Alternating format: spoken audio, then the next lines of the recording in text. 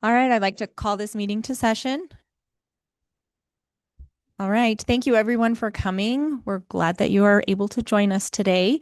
Do I have a motion from someone on the board for the agenda? I'd like to motion for a flexible agenda. I have a motion from Ms. Miller and Mr. Zinke. Second. Mr. Zinke seconds, but his microphone is not plugged in and working. Just so a motion and a second. Do we have any public comment on the flexible agenda? All right, seeing as there is none, we will move into all in favor of a flexible agenda, say aye. Aye. Any opposed? Motion passes. Thank you so much. At this time, we would like to welcome our JROTC.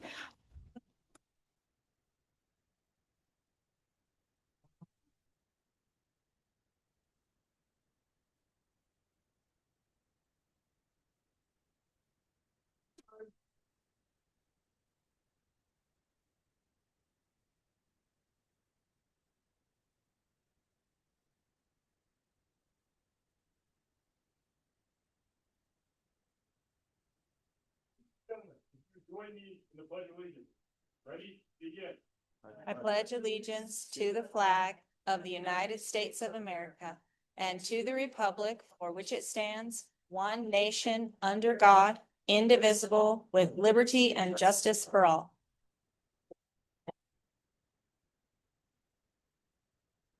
About.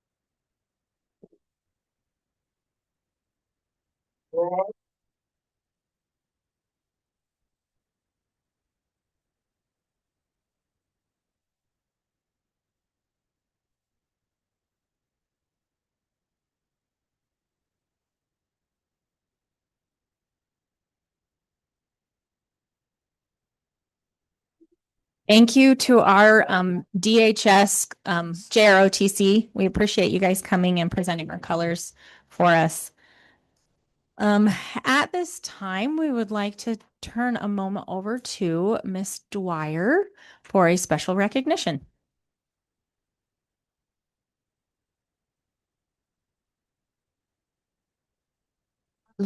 Hello, good afternoon. Jeannie Dwyer, Director of Human Resources. For the record, I would please like Clara and Natalie Pitts and Amber Walling and Leanne Karras to please come up here. They're all nervous. None of them wanted to do this, but we are so grateful for these lifesavers in our community. So we had a situation where we had a medical emergency with a staff member, and these four people were very brave. Clara noticed that something was wrong. We watched you on video go back and forth several times to check on this person, and you finally ended up running to get help because you knew something was wrong. And we're just very proud of you. And Miss Walling, Amber Walling, sat and pretty much held this person up and rubbed their back and reassured them and let them know that help was on the way and it was going to be okay. And Miss Pitts and Leanne, you both were instrumental in making sure that help got to this employee. So we're thankful for you. Thank you. And we have a little something for you. So, Clara, you were very, very brave. So I have a little bear for you. The rest.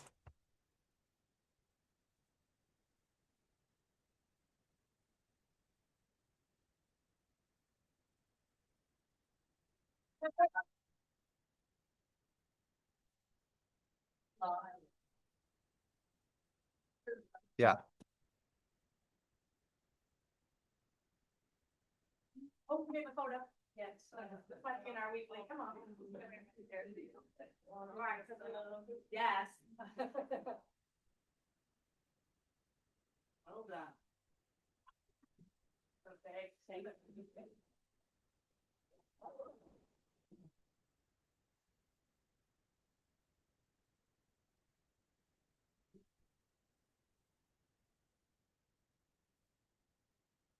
Thank you very much for coming so we could recognize you. All right. We will be moving the apology of the board to next month when all of our board members will be in attendance. And at this time, we are going to go ahead and jump to closed session, and then we will return.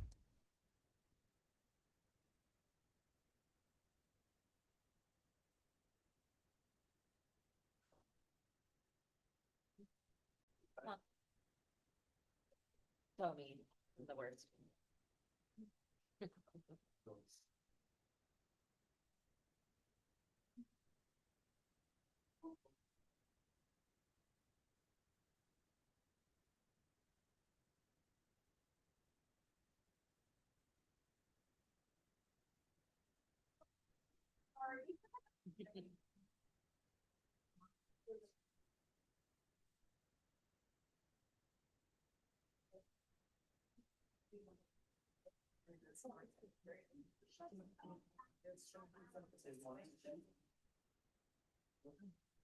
Is this okay?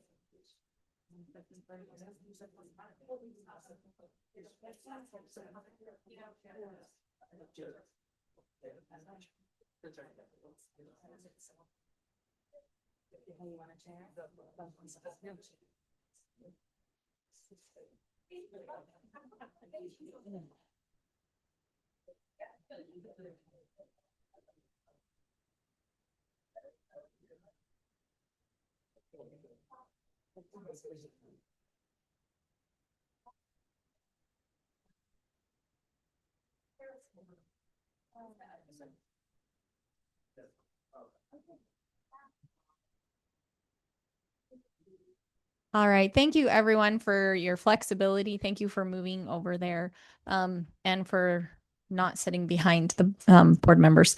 We are back from closed session. We needed legal guidance on labor negotiations. So at this time, we will go to. I'm trying to find my place here. Item number 10, agreement between Douglas County School District and Chapter 6 Bus Drivers Association agreement for the 25-26 school year. Miss Dwyer.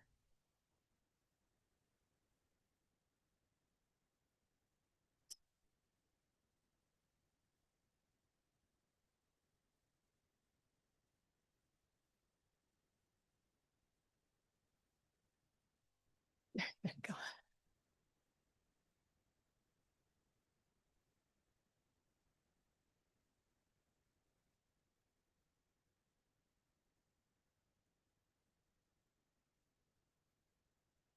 Hi. Okay, so sorry, I have a couple things going on here. So we met with our Chapter 6 bus drivers, and we had a very successful negotiation cycle. It was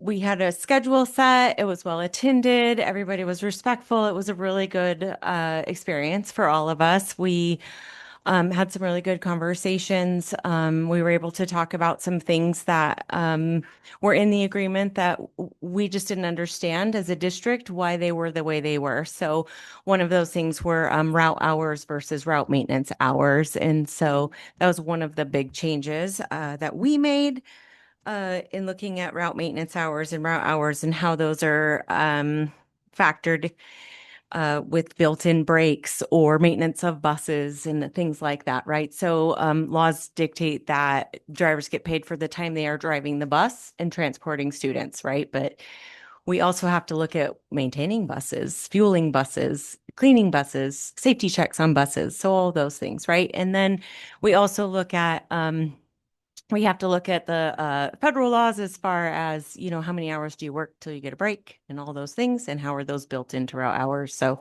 we had some very good conversations about that. We cleared up definitions and language. There was some confusion amongst drivers about our lake hub and our valley hub and we have a hub at Powaloo and a hub at Aspire. And so we tried to clean up language that seniority and routing all comes out of the transportation office located here at this site at the airport facility. So that kind of stuff, making sure that we're very clear on how we were looking at seniority and routing. There were a few things that we got rid of because it didn't really apply. We also revised the grievance procedure. The superintendent was not a part of the grievance procedure, and so we felt that the superintendent should be a part of that, and so we added that in. And then there was some discussion about the salary schedules and small adjustments to those due to the PERS increase and the fiscal impact that that had. Was, you can see it was $8,060 more per year. We also talked about, we know we're in a situation where we can't afford to provide raises at this time, but we talked about having a fair share formula moving forward so that if the district is in a situation where they have an underspend or they have some extra funds, that we could look at a formula of how those funds would be allocated to all groups. And so they understand that they didn't come to the table asking for increases in pay. What we did provide was the PERS increase to the PERS. We covered the cost of the PERS increase, and that is all. So, do you have any questions for me? Right. Anyone on the board have questions? Ms. Knighting. I noticed on the agreement, there's one new paid day. What is the fiscal impact of an additional paid day on the contract? That's included in the 8,060. That paid day happens over summer school, extended school year time, and it could potentially affect up to 4 drivers. So the impact wasn't very. The day I'm referring to is the first day of spring break, which wasn't on the contract from the previous contract.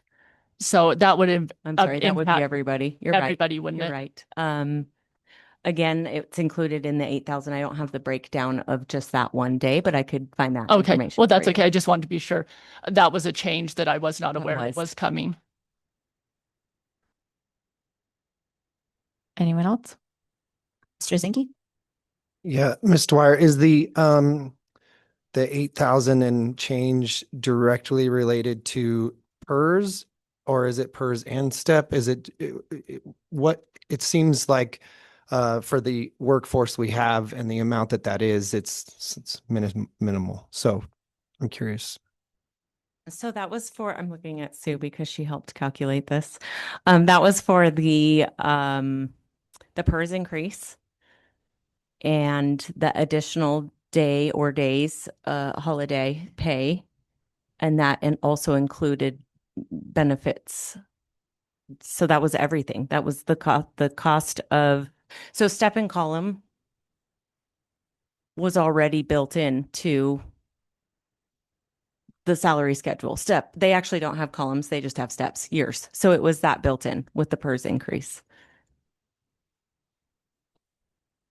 Any other questions? Ms. Miller? I had similar questions as Trustee Knighting and Mr. Zinke. Your questions. My questions were similar to that. As were mine. Okay. All right. Anything further? Thank you. Okay. All right. Any discussion to be had by the board? Questions, thoughts, comments? Yeah, we will go to public comment in just a minute. Ms. Knighting? Just with the financial crisis that we are in, I do not think we can take on any more additional spending than the original.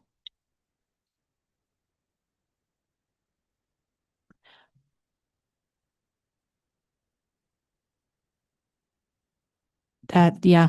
I mean, I attended the Department of Taxation meeting. Linda and I actually did. That was a rough meeting to go to, and I'm concerned that we need to be a little bit more frugal than we have been in the past.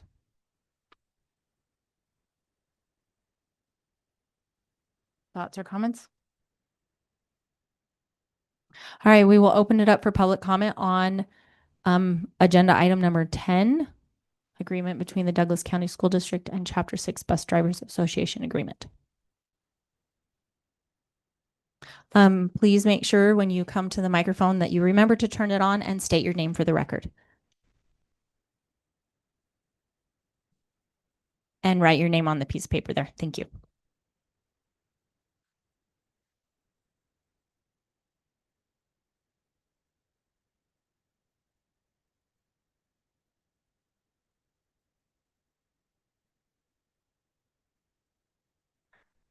Christy Stoddard, bus driver. I want to say I abhor public speaking. My heart beats fast. I forget what I want to say. I get nervous, but yet here I am.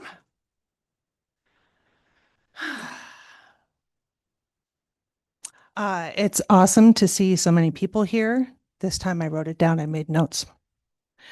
I wish it was like this every meeting I've been to. I want to ask you to please deeply consider the repercussions of any actions that you are considering taking. Should you choose to consolidate schools, that will create even more of a strain on the transportation department that is running very tight already, is short on aides, and has a supervisor already taking furlough days. Drivers are working together to cover field trips and each other's routes, so we stay at or under 40 hours a week so students can have field trips. And for those that think cutting and or consolidating transportation is a part of the answer, it has been brought to my attention that the transportation department is the only department for years to have already done so. Thank you. Thank you.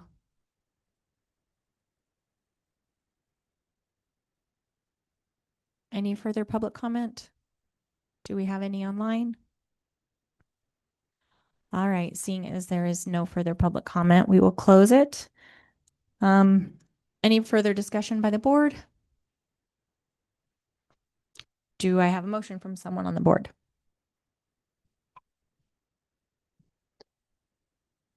I'd like to make a motion to deny the agreement between Douglas County School District and Chapter 6 Bus Drivers Association. I have a motion by Mr. Zinke. Do I have a second? I'll second that. A second by Ms. Knighting. Any further discussion? Question, Ms. Miller?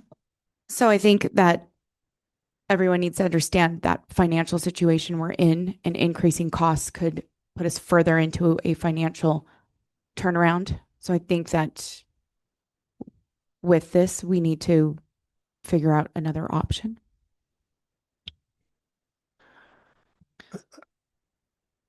So do we vote and then give direction to you?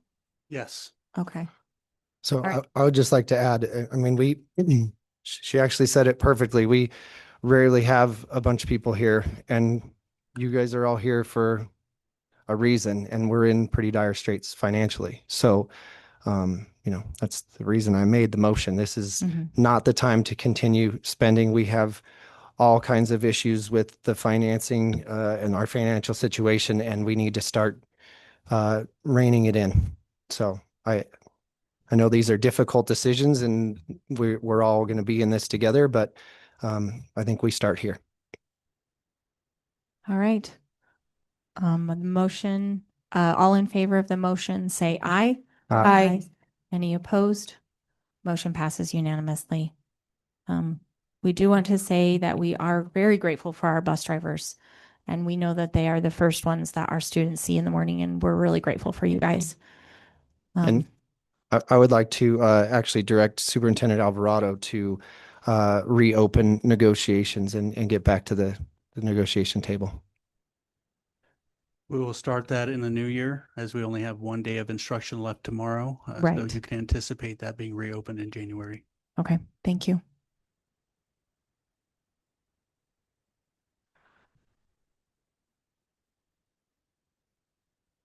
All right, we will go to item number 11, agreement between Douglas County School District and Douglas County Professional Education Association for the 25 through 27 school year.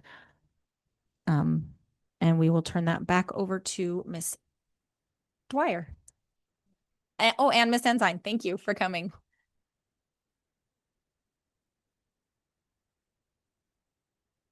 Thank you. Jared is going to bring up the presentation, and we will share that with you.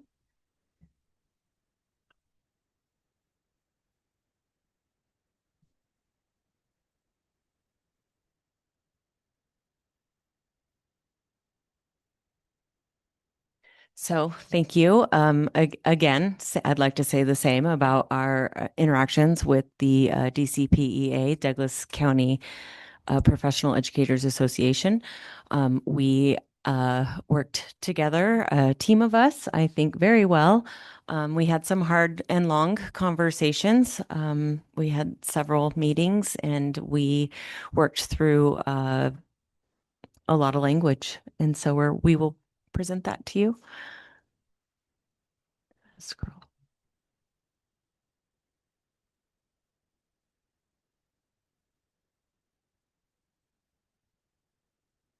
So again, there's the 3.25% PERS rate increase, step and column increase. The 4.2% SB 500 funds were a continuation of SB 231 that was not negotiated. That was just that's just part of it. We don't get to negotiate that percentage or amount or how that's spent. That goes to salaries and benefits, and that's that extra benefit. And then the health insurance monthly premium was increased for each employee from $825 to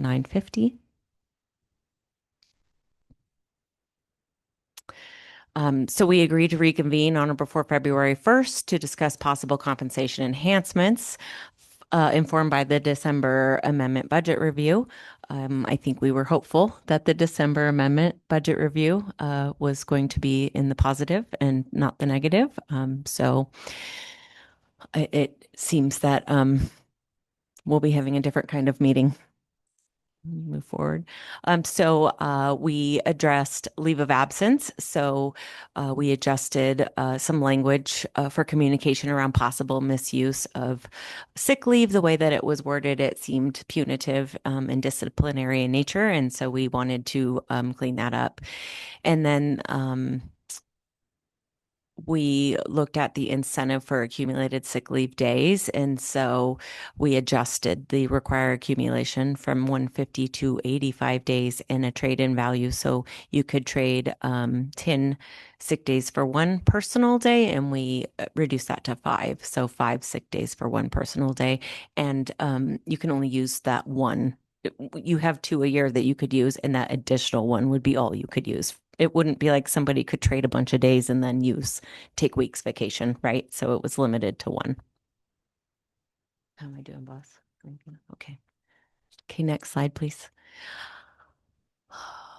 So we adjusted our bereavement language. We actually just broke it into 2 sections so that we could identify immediate family and then general bereavement leave for not immediate family.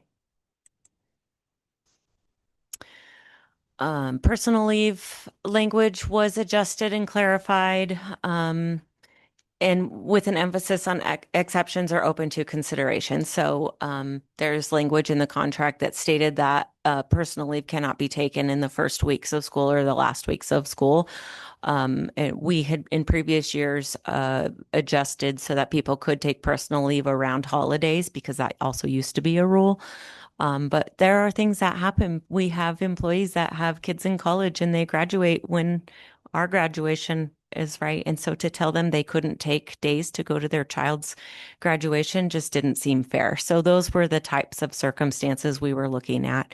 And we just want to make sure that employees know they can always appeal to human resources. They can always plead their case, and there are exceptions to every rule. So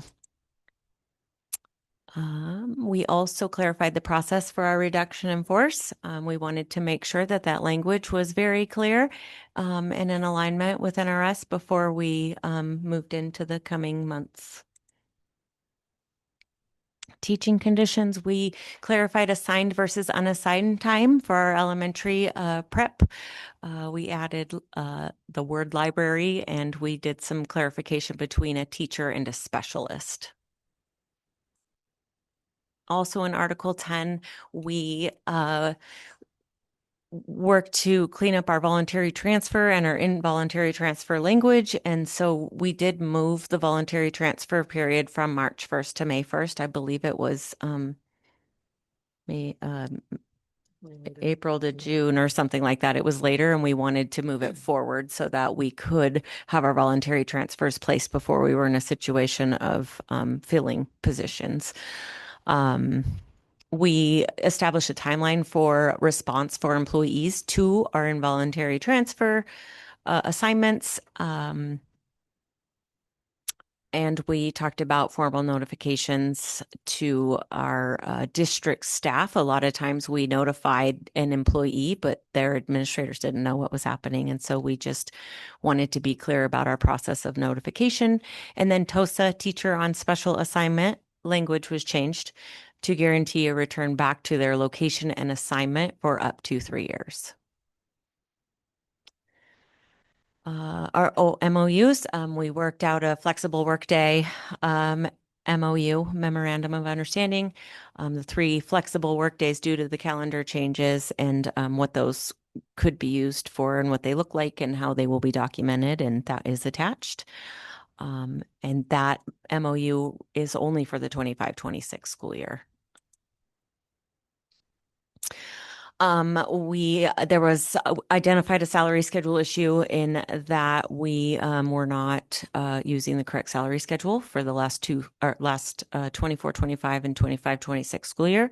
That has been since corrected for the 25-26 school year and has been adjusted. We sought legal guidance, and we're following legal guidance on how to rectify that issue. And then obviously the compensation of the PERS coverage. And I didn't bring the agenda that has the fiscal impact. If somebody could read that out. So sorry. Fiscal impact for this item is $920,000 and $920,312. Thank you. You ready for questions? Is that the last slide? I think it is. Okay. Yes. Okay. All right. Christine has to answer all the questions. You just got thrown under the bus. I'm kidding. No. All right. Does anyone on the board have questions? Ms. Miller? So your bereavement leave, that's very good if you guys, or I don't know a better way to say that, for your non-immediate families. I know people who, like maybe a father-in-law, they're not their immediate family. So I commend you guys in extending that to that extended family or step families. That can be very trying, especially if that spouse is an only child or they're very close with those in-laws. So I applaud you for updating that language. And same thing with the personal day for graduations, because we do have a lot of staff that have kids that have grown up. They're off to college. So we shouldn't be penalizing our staff for those huge milestones that their children are going to be undertaking. And I like the language about the TOSA that I think gives our staff more benefits to help maybe pursue their career with the admin side of it, that if they become a teacher on assignment, and then that doesn't pan out, or that TOSA position is eliminated in some capacity, that they would be able to go back to that original position. I think that's very, very helpful. So thank you. These are all very positives.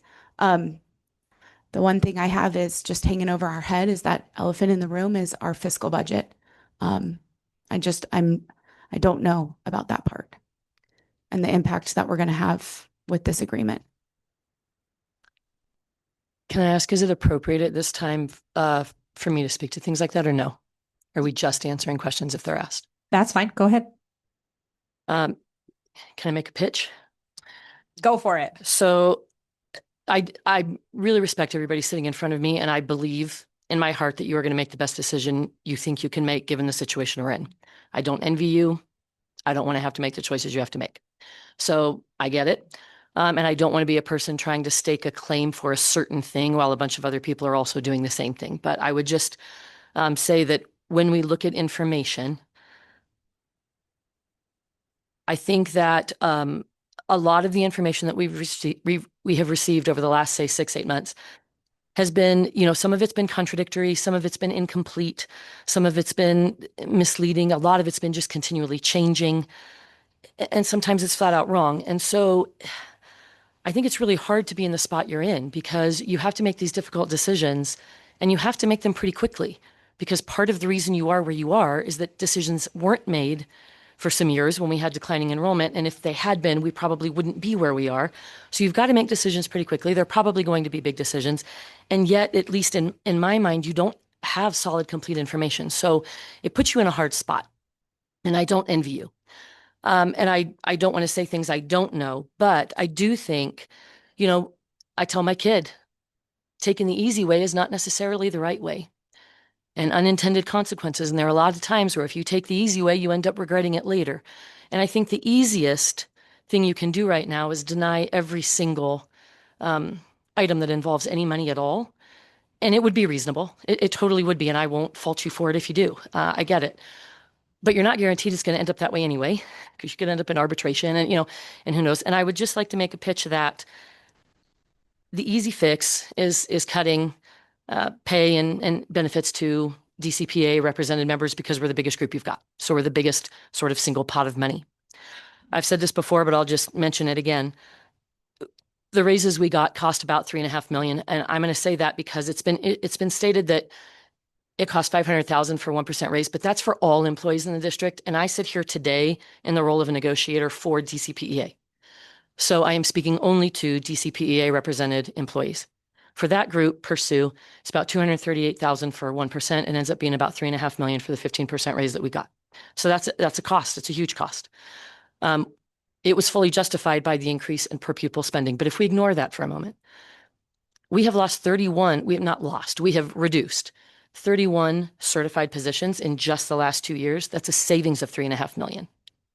I think we are the single only group that literally financially we're square. Because reducing 31 positions is an ongoing savings. You are not paying those people this year or next year or the next year. And you're probably going to make more hard reductions, which is going to save you even more. So we have already covered our raises. We are even financially. I would add, sorry, I'm making a couple of notes here because I wanted to say, we are the most expensive district to live in. We are 4th for initial salaries. We are 12th for ending salaries. So if you average those out, we're about 8th. So we are the single most expensive district in the state, but we only rank 8th in pay. So it is certainly not true that we're being paid too much. Now, it may be what feels like too much given the situation we're in. I get it. But if we look at actual information, our reductions have already covered our costs. We're square. And we're still way underfunded as far as cost of living goes. Practices should align with priorities. I've really appreciated the board over the years stating how important teachers are to you, and being one I feel like I shouldn't be saying it because it's like tooting my own horn, but we're the ones that spend the most time with your kids. And I do think that teachers are the single most impactful factor on student learning and success. We should be honoring the contract, not butchering it. I think I'm going to stop there for now. Mr. Zinke, did you have something to say? So I have a couple questions first. The salary schedule being off, which direction was that off? So was the schedule higher than it should have been, lower than it should have been? Daniel can tell us exactly because he's our really good numbers guy, but it was almost square. It was like do you remember? It was in both directions. You want to come up and speak? Yeah. Sorry. Yeah, can you come to the microphone? Thank you. That way our people that are listening online can can hear as well. Thank you, Daniel Thank you. Hayden. From what we found, it's almost equal, the number of people who were overpaid as those who were underpaid. Now for 25-26, our estimation from DCPEA was that there were some people who were also correctly paid, but especially for 24-25, it was just about the same number of people who were overpaid as they were underpaid. So in the correction, are people giving money back that were overpaid or not being compensated as much as those as they would be to get back on schedule and vice versa? Here's the word for the 20. Turn your Microphone, microphone. sorry, Ms. Jeannie. Dwyer. Sorry, Jeannie Dwyer for the record. For the 25-26 school year, this school year, it's been corrected. So anybody who we owe, they've been paid the lump sum that we owed them. If they owe us, it's going to be spread over the next paychecks until June 31st. So, it's a spread from I'm hearing from people. It's $5 to $10 in a lot of cases. It's what we owed was more than what is owed to us. Okay. That's the question you're asking. Yes, For ma'am. 24-25, we have not completed those calculations yet. Okay. In this $920,000 dollar burden, what is the most contributing factor to that? Is it the PERS payment? Is it the what part of the agreement is making up the majority of that number? What's the majority? The contract. And it isn't a wash because we established that there was 1.5% increase in the total salary. Does Ms. Estes have to come up here? Also, sorry, I- we're gonna make this a party. I Yeah. apologize. It's okay. It seems like we've been doing this at board meetings, but Yes. you know what? It takes a village. So It Yeah. does. we don't do these one things alone. We can play musical chairs, and I promise you're gonna be back sitting. Yeah. It did not come out to a wash. The ones that were the salaries that were actually reduced were minimal comparatively to the salaries that were increased. And so it ultimately ended up in a 12.5% as opposed to an 11, and then also a 5.5% into the next year. So, I mean, and that's just the culmination, because when I looked at the total dollars that we owed for this change in this salary schedule, it was 336,000 a year. And when you add the benefits to that, so that's for 2 years.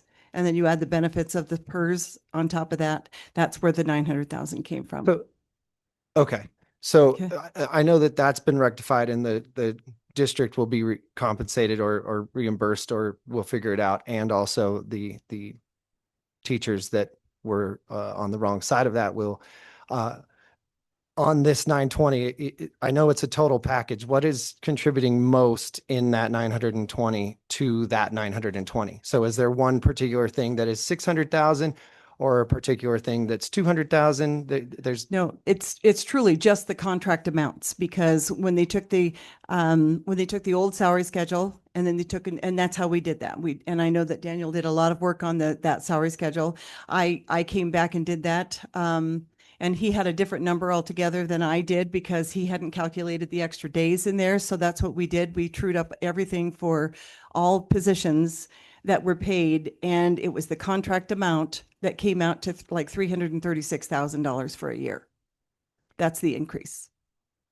But just to be clear, then, that has nothing to do with the negotiated agreement before you. That is simply rectifying an error. That's also the Thank point I'm you. making. So Yes. that's why I'm wondering, so where, so let me ask this a different way. How much of the 920,000 is from the PERS increase? About 238,000, Okay. And then how much is from step and column? The rest? the rest. Okay. Mhm. So that was where I was going with that. I Okay. apologize if I didn't ask that correctly. So, I would say, we're looking at quite the shortfall again, and we just did it with the last item. And Ms. Ensign, I appreciate everything you say. I will tell you, sitting here, it is not the easy decision to just deny. It's actually the most difficult decision this board, me personally, I've ever done. Whether I approve something or deny something, it's not an easy decision. It's not something we take lightly. As far as our district being expensive, yes, that is 100% true for cost of living. There's a reason that the average age in the ranchos is over, I think it's 53 now. There's not a lot of families coming here. Unfortunately, at the state level, we get paid per pupil the same as a county that doesn't, right? I believe so. So again, understand all of that. We're fighting as hard as we can at those levels to help rectify that situation. But I would say to the board, we're looking at a potentially a $5 million deficit, and there's another 920,000 to just approve stuff because we want to is what got us in this situation in the first place. So Mr. Zinke, can I actually say that it isn't, what's actually in there has that built in? Because when I had to build this budget, I had to build that in with those in there. We've already paid the differences for 25, 26. So I had to build those into that particular budget. And so this is in the 5.5. Yeah, Yeah. understood. But Okay. the number's still 5.5. So if I said additional, I apologize. This is contributing to a fifth of that, correct? So that's the difficult part, is at some point, I feel we have to stop the bleeding. And we obviously have all different ways that we have discussed trying to do that. And to discuss all of those and to discuss combining schools and all the stuff we've already done, and then to say, yep, here's 920,000. That's a that's easy to say and really detrimental to the county, the district. Ms. Knighting. I don't know if we're moving on to discussing with the board or still questions.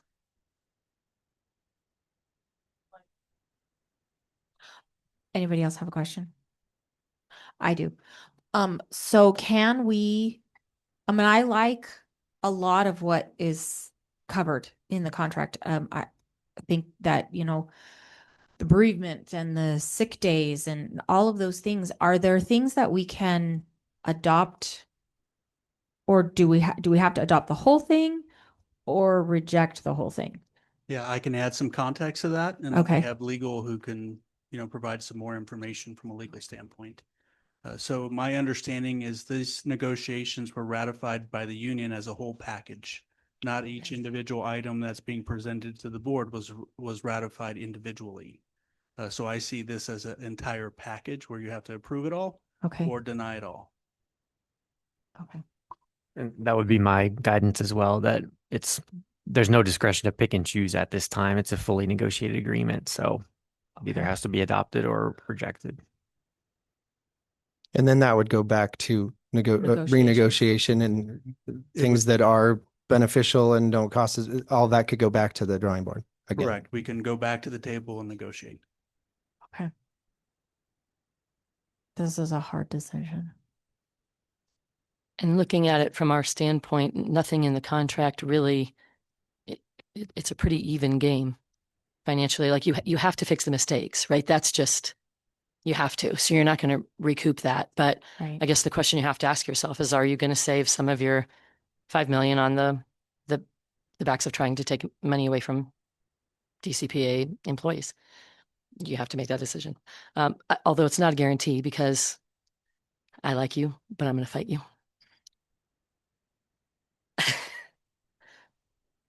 Well, know that individually, I know I can speak for all of the board members. We like our teachers. We have some of the best teachers, and this is a really hard decision. You're not going to get them if you pay them less, I know. and you're not going to keep them. And I'm not trying to be, it's just the way it is, right? It's just the way it Yeah. is. And I will say, even health insurance, it wasn't an increase. It was simply, Sue loved it because it was saying, instead of dedicating $1 million every year from the general fund, Mhm. the switch from 850 to 950 actually saved the district money. The more we reduce employees, the less you're having to pay. It goes under $1 million very quickly. It already is. And then it gets, I can't remember what she said, but basically, how you guys were talking about where you pull different things, Mhm. that if it's 825 to 950, it can be pulled from somewhere that isn't the general fund. So that was actually one that the district was like, oh, that's great. So I joked that we were writing a contract that was a literal thanks for nothing to the people I represent. because we're still taking a hit with this contract. But the other one little comment I would make is I know that RIF and voluntary and involuntary transfer are going to be a thing. You are renegotiating the entire contract. So all of that goes away that we've worked hard to work on, and we're back to square one if you deny it. It's just a thought, but it does really timeline wise make things difficult.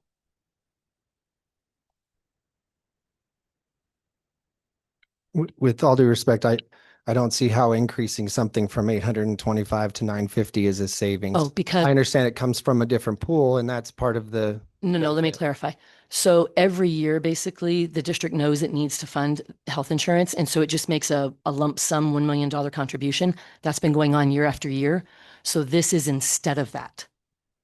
And so basically it is a savings. It's like, it's a wash. I because- understand. Okay. I get that.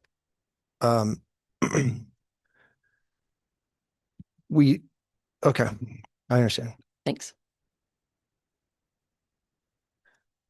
My biggest concern is I don't want the state to take us over.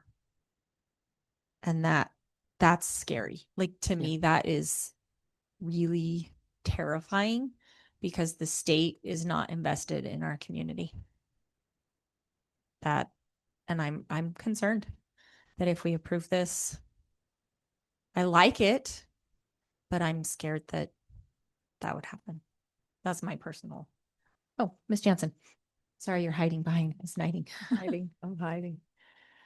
Well, you're always so knowledgeable about everything, and I love to listen to what you say, and you make total sense. I mean, as a lifetime teacher, I had times when we got raises and times when we got cut. And the 2 years ago when we were able to give you guys that big raise, I was so happy, and we were all so happy. This is terrible. Nobody wants to do this. It's the last thing. The teachers are the ones that work with the kids for the most part. And I know as how that felt as a teacher when you work so hard and that happens. So I'm just so sad that we're in this situation.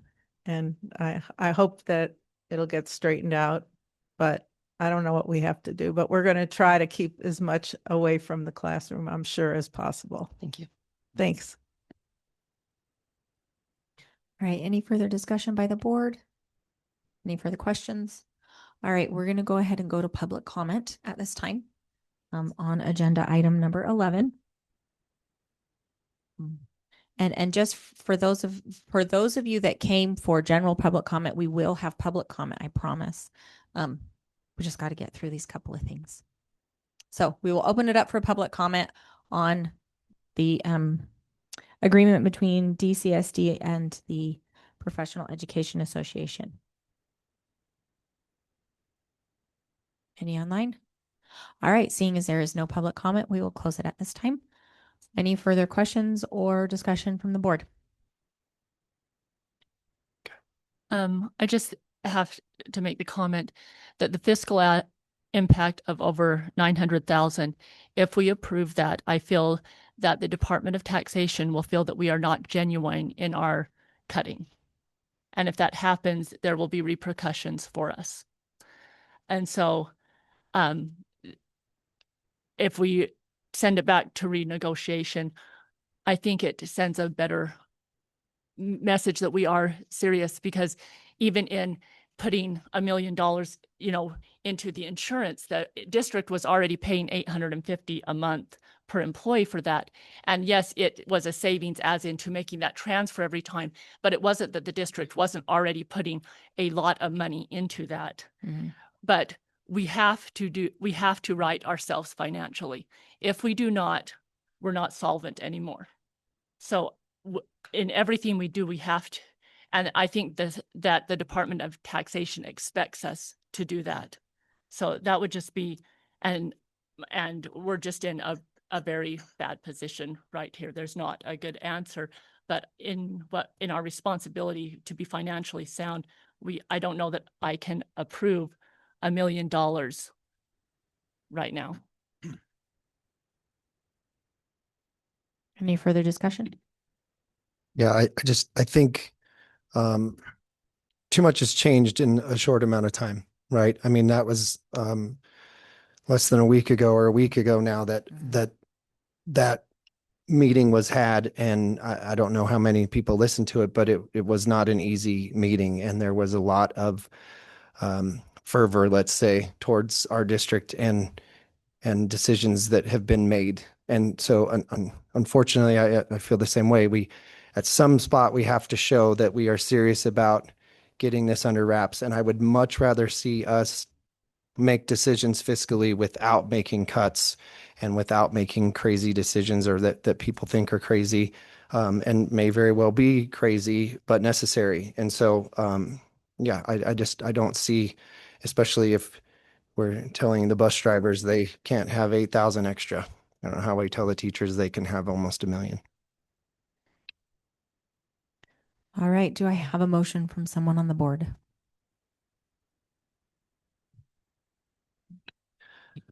I'd like to make a motion to deny the agreement between Douglas County School District and the Douglas County Professional Education Association. I'll second. I have a motion by Mr. Zinke, a second by Ms. Miller. Any further discussion? All right, all in favor say aye. Aye. Any opposed?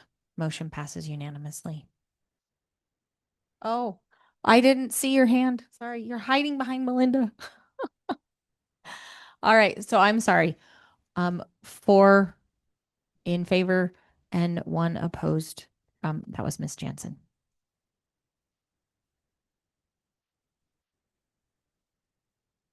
And we will direct Mr. Alvarado to go back to the table for negotiations with our teachers union. Just like with the bus drivers, we'll do that in the new year. Okay. All right. All right. At this time, we will go to agenda item number 4 and 5. Ms. Estes, if you would like to return to the table.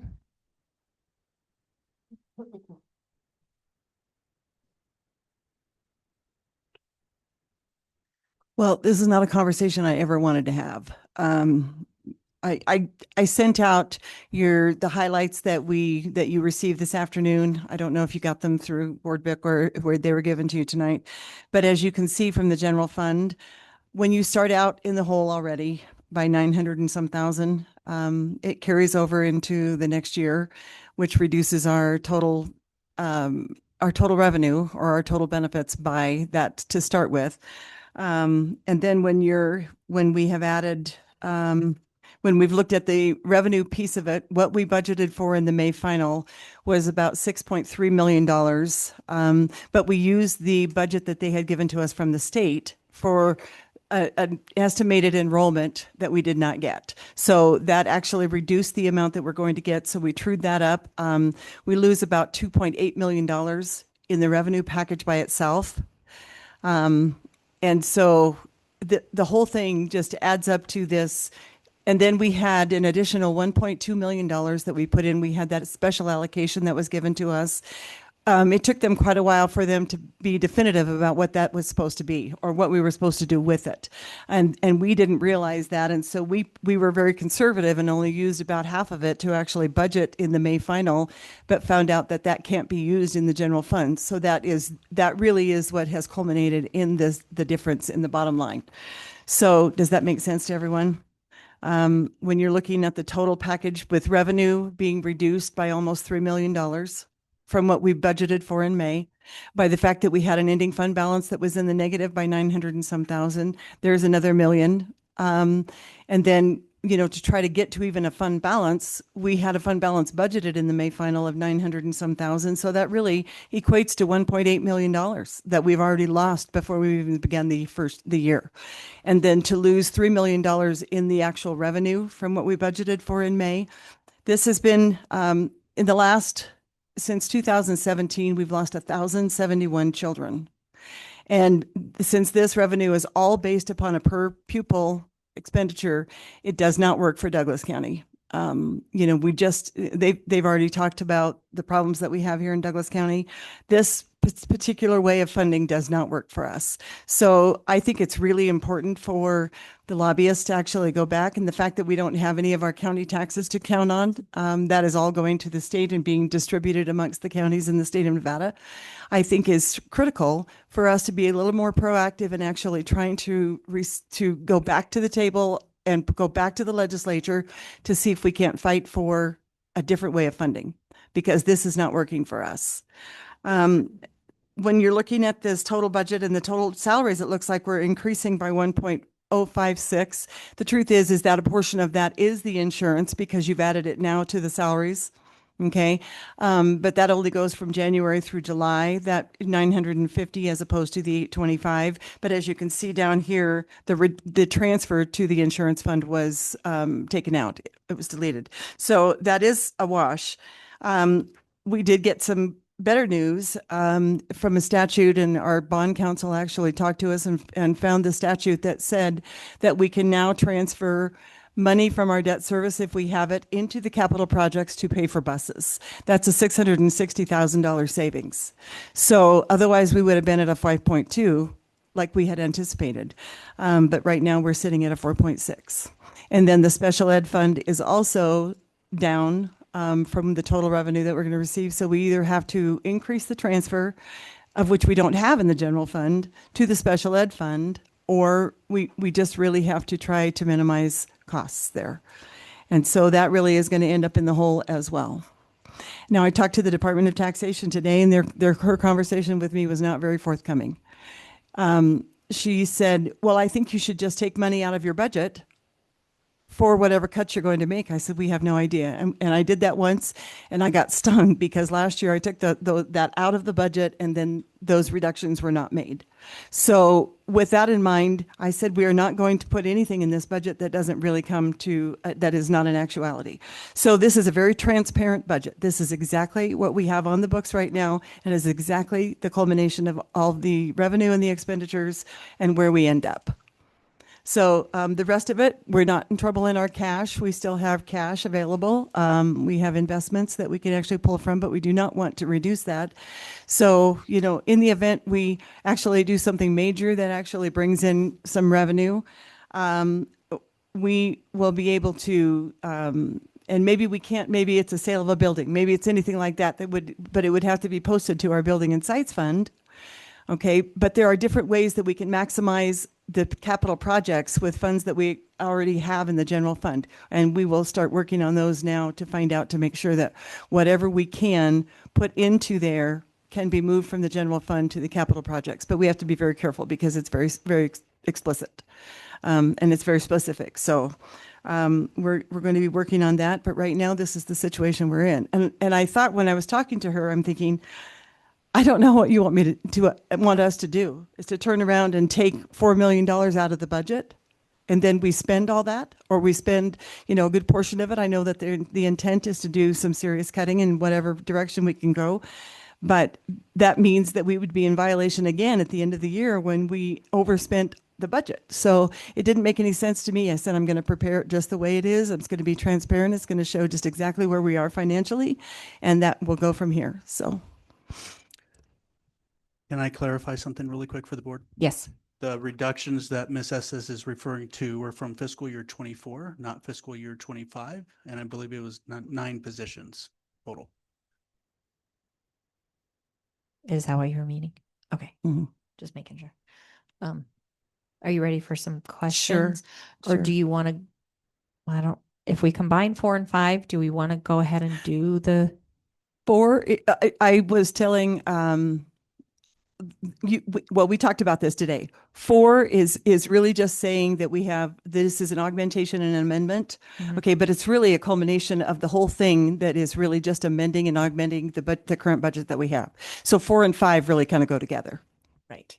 Okay.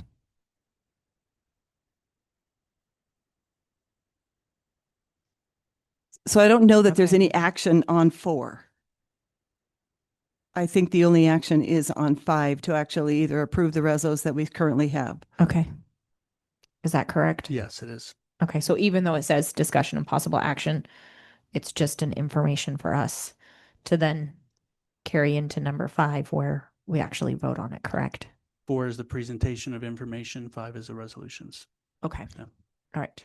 Just making sure I was following. All right. Who on the board has questions? Miss Miller.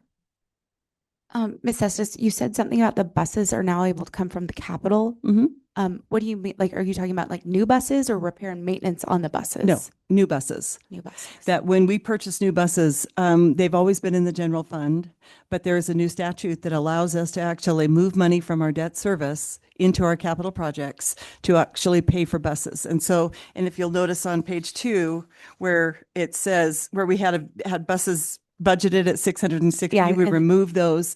And so that actually saved us a little bit of money. That was good news. And Okay. we will continue to do so. We will Well, continue to buy new buses in the event that there's money left in the debt service fund in order for us to transfer that and still stay within the mandatory amount that you guys have approved. No, that makes sense because it's similar to like a fixed asset type Mhm. situation. And I do believe that there's also some IT expenditures that could be possibly put into the into the capital projects as well. But we will look into that further. So, Perfect. Thank you. Mr. Zinke, do you have anything? Ms. Jansen, any questions? Okay. Yeah, no, absolutely. I have a question. So in this budget that we have, the quick spreadsheet on, item number 4, does this take into account the teachers union that the step and column and PERS? And how does that play into, because we just, yes, I knew you were going to ask that. Okay. But there wasn't any way that I could actually change the budget in to the reflect last that. 5 So seconds? I've had to put that in there. So Okay. basically what will happen is that if some things don't go forward and we find ways to actually cut the budget, that Mhm. will just end up in an underspend, not even in an underspend, really just in a spend that will actually decrease the amount of the ending fund balance, a negative deficit. Okay. Okay. All right. Any further questions? All right, then we will open it up for public comment at this time.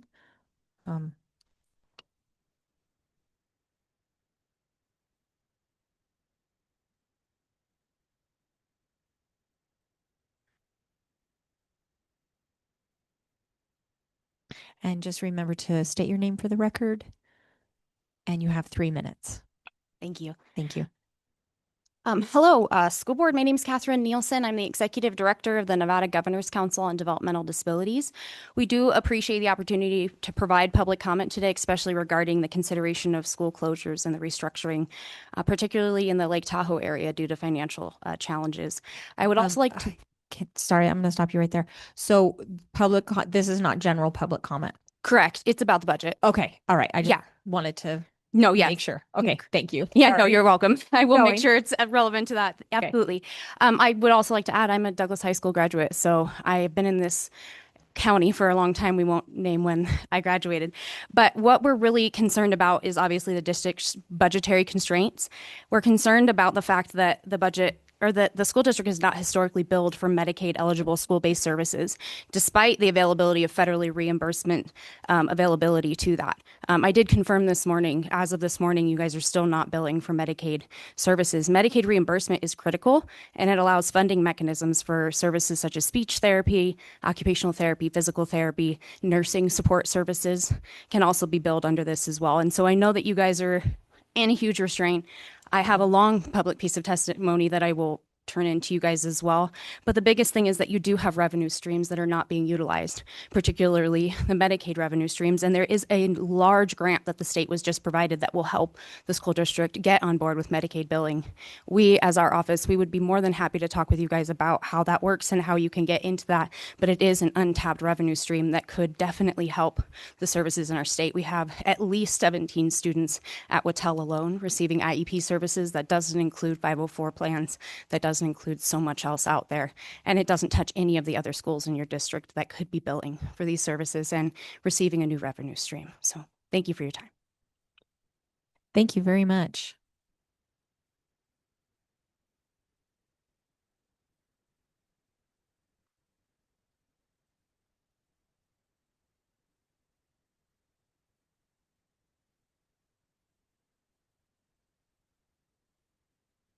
Christine Ensign, teacher.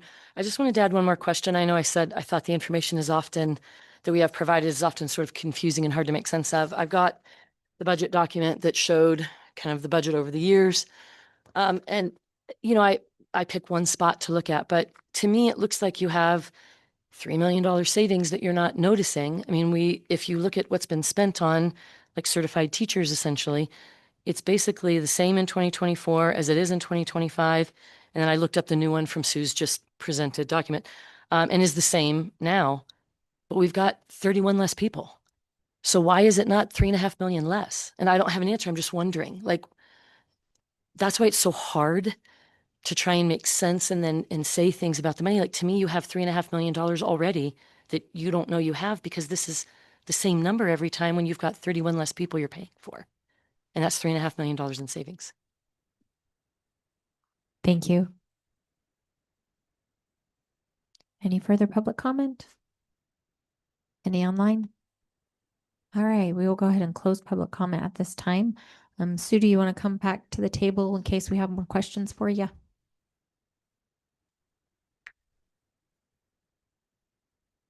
Thank you. All right, any further questions for Ms. Estes? I would ask along the lines of what Ms. Ensign just said, what's the discrepancy, or how is that the same with a decline in the positions and so on and so forth? And I think I can answer that. I think the number of teachers that have declined over the years is misstated, because we do a 387 report, but when I'm looking at the 387, sometimes vacancies are counted in there. And so it looks like there's more positions, but when we chose not to fill a lot of those positions, they were vacancies and have been on the books sometimes for 2 and 3 years. So I went through every vacancy to see if this position was going to be a filled position or if this position was going to stay vacant, and remove those from the original budget. And that's not usually done. So and because we are in such a budget constraint, I felt like I had to actually remove all of those. So it looks like we've lost that many, when in fact we've had several vacancies over the years that have never been filled and have stayed on the books. I think that's kind of the answer to the question. Do we have it seems like it could be easier than that. Do we have a number of teaching positions from last year versus a number of teaching positions from this year? Because that would just give you a number. Well, the teaching positions, when I've just been doing the 387, which is a major report that actually gets submitted to the state, and they use a lot of those numbers for a lot of different things. And we're down to 215 classroom teachers. We've been up to, Frankie, what was the number? And I know you said that, but I think all those vacancies were still in there. And Yes. that's why it looks like we've lost so many. This was one of the first projects we did last January, when we noticed that our revenues were underpacing our expenditures. We looked at all the vacant budgeted positions, and it was over 34 positions in the district that were still on the books. And so Sue went out, took those out. But the difference you're not seeing is because there was never any actual expenditures on those vacant budgeted positions. So they would never be tracked in the budget or an audit. Mm-hmm. Can you say that, Ms. Miller? Because there was never a cost. Right. Correct. So if It there's was no only a cost- budget. It was only your a budget, but there's never a cost. So Right. you're overstating, your budget is overstating your actual, is what Yeah. it's doing. So is that, I agree that a lot of our budget numbers change and it's hard to make decisions off of some of them and, or know where we're at. And it sounds like some of that is based on reporting that's required and a format. Is that an oversight that we just didn't know that those weren't on there for years? Or is it because of another budget mandate for a particular format you need for the state or the? No, when I did the 387, I used all the vacancies in there. And so it actually looks like, and then we went through and stripped all of those teachers. So the 387 doesn't show a clear picture is really what it is. Because if we didn't hire those positions, and those positions were supposed to be deleted out of the budget, we probably shouldn't have counted them in the 387. And so this has been a trued up. This 215 teachers is exactly the amount of teachers that we have right now, comparatively. And so I think just the way we have to report has to be different now, that we have to actually really just do a finite look into the actual numbers that we have out there and not consider vacancies. Because even though budgeting requires you to certainly have a budget in there for vacant positions that could be filled, we went through with HR and we determined that there were many positions that were still in there and had been in there for several years that we could remove. And so now we're down to who is really out there in the classroom, and we're down to 215. Yeah. Ms. Knighting, and then Ms. Jensen. Now, there were some decrease in actual positions and where do we see those? I mean, where do we see the savings on here of those positions that there were actual people in and that have been decreased? Through attrition, a lot of times through attrition, we determine that that we don't need to replace a teacher. And it sits out there on our books as a vacant position with the possibility that we may not fill it. But I know what you're asking is that you want to know just exactly how this culminates into how many teachers we actually reduced. And this year, when we budgeted for it, we reduced 10 teachers or 10 teaching positions, and we added one back in. Isn't that right, Frankie? Yes. Okay. And So we had another reduction because of a resignation. yes. And we're being very careful when we have a resignation about whether that position will be filled at all. So you don't see that as a board, and maybe that's something that we could actually show you just exactly what positions were actually taken out of the budget. But sometimes it's just it's a reduction of enrollment. And so it's not like you could equate this person as leaving the district and we're not going to fill her position, and that's one of our losses. It is we had to restructure because of enrollment. You have to restaff. So we don't see the actual numbers because it's being sucked into the declining enrollment. Yes. Yes. You would see it on the audit, not on the December amendment.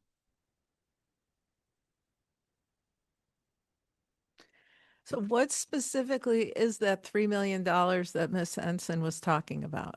Well, I'm not sure where that number comes from, just because when I do budgets, I look at everything that we have. We currently have positions filled, and I go out and look at vacancies and see which ones could possibly be there. So I'm not sure where that 31 comes from. I honestly don't. And, Frankie was talking about, he says, we've given up, all these positions. I said, we really haven't, because at some point, but the way the budget has been done because of our budget constraints has changed a bit, just because I needed to show actual people in there, and I really couldn't show vacancies that were a potential of not being filled, okay, where we used to count them all the time. So this is just about the vacancies and the number of teachers? Yes. Okay. I mean, I think that's where that's coming from, but I would love to be able to sit down and, go over that and make sure that we are, this in the same page. So. Thank you. Mm-hmm. Ms. Estes, when you say positions, do you mean in name only or an actual teacher? An actual teacher. Okay. Because, and that the way we budget for that is classroom teachers. They are in the classroom, and I went through and counted them all, did an FTE on each group that we counted up to see how many positions we had. And in the 387, you can see some reductions, but where there were reductions were in the teachers. That was the biggest one. Right. So I think I'm still missing it. How many, let's try this. How many teachers did we have last year teaching positions? Do we know that number? I have 222 on my sheet. From last year? Yes. And that actual butts in the seats, so to speak, or standing for the sake of a classroom. That's what I have according to the 387 report. Yes. Yeah. And now we have 215. So we have reduced 7. We intended to reduce 10, and we have reduced 7, and probably will continue to reduce maybe some more. But the 7 is those that we know have been eliminated from, and when the position opened and stuff, we just didn't fill it. And we have to restructure that all because of enrollment. Sure. So thank you. Ms. Knighting? My question, I guess I'm getting confused because I have the chart that I was given where it says that we had 288 and we decreased to 256, which is 32, but now it's 215. where is the Oh. discrepancy in these numbers? I don't understand. Okay, I am sorry. In that, in the 387, when I say there's 15, they are only regular program teachers, okay? We have vocational teachers, we have ESL teachers, we have Aspire teachers, we have all of those different teachers that are actually in instruction, but the number I gave you was just strictly regular program teachers. So there's more Okay. teachers than that. Okay, so Okay. that's the difference in the number. Yes, yes. Okay. So how many teachers do we have like all together? I'd have to grab my report and I don't have it It at my says fingertips. 280, well, it says 256 on, if this is correct, the stuff that's on the, I Okay. printed this off the website Okay, right before I came. Okay. So, I think that's high, but you know. okay, I don't know, that's it's under 1,000 instruction, it has. Well, you know what? 256. We probably do have 256 because we have grants. That's the only thing that I'm talking about is the general fund. Okay, Okay. So I want to clear that up. And there's special ed teachers that you don't see in there. Okay. So that's not part of that general fund number. So when I say there's 250 classroom teachers, that's just in the general fund. okay. Okay. So we have special ed, we have, grants, and we have all the different auxiliaries that, vocational and and all of those that are a part of the teaching staff. So this is a classification technicality. Yes. Thank you. But Mhm. in the total teachers, it looks according to these numbers that there has been decreased 32.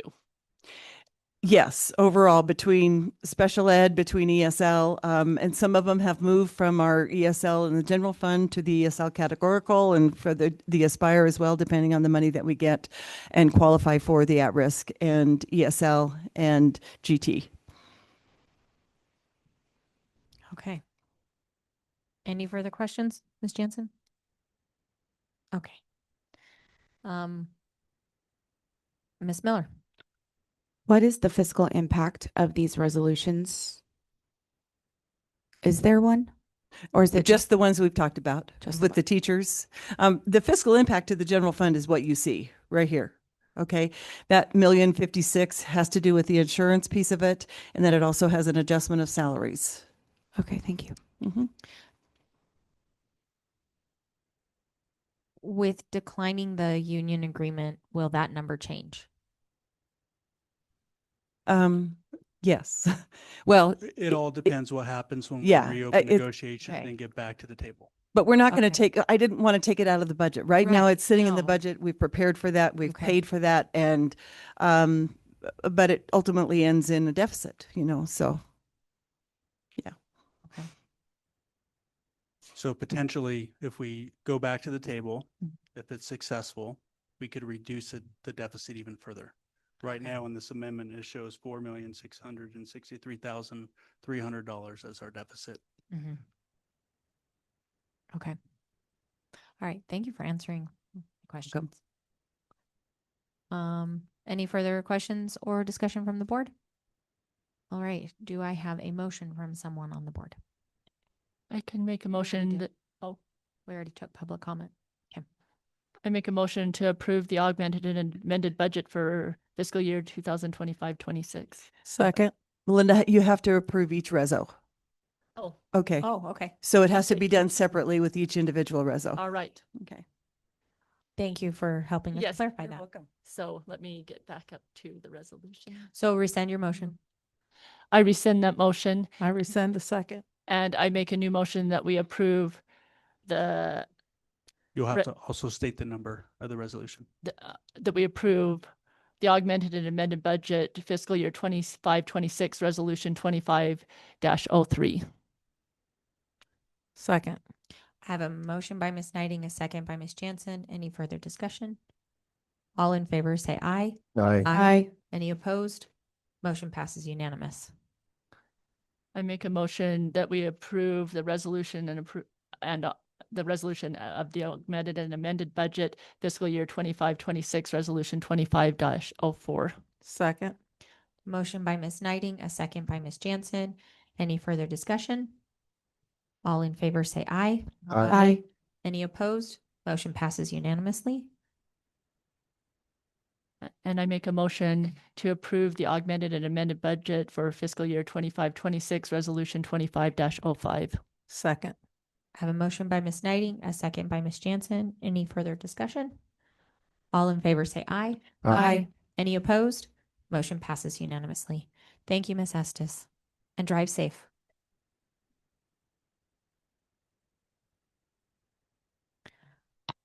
All right. At this time, we will backtrack and go to public comment. This is public comment for anything not on the agenda. And if when you come up to the microphone, please make sure that you sign the piece of paper, state your name for the record, and you will have 3 minutes for your public comment. And this is for anything not on the agenda. All right. Thank you.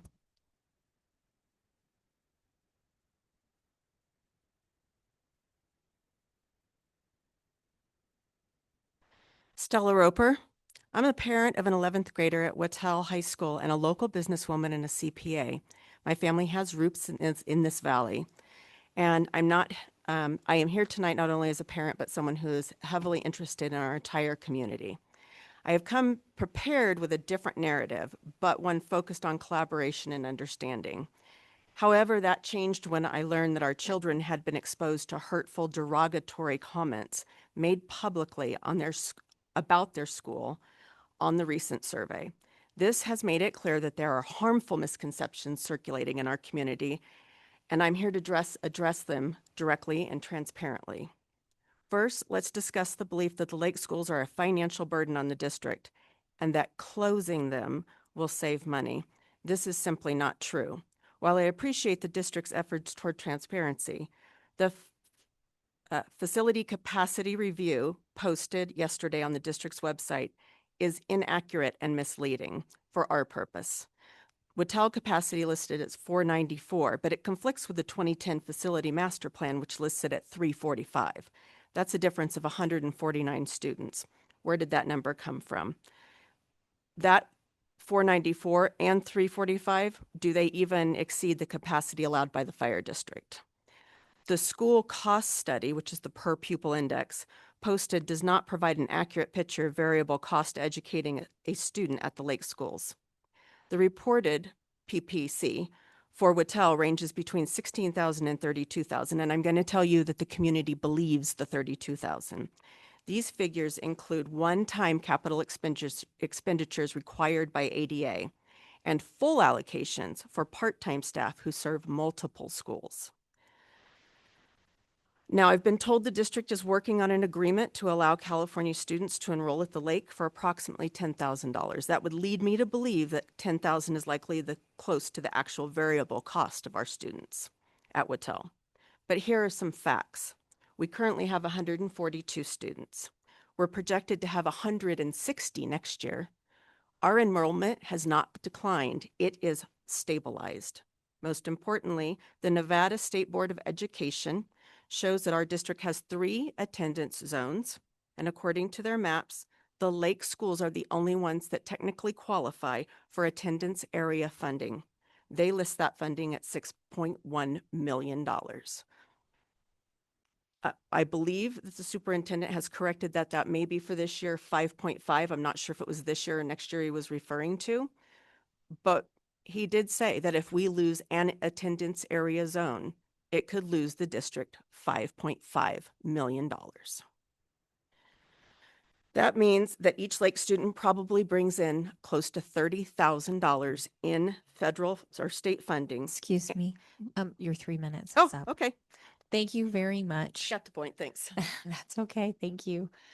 Please, one thing I did forget to state is if you submitted public comment in an email and you wish to make public comment in person, please make sure that you notify us so that we can pull that email and count your public comment here in person. Thank you.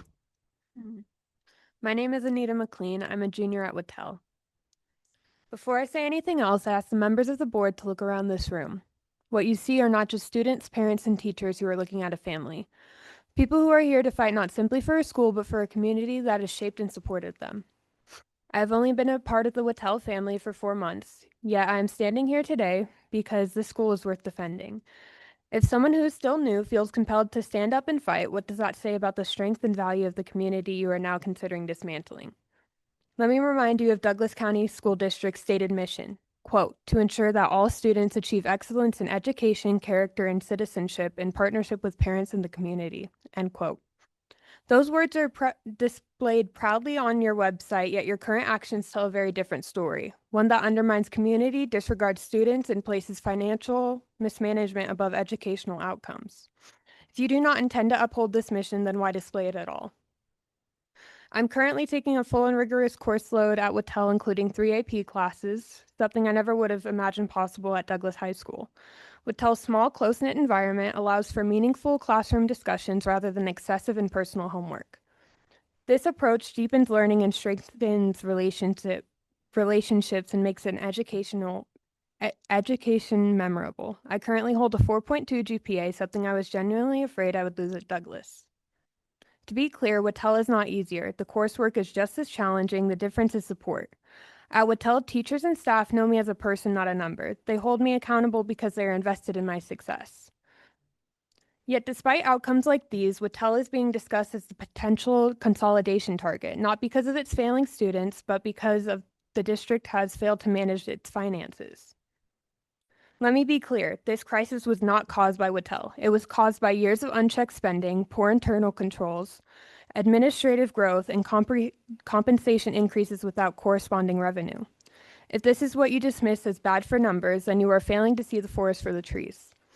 I'm not here to plead. Pleading implies a lack of evidence. The evidence is standing in this room, in the students who are thriving, the families who are invested, and the educators who show up every day despite uncertainty.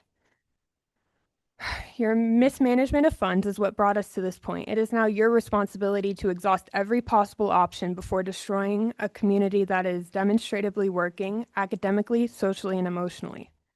As a governing board, you are legally and fiscally responsible for the position this district is in. How we arrived here is a direct reflection of your failure to protect students' futures. Accountability must exist, and in my humble opinion, that accountability rests with you. Thank you. Thank you very much.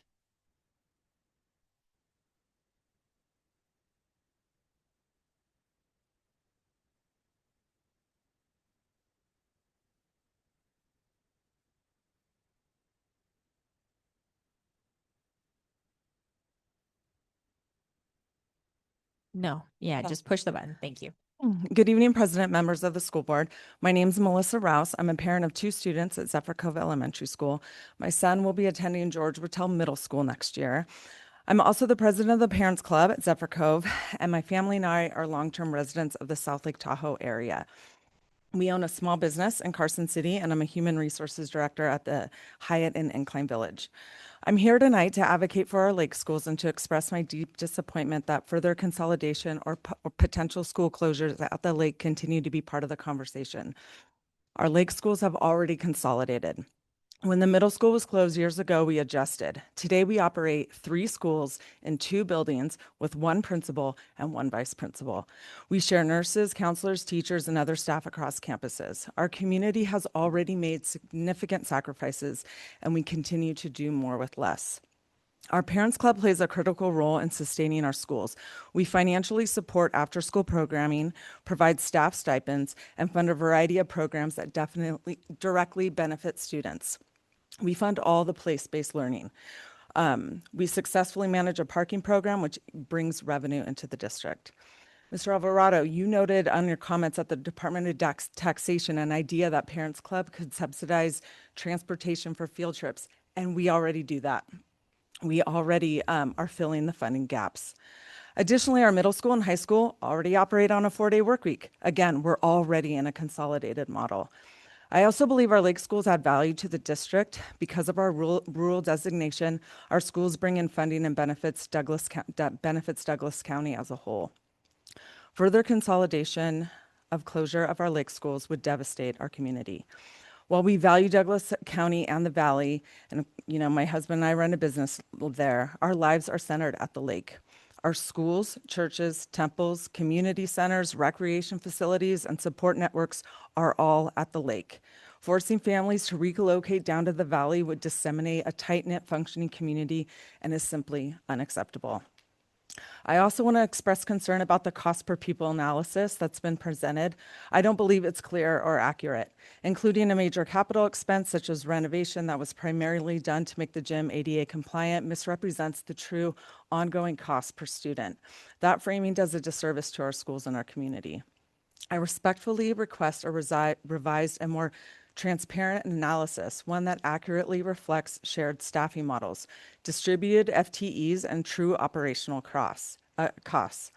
Right now, I don't have confidence in the data being shared, and I believe the public deserves better clarity before decisions of this magnitude are considered. I urge the board to reconsider and to make it clear that Lake School should not be part of any consolidation or closure discussions. We understand the challenges you face, but our community has already done its part. Thank you. Thank you.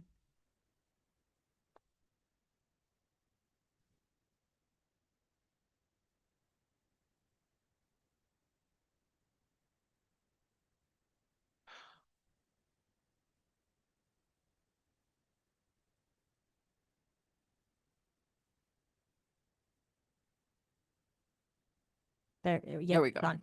My name's Jenny Lane, and I probably have more knowledge of Wattell than probably anybody else in this room.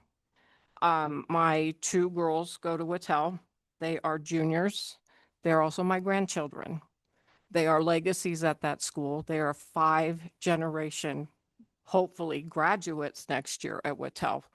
I have watched that school go from grandness to dilapidation, and it's been done by the Douglas County School Board. I've been watching it since the early 2000s.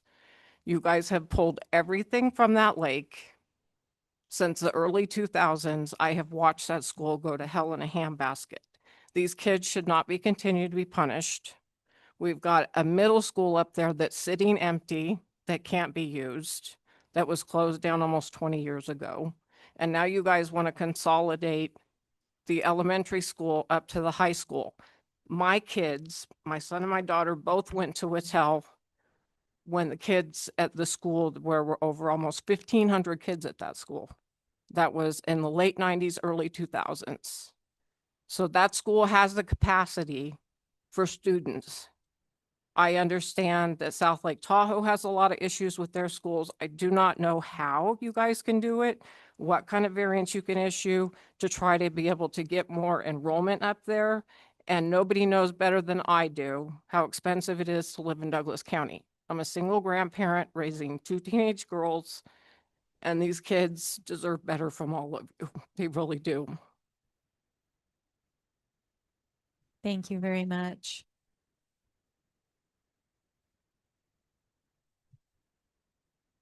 Any further public comment?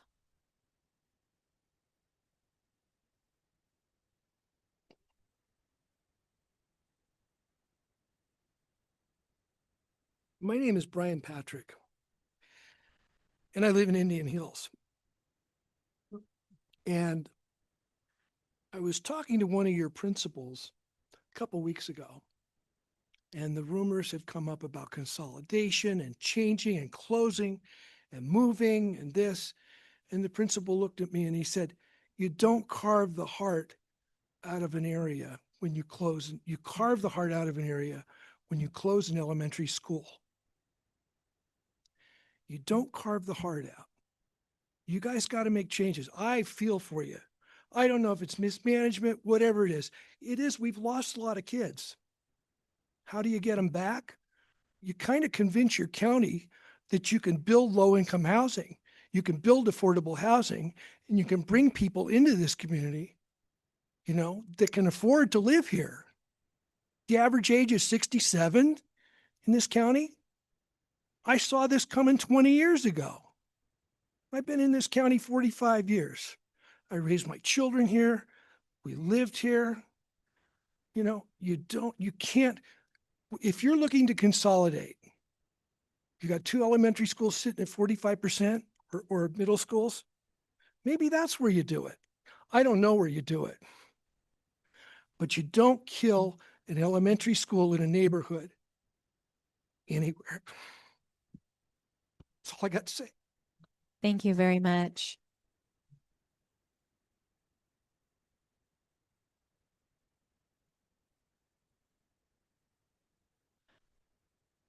My name is Bren McLean. Before you begin, will you please write your name so you don't forget? Oh, yeah, my child forgot, so let me write her name too. Thank you. No worries. Yeah, can you reset the clock? Thank you. Sorry. That's okay. Thank you. My name is Bren McLean. Oh, wait. Sorry. Can I get a redo?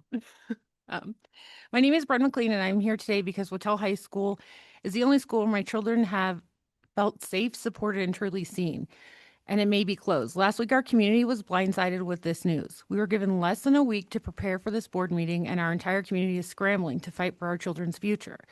This decision affects the middle school, high school, and potentially the elementary school. Wattell is the heart of our rural community. Its teachers and staff know students individually. They notice when a student struggles academically and respond with care. Parents are deeply involved, creating a support network that cannot be replicated elsewhere. My son Aiden thrives at Wattell because of the individualized attention and support he receives. Since coming to Wattell, his grades went from D's to straight A's. He has built meaningful friendships, joined sports, and staff describe him as one of the most respectful students they know. Forcing him back to a much larger school would risk academic regression and remove his opportunity to participate in Wattell's fire science program. My daughter Anita, a junior with a 504 plan, finally feels she belongs at Wattell. She has close friendships, confidence, and a sense of family she never had before. She has a 4.2 GPA and is thriving academically in ways that were impossible at Douglas. Moving her before her senior year would be emotionally devastating and disrupts the community she depends on. I challenge the board, how does moving students like Anita to a school of 500 plus kids meet their right to a free and public education in the least restrictive environment, and 504 accommodations in the least restrictive environment? FAPE and 504 protections require that students who need individualized support receive an education tailored to their needs in an environment that allows them to access to curriculum and make meaningful progress. Wattell's small, close-knit environment provides that personalized instruction and support necessary for students to succeed. I apologize. Moving them to a large and personal school would deny these federally guaranteed supports and put their academic progress at risk. Thank you. Thank you very much.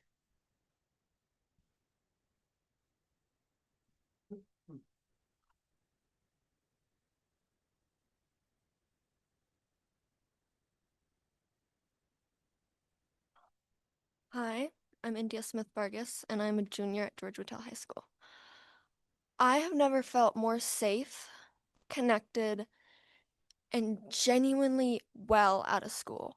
I have been to other schools before. I joined George Wattell in 8th grade, and immediately I was accepted. I felt as if the teachers understood. I could go to them with any problems, and I felt so safe.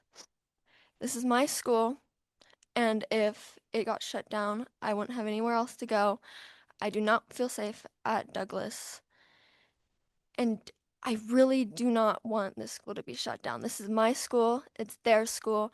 It's a school for people who, to feel safe, to feel understood, and to feel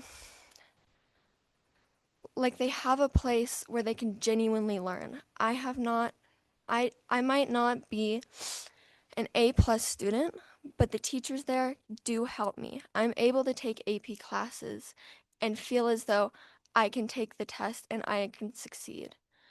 I feel so good at that school, and this is my school. Thank you. Thank you very much.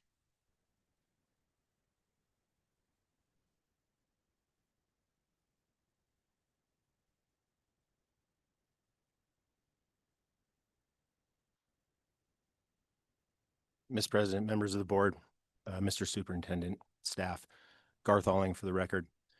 Douglas County resident for over 50 years, K through 12 in this school district, Wattell, 1991.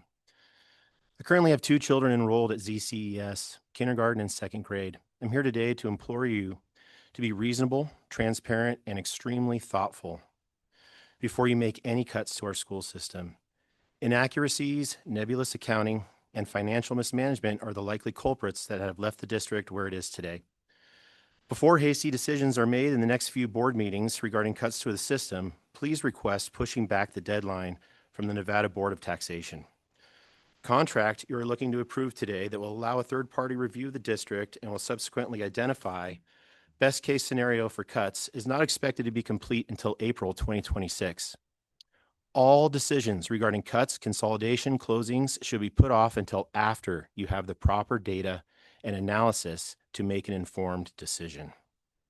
The cost of rushing is often paid later. Secondly, issues related to closing the lake schools go beyond education of our children, which are the next generation. This is also a community issue. If there is no school, then it makes it extremely difficult for families to live in our lake community. No families, then no community. No community, then no workforce. No workforce, then no economy. No economy, then what do we have? With the proposed Barton Hospital site located in State Line, where will the staff, nurses, doctors, technicians, etc. be expected to live if there are no schools to support their kids? There are huge ramifications for your decisions that lie ahead. In addition, Douglas County Community Development Department is, together with the Tahoe Regional Planning Agency, going to be finalizing the Tahoe-Douglas Area Plan, updating the plan area statements and zoning for the lake portion of Douglas County for the next 20 plus years. Potential closure of the Tahoe schools would have a major impact on public services and planning for the future. Please listen to your constituents' concerns. Be deliberate and understand the implications of your decisions. As Wyatt Earp said, it's better to be slow and right than fast and wrong. Thank you. Thank you.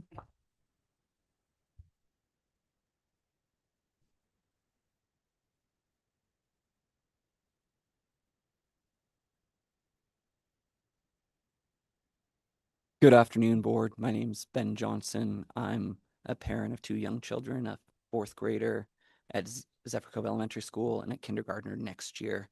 I'd first like to thank you guys for your service to our community. We're better together, Lake and Valley. When I heard the comments at last school board meeting relative to people from the Valley, people not associated with the Tahoe area immediately saying, let's cut the schools at Tahoe as a solution to your budget crisis, that caused a lot of pain. My wife and I had a conversation that weekend. I've lived here my entire life, and we came to the conclusion we would leave this community and go elsewhere if the schools up there close. The Valley just doesn't work for us, and we would go elsewhere. At the town hall we held on Tuesday in our community, we asked that question by a show of hands. How many parents would send their kids to the schools in the Valley if you were to close the Tahoe schools? Everyone's hand went down. You're going to lose 90% of the kids, and they're going to go elsewhere just because, for a variety of reasons, the Valley schools do not work. Busing them down here does not work. So please remember that as you go forward. I would like to also implore you guys to take the words of Anita McLean and explore every possible action. I've heard a lot about fighting over the size of the pie, how you cut it. Let's go back and let's talk about how to grow the pie. I have not heard that much about what's being done to address this issue head on at the state level. As I look at it, we're divided into 3 attendance areas, as we well understand. Lake Tahoe's rural, there's 2 in the Valley that are not. I'm looking at the geographic area, the age distribution. Average age of the county, as we heard from one person here, is 67. Average age in the ranchos is 51, according to what they said. That's not typical. We have less students. That's why, in comparison to Carson, we have to have more sites per pupil. Our teacher ratio is much higher. And how do you get education at scale? So I think the answer, one of them, is to go back to the State Department of Education and see if you can get classified portions of the Carson Valley as rural, because that would greatly increase your income under the per pupil funding model. And I also ask that you guys designate a committee of 2 members to explore revenue generation from your board and lead us in the community. Help us help you. You can look to the model of Tahoe Douglas Fire.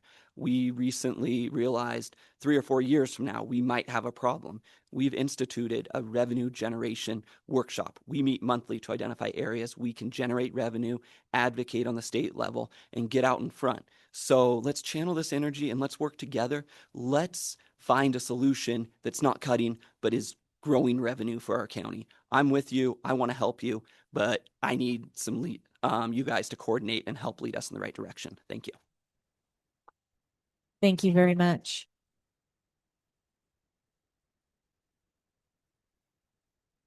Any further public comment?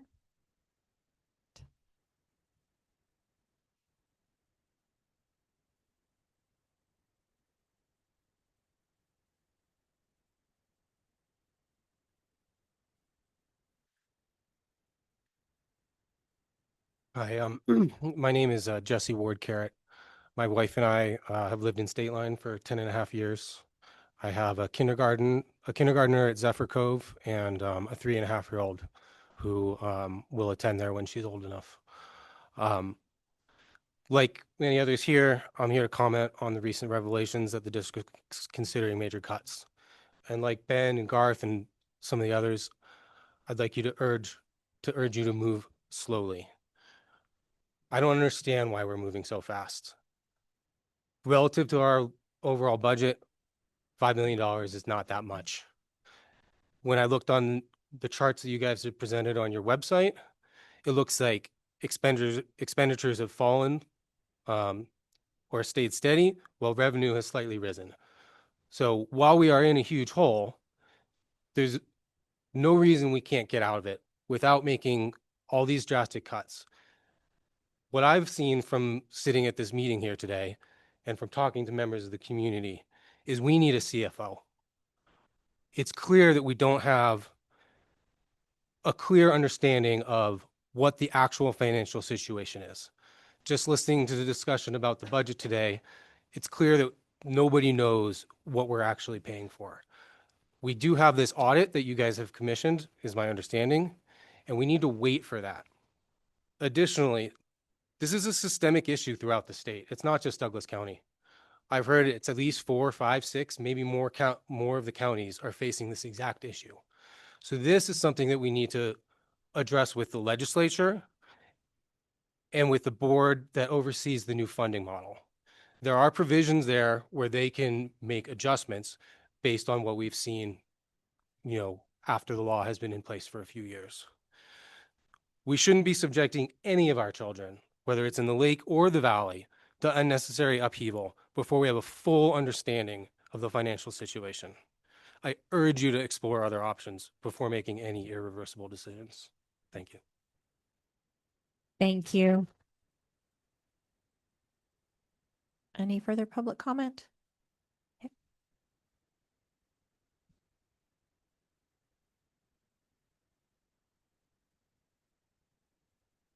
Okay, name done, microphone on. Good evening, President and members of the board. My name is Kim Carringer. I'm speaking to you on behalf of the Tahoe Regional Planning Agency. We appreciate the opportunity to be here this evening. We just wanted to be here for support and let you know that we're closely following the conversation in the community because it has implications for the Lake Tahoe region on a few different levels.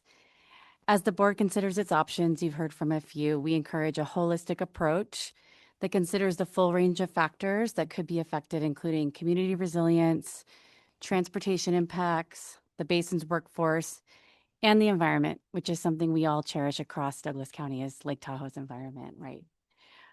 One major policy initiative that we're working on right now at TRPA is called Cultivating Community and Conserving the Basin, which focuses on reviewing and modernizing our housing policies to incentivize more affordable housing across the region.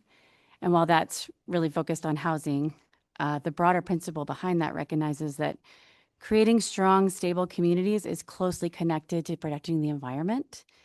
Supporting people who live and work in the basin reduces long commutes, it limits vehicle mile traveled, and it fosters a deep investment in caring for the places where people live and work. TRPA is also a pretty good sized employer in the basin, and where we have about 80 year-round employees. Like many other employees here, access to local schools is important consideration in our ability to recruit and maintain employees in the basin. So thank you for your time and for your work on the behalf that you do for Douglas County. TRPA is a resource if you need anything as you're making your decisions. So thank you very much. Thank you. Do we have any comments online? 4? Okay.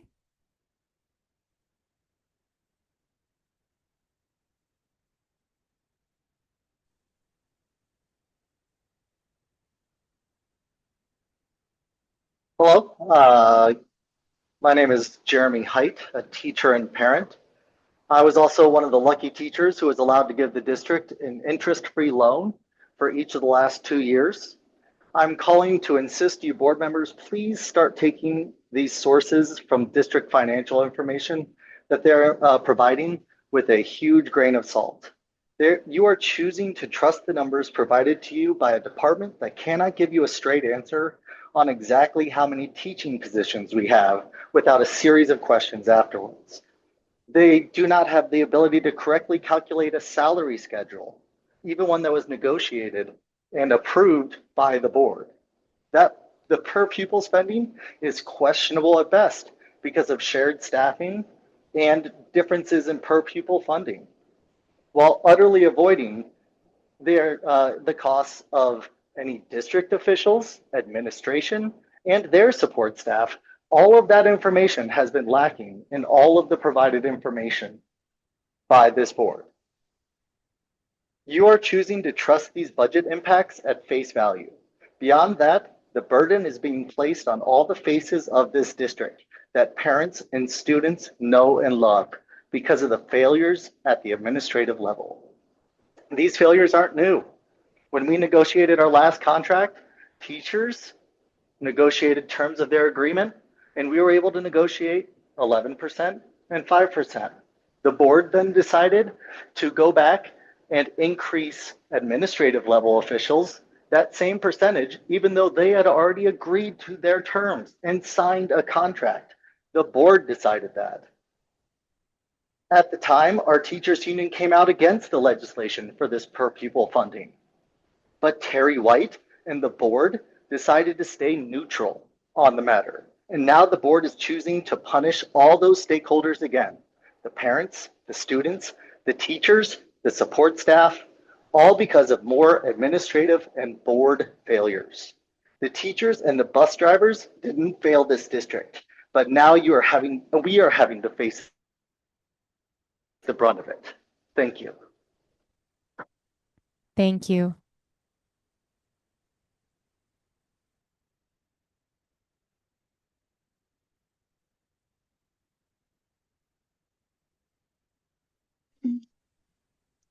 Hello, can you hear me? Yes, we can. Go ahead. Hi, my name is Terralyn. I'm the mother of a first grader at Zephyr Cove Elementary, and I'm also a former student of Zephyr Cove Elementary School, Kingsbury Middle School, and George Batalla High School. I've lived in the Tahoe area my entire life. I just really wanted to talk a little bit about the Lake schools. After experiencing the declining enrollment that led to Kingsbury Middle School being closed at the end of my 8th grade year, there's been a growth and a stabilization in the enrollment up here, and it looks really promising. I just really want to say how much I appreciate all the work that the teachers, administrators, parents, staff, and students put in every day that makes the Lake School situation work. I really appreciate having a school that's close by. I volunteer at the school, and I'm really involved in both the classroom and other school activities and the Parents Club. Yesterday, I drove to the school and back twice. I'm so grateful that I have the ability to do that because we have a local school here that is within a driving distance. My daughter has anaphylactic food allergies, and I really appreciate all the work that the school puts in to make sure that her 504 plan is followed.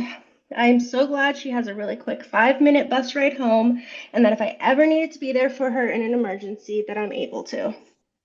Of course, I hope everyone has such wonderful things to say about their Douglas County schools. After the last meeting ended with some comments on consolidating and the finger started to point to the Lake schools, I became very concerned. At first I thought, wow, why can't they just close one of the many Valley schools? But then after reflecting on the entire situation, I not only hope that I can keep sending my daughter to school at the Lake, but that everyone in this district is able to send their child to a school that fits their needs. We are a unique community both at the Lake and in the Valley, and consolidation at the risk of harming students is not a risk we should be taking. The Lake schools can be a guide and a roadmap to what Valley schools can do as they continue to face declining enrollment. I do hope that, like the Lake, the Valley can start to have a stabilization and hopefully even a growth in their populations and still have the facilities and resources they need to house that in the future.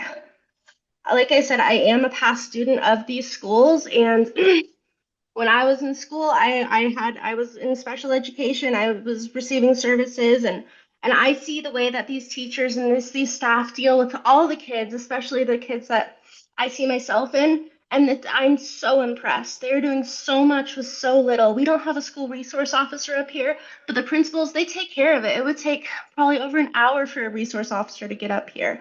I'm just so proud of everything that we are doing up here.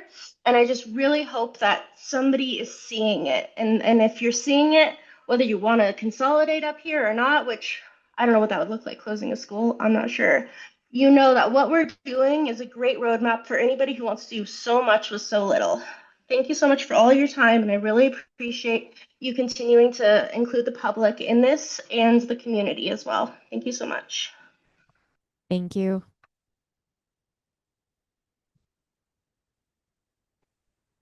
Hello, can everyone hear me okay? Yes, we can. Go ahead. Hi, this is Chris Moulton. I live in Zephyr Cove. I have 2 children that are going to be entering the school system next year. Wanted to echo some concerns from other members of the community. I don't want to see the Lake schools closed. I encourage the board to wait until the audit is complete to make any major decisions. I am concerned about the finances, and I know that there's a way we can fix that, but I don't want to make rash decisions that are going to have long-term implications for children on the lakeside as well as in Douglas County. I do also want to encourage the parents to think about ways that we could support more housing for the workforce. I heard mentioned Barton Hospital moving. We want to make sure that there's housing available so that families do feel comfortable moving and don't have to buy $2 or $3 million homes to do that. So in the future, I know that's kind of outside the scope of this board meeting, but I do want to make sure that we are doing things that can increase revenue for the schools in the future. And I want to make sure that we are not making any harsh decisions regarding closures. Thank you. Thank you. Do we have one more online? 2 more online. Okay.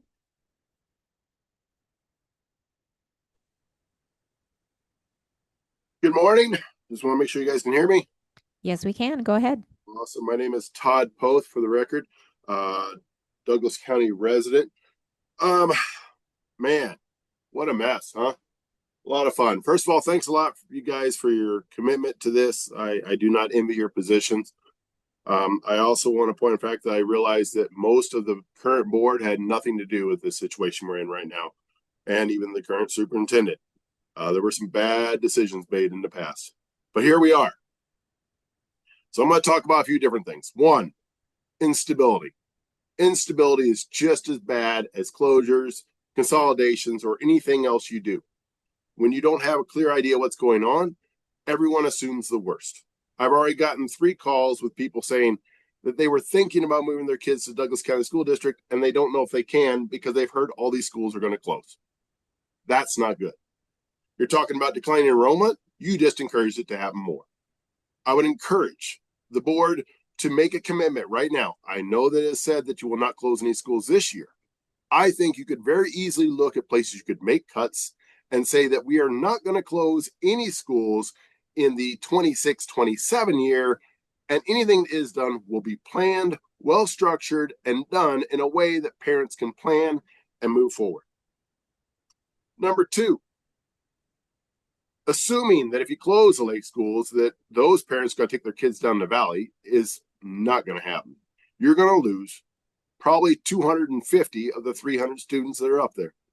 So that means you're going to lose even more kids to your per pupil funding model. Not a good idea. And there's been some question about how that model works and how much a kid that is from the lake is actually worth. Are you losing $10,000 or are you losing more? Maybe up to 20. That could have a huge impact on the district. Number 3, I want the board to commit that if you are going to make any changes to the schools, that you, at the very least, offer those schools to the community for $1 so that we can possibly take up the torch and run with it and create our own schools. That is something I think you could do today. Number three, let's talk about funding. $5 million. That's really not much.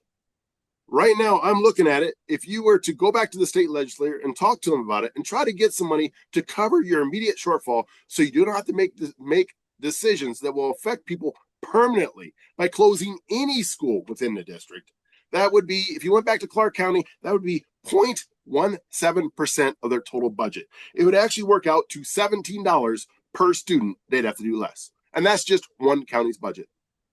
I think the legislator potentially could come up with something until they go back into session. Finally, money. What are you guys doing? We just heard from Medicaid that you have all these people that had money coming in, and you guys are leaving that money on the table. Final statement. Any decision you make has to have the least amount of impact to the fewest amount of students. Thank you. You can't see the timer from where we're at. One more online.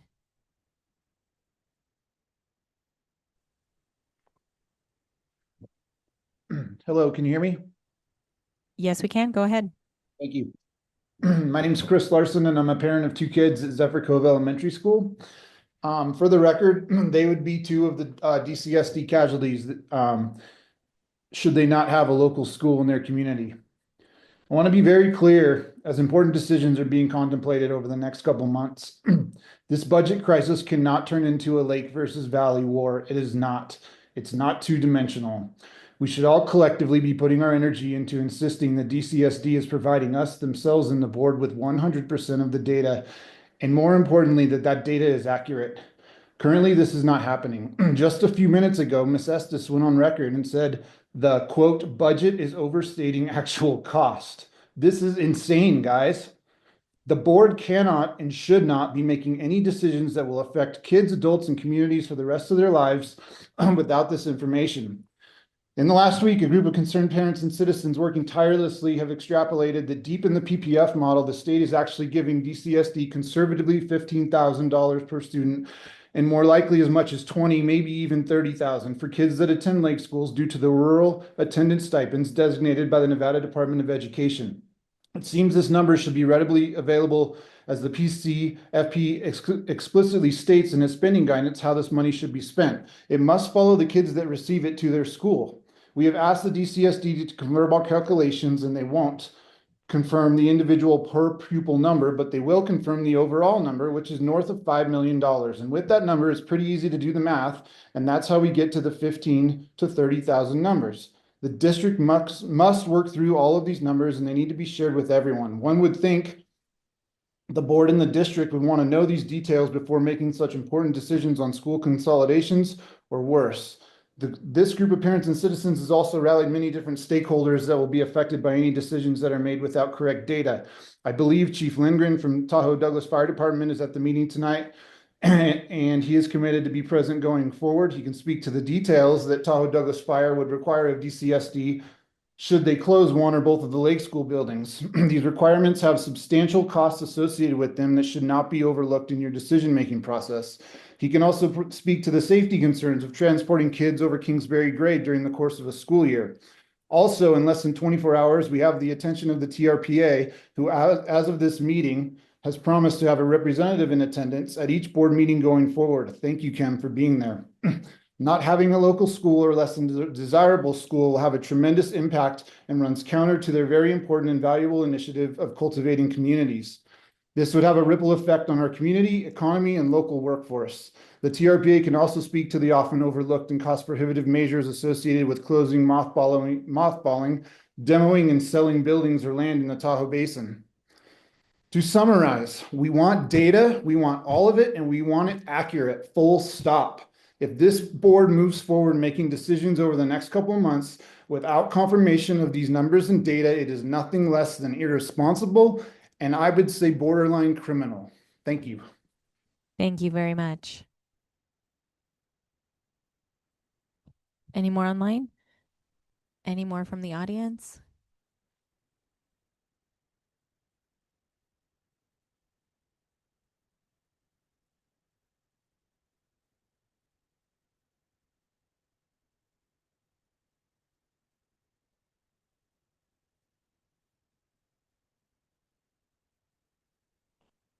Hello, my name is Alicia Islander, and I am a parent of Jackson Islander.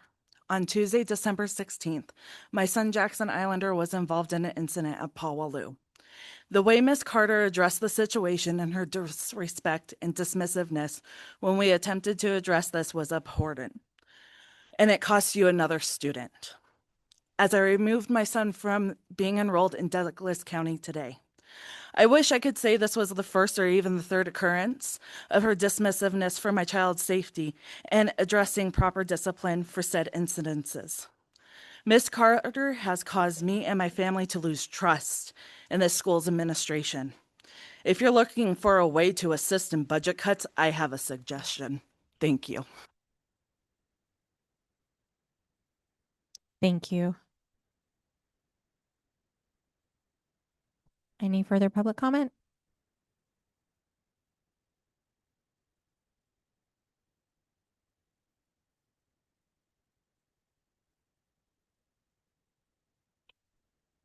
My name is Caroline Schilling, and I was not planning on speaking, so forgive me for the lack of structure. But I'm a senior at Wattell, and I know you're sick of hearing about the lake schools. I'm guessing by the end of this meeting, but I just wanted to advocate for what it's provided for me. I've been able to take 12 AP classes, and would I have done that on my own at any other school? No. These teachers push you to be your best. They push kids who academics aren't exactly their strong suit. They push them into AP classes. They really want to see us succeed.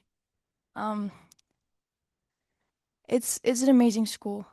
I've been able to have a really strong education. Colleges are seeing that, they're favoring us, and I wish we could share that with more students. And I wish more Douglas students would come up here. I think everybody should be able to share this school. I have done sports all 4 years of high school, and I'm not athletic. I've been able to do varsity team sports. Again, I'm not athletic. Our school provides amazing opportunities. They really push you. Ski team 4 years, soccer 3 years, golf, I did that too. Yeah, and teachers really, they want to see you succeed up there.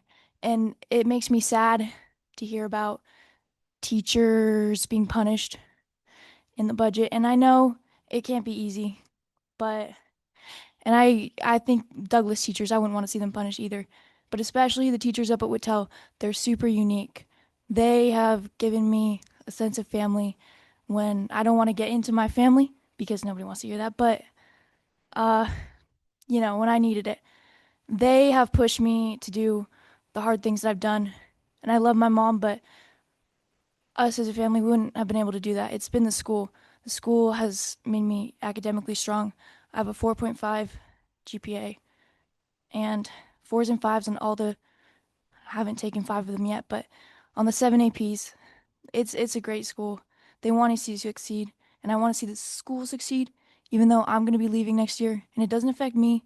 I don't have siblings. It doesn't affect my parents, but it affects everybody back there in their educations.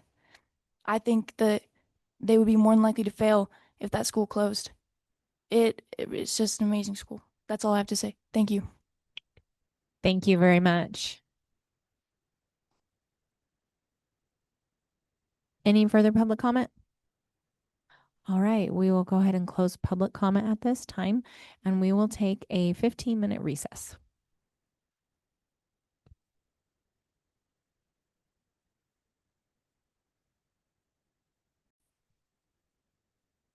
Okay, now we are back from recess, and we are starting agenda item number 7, and I need to disclose that on the item 7D, is that the right one? Nope. Our account 7B is our accounts payable. Due to a financial conflict, I will abstain from voting on voucher 2651. And Ms. Miller? I was wondering about on the personnel report, which is 7C. we have it listed for recommendation to create a new position of a CFO starting 7/1 with our current financial predicament. Should we pull that and wait till after the February Department of Taxation meeting, or should we still move forward with that? Mr. Alvarado?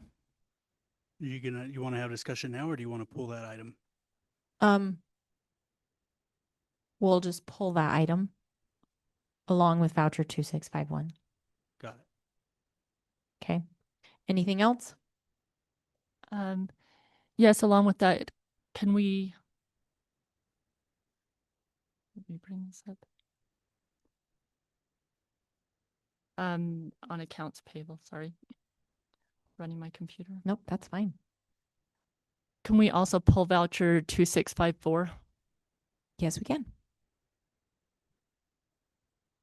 All right. Anything else? All right, hold on. I'm just writing those down so I don't forget them. Can't spell, but okay, so it's been a while since we've had to pull things. Do we? Each item becomes its own separate item. So Okay. you'll have the consent, then you'll have Then we'll have the, personnel actions, okay, then the vouchers. okay. Do we need to take public comment on each individual one? If the board Yes. is taking action, then yes. Okay, all right, just making sure. All right, then we will open it up for public comment for consent items, but not for voucher 2654, 2651, or the personnel report.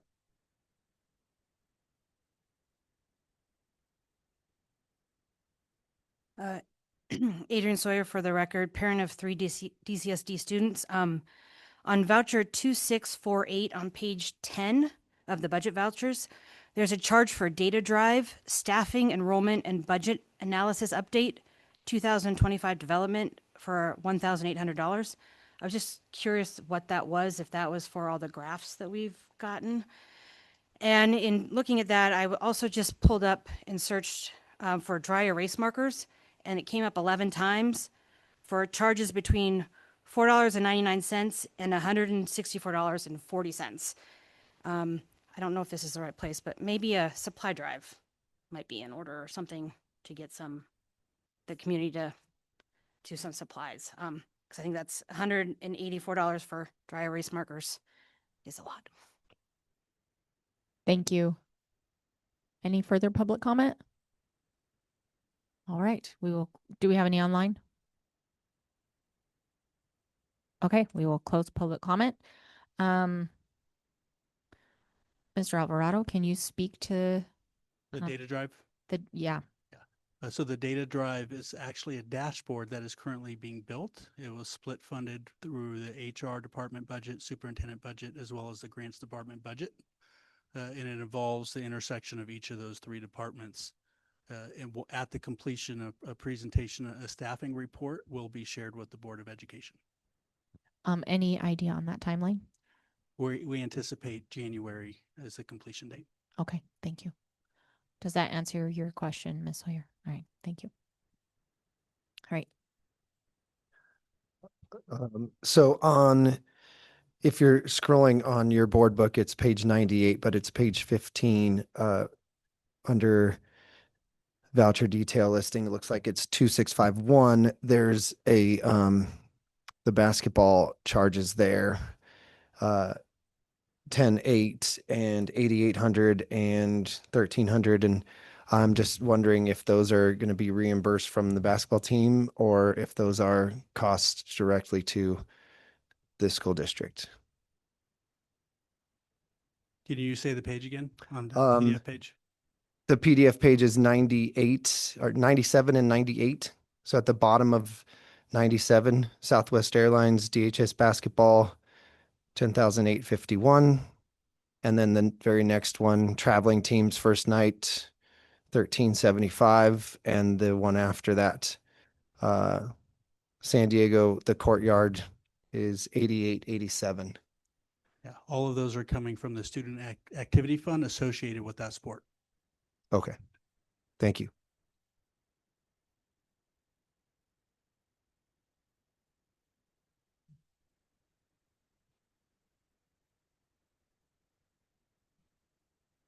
Any further questions about the consent items? All right.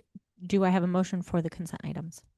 I'll make a motion that we approve the consent items minus the personnel report, voucher 2654 and voucher 2651. Second.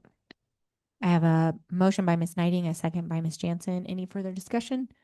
All right. All in favor say aye. Aye. Any opposed? Motion passes unanimous. All right. On to our personnel report.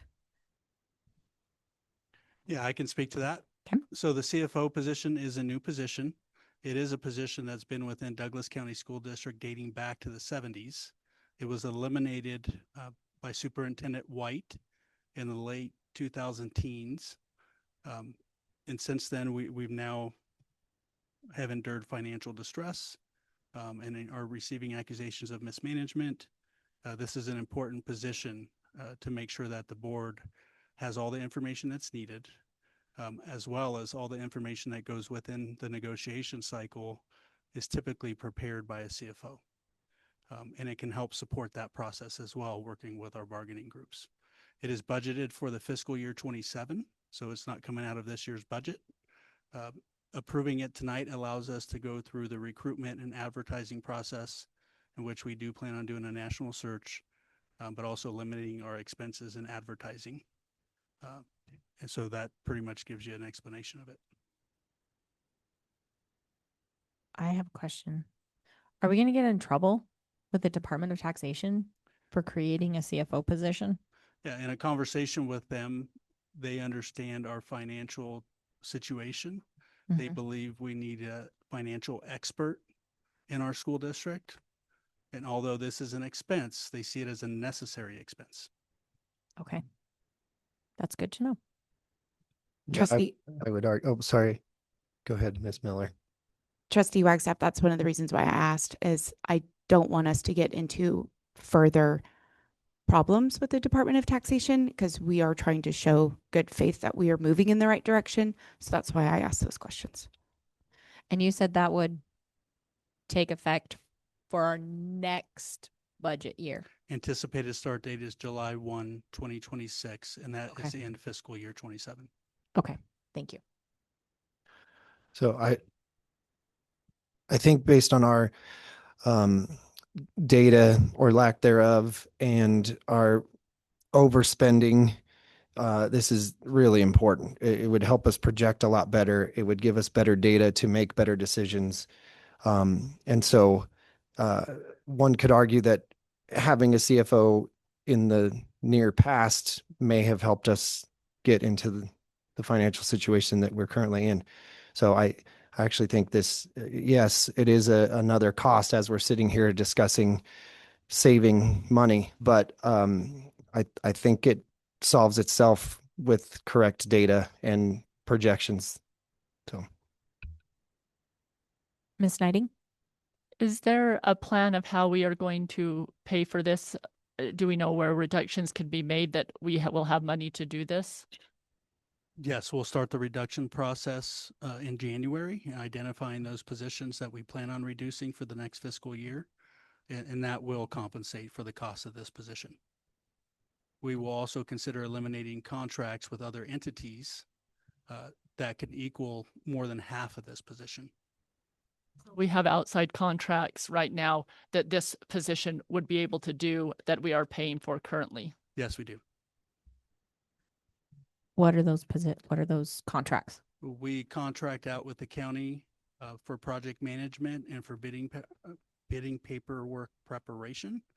And that's a large sum of money that we contract for.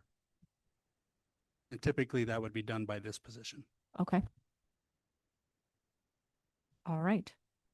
Any further questions? All right, we will open it up for public comment on personnel report. We have one online.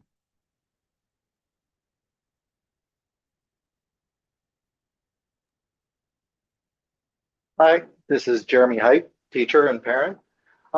I'm just curious how you can plan to open up this position contingent on losing positions in the future, but you are unable to accept contracts for teachers and bus drivers because of a fiscal impact, that you could not maybe place contingent on losing those positions as well.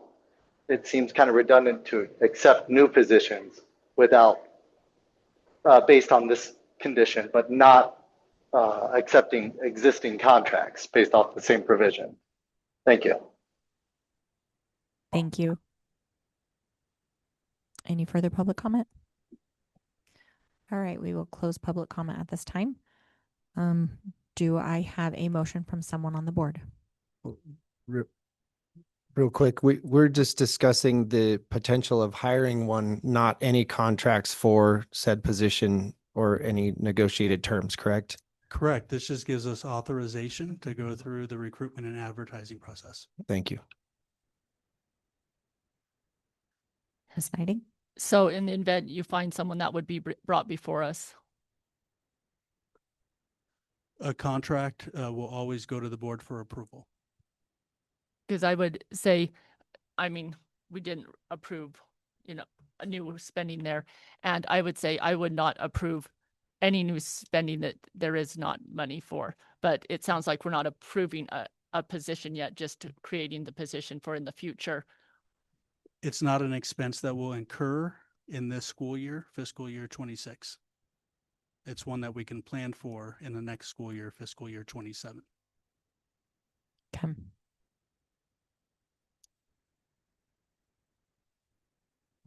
Did you have a question? Okay, well, go for it. All right, I might need help. Okay, I'd like to make a motion that we open up a position for a CFO. Susan, we're approving the whole personnel report that is okay. on that. Oh, okay. That report. All right, I'd like to make a motion that we approve 7C personnel report number 2512. Second.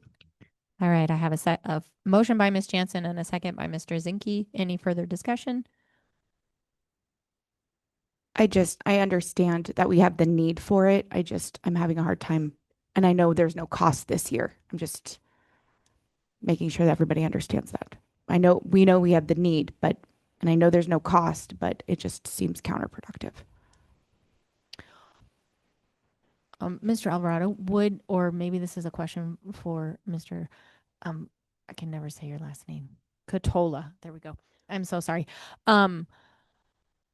Could we pull just that portion of the personnel report out and vote on that separately? You can approve it with the exception of that position if you. We can. With that position, yes. Okay. We do have a motion and a second though. Okay. I was just asking a question. I'm sorry, what was that, Ms. Jansen? Can you use your microphone? Thank you. We could vote on it. And if it fails, we could restructure the motion. Yeah. Okay. All right. All in favor of approving the personnel report as is, please say aye. Aye. Any opposed? Opposed. Okay, the motion fails. There was 3-2. Has to be 4, even though we only have Because Mr. Burns is here. 5 here. We still have to have 4 for the motion to pass. So the motion fails to approve the personnel report as is. And that was with Mr. Zinke, Ms. Wagstaff, and Ms. Jansen in favor, and Ms. Miller and Ms. Knighting opposed. So now we change how we word this. So who would like to go for it, Ms. Miller? I'd like to make a motion that we approve the personnel report number 2512 and pull the potential CFO position.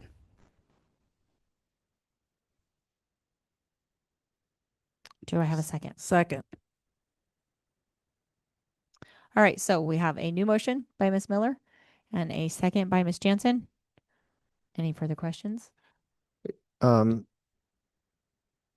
we do need time to hire these positions. So I understand the struggle here that we are talking about saving money. Again, I can't make it any more clear that in having a CFO in position, I mean, most of the public comment, a lot of the issue is that we have poor numbers, poor projections, and we're making decisions based off of poor numbers and poor projections. I think polling this doesn't give us ample time to make the right hire, right? And so are we planning on putting this on a future agenda item? Can we reword it that we will not, can we add that we will not hire this position until we have cut? So you enough? can amend the motion and then we will vote, we can vote on the amended motion to then vote on the motion. Kind of gets confusing, but that's the way it works. So the motion as it stands is that we approve the personnel report with the exception of approval. We are not approving a CFO. That is the motion that is on the floor. You can amend that if you would like. Can we pass that and bring up the CFO on its own after that? That's a legal question. It could come back to the board as its own item in a future meeting, potentially. Not this Okay, meeting. then I would like to amend it to include the personnel report with the provision that we would not hire that until we have cut enough to cover it. I cannot justify saying that we're going to hire anybody if we have not cut to the point that we have money to do that. I mean, So can we make the amendment to bring it back as a separate issue after July, or, as a date instead of contingent on finding the money? Because the part of finding the money is the whole problem we're in, and we need to find lots and lots in a short period of time. I guess my thing is I feel like we approve things without money to pay for it.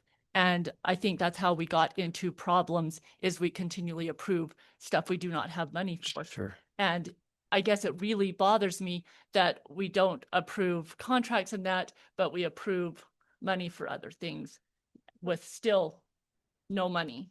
With that contingency, you're effectively approving or disapproving it based on the financial burden and the solving of the financial burden. I would much rather see it as its own separate issue that we can pass or deny at a future date based on what we perceive the financial burden to be in relation to the lack of burden in its own separate item. So if we just add it as a future item at a future date, we can all then evaluate on our own whether it's worth it or not, rather than preemptively striking it down or approving it based on future unknown items. Okay.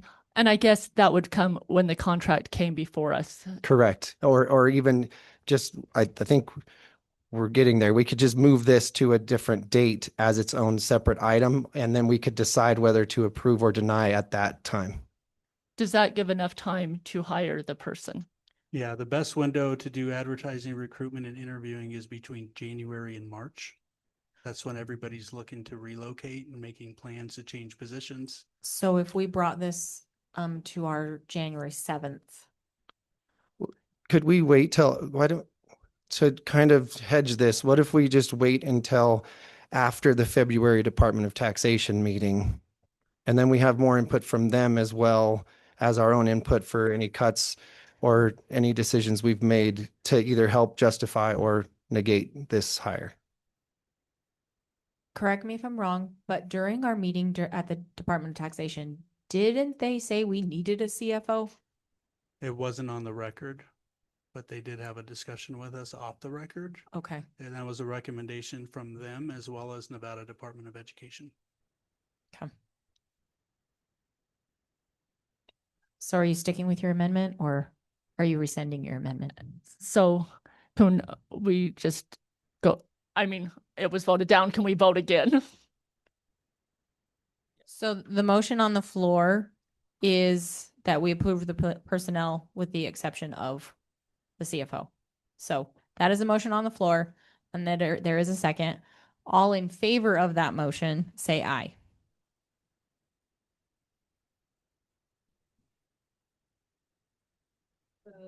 So we're minus the CFO. We're approving the personnel report minus the CFO. In, So all in favor? in that approval, I would, who, was it your motion, Melinda? It was your motion? I would amend it to pull it for a future date. So we're not just pulling it completely, but it is then going to go on our agenda at a future time. So I would amend it to accept the personnel report while pulling the CFO hire and having that as a separate agenda item at our March meeting. That's the amendment. I would do it March because then it's And after do I the have a Department of second? Taxation. I'll second that. Okay, so I have amended motion from Mr. Zinke and a seconded amended motion from Ms. Miller. So all in,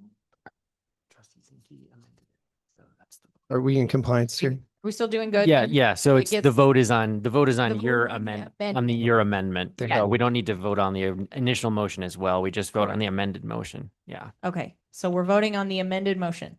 Okay. We are pulling the CFO and we are moving it to its own agenda item at a future meeting. March. March meeting. And Thank would you. March give enough time to do that? It'll give us enough time, but the best applicants always apply January, February, March. So you may limit our pool.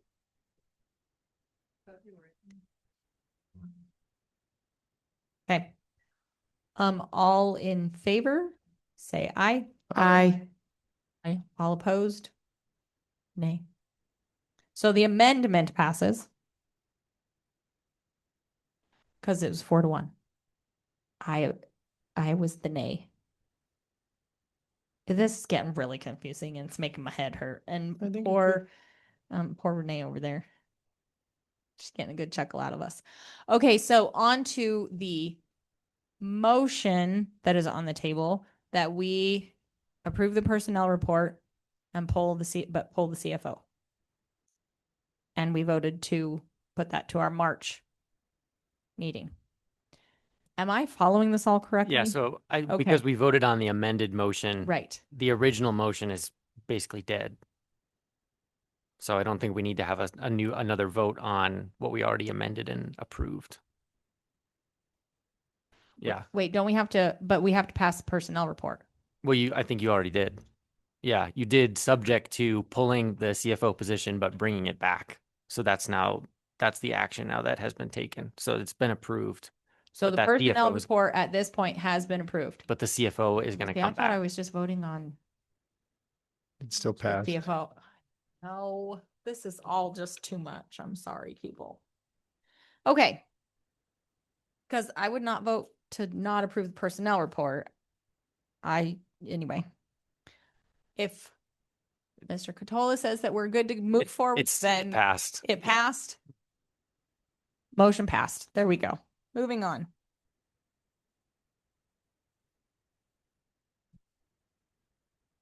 All right. Am I missing something? I feel like I'm.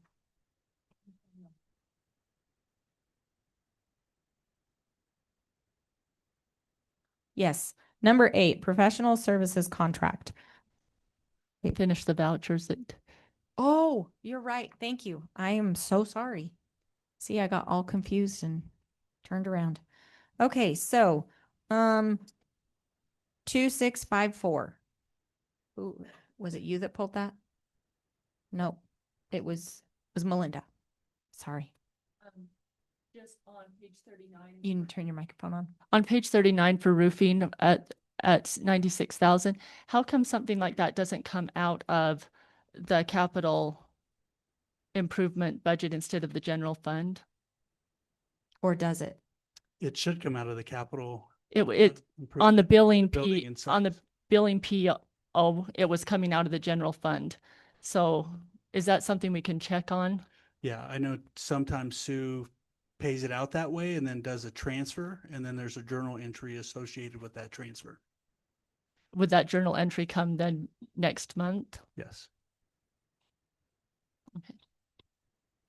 Why would it get paid out of the general fund and then a transfer? I can't speak to the practices currently in the business department. That's their past practice, and that's the practice that they use.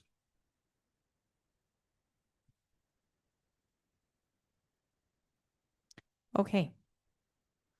Does that answer your question?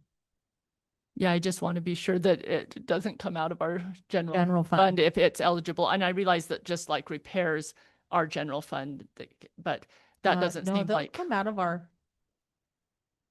I'll say it again. Sometimes things are paid out of general fund, and then there's a journal entry and a transfer from those other funds. Yeah, Just, Okay. it's a practice that we need to update. Yeah. Okay. All right. Let's take public comment on voucher number 2654. All right. Seeing as there is none, we will close public comment. Do I have a motion from the board regarding voucher number 2654? I'll make an emotion that we approve voucher 2654. I'll second. Motion by Ms. Knighting, a second by Ms. Miller. Any further discussion? All in favor say aye. Aye. Any opposed? Motion passes unanimously. All right, budget voucher 2651. That was me. I can't vote on that voucher. I'll make a motion to approve budget voucher 2651. I'll approve that. Yeah, second that. It's not even late and it feels like it's late. All right, we have a motion by Ms. Miller and a second by Ms. Knighting. All in favor say, oh wait, public comment. Sorry. Almost forgot. Public comment on voucher 2651. Any online? Okay, no public comment. We will close public comment at this time. All in favor of approving voucher 2651, say aye. Aye. Any opposed? And I abstain. Motion passes unanimously. All right. All right, now on to agenda item number 8, professional services contract. Yeah, Mr. I'll go ahead and set the stage for this. We have Dave Jensen, one of the professionals that's willing to work with us. The reason for this contract is I went to Department of Taxation, the Committee on Local Government Finance. They gave us a to-do list. And so bringing in consultants, veteran superintendents from Nevada, they have been through these processes in their career, and they're willing to help us and support the work that we need to do to put us in a sound fiscal position. So, Mr. Jensen, are you with us tonight? I am with you. Thank you very much. For the record, my name is Dr. David Jensen, former superintendent for Humboldt County School District. I had the great fortune of serving as the superintendent in Humboldt for 13 years. As we start off tonight, and I know you've got a huge agenda, so we'll move through this as quickly as we can. First thing is I want to commend each of you for your service to your community. As I've been listening since you started your meeting tonight, you've already faced some very, very difficult challenges and questions. And clearly we're here tonight because we recognize that there's going to be a number of those coming here in just a little bit. So I'm sharing my screen with you, and can everybody see that? Yes, we can. Okay, so what we're talking about tonight is how do we prepare to move Douglas County School District forward, understanding the current fiscal issues that are being faced. There's two individuals that are operating under this contract. First would be myself, Dr. David Jensen. As noted, I've been a superintendent for 13 years. I've also been an inaugural member of the Finance Commission. So when I was listening to the conversations about the People-Centered Funding Plan, I feel your pain and I recognize some of the challenges, having been one of the individuals that helped to craft the language, but also recognizing that there's a long way to go. So your advocacy in the legislature is going to be essential, and along the lines of the Finance Commission, where currently we have AJ Fueling from Carson City representing the superintendents. So I know Frankie's got a good relationship with him and can continue to advocate for the district. The other individual that will be helping us in this process, if approved by the Board of Trustees, is Todd Hess. And Todd Hess was the former superintendent of Story County School District, and he retired back in 2024.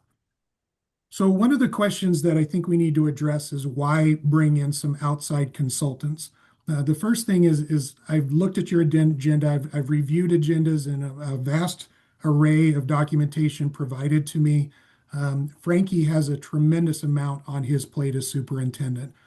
With what's going to be happening over the next couple of months, and combined with Sue, as Sue indicated, preparing the 387 report, the depth of what needs to happen in preparation for February with taxation, combined with a long-term strategic plan, it's going to be essential that some outside individuals help bring eyes and perspective and support the work within the district.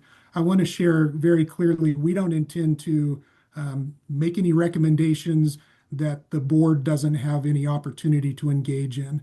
What we are going to do is take the information that's provided, engage with your superintendent, review documentation and the survey that's been completed, and start looking at how do we close the gap, not only this year, but next year.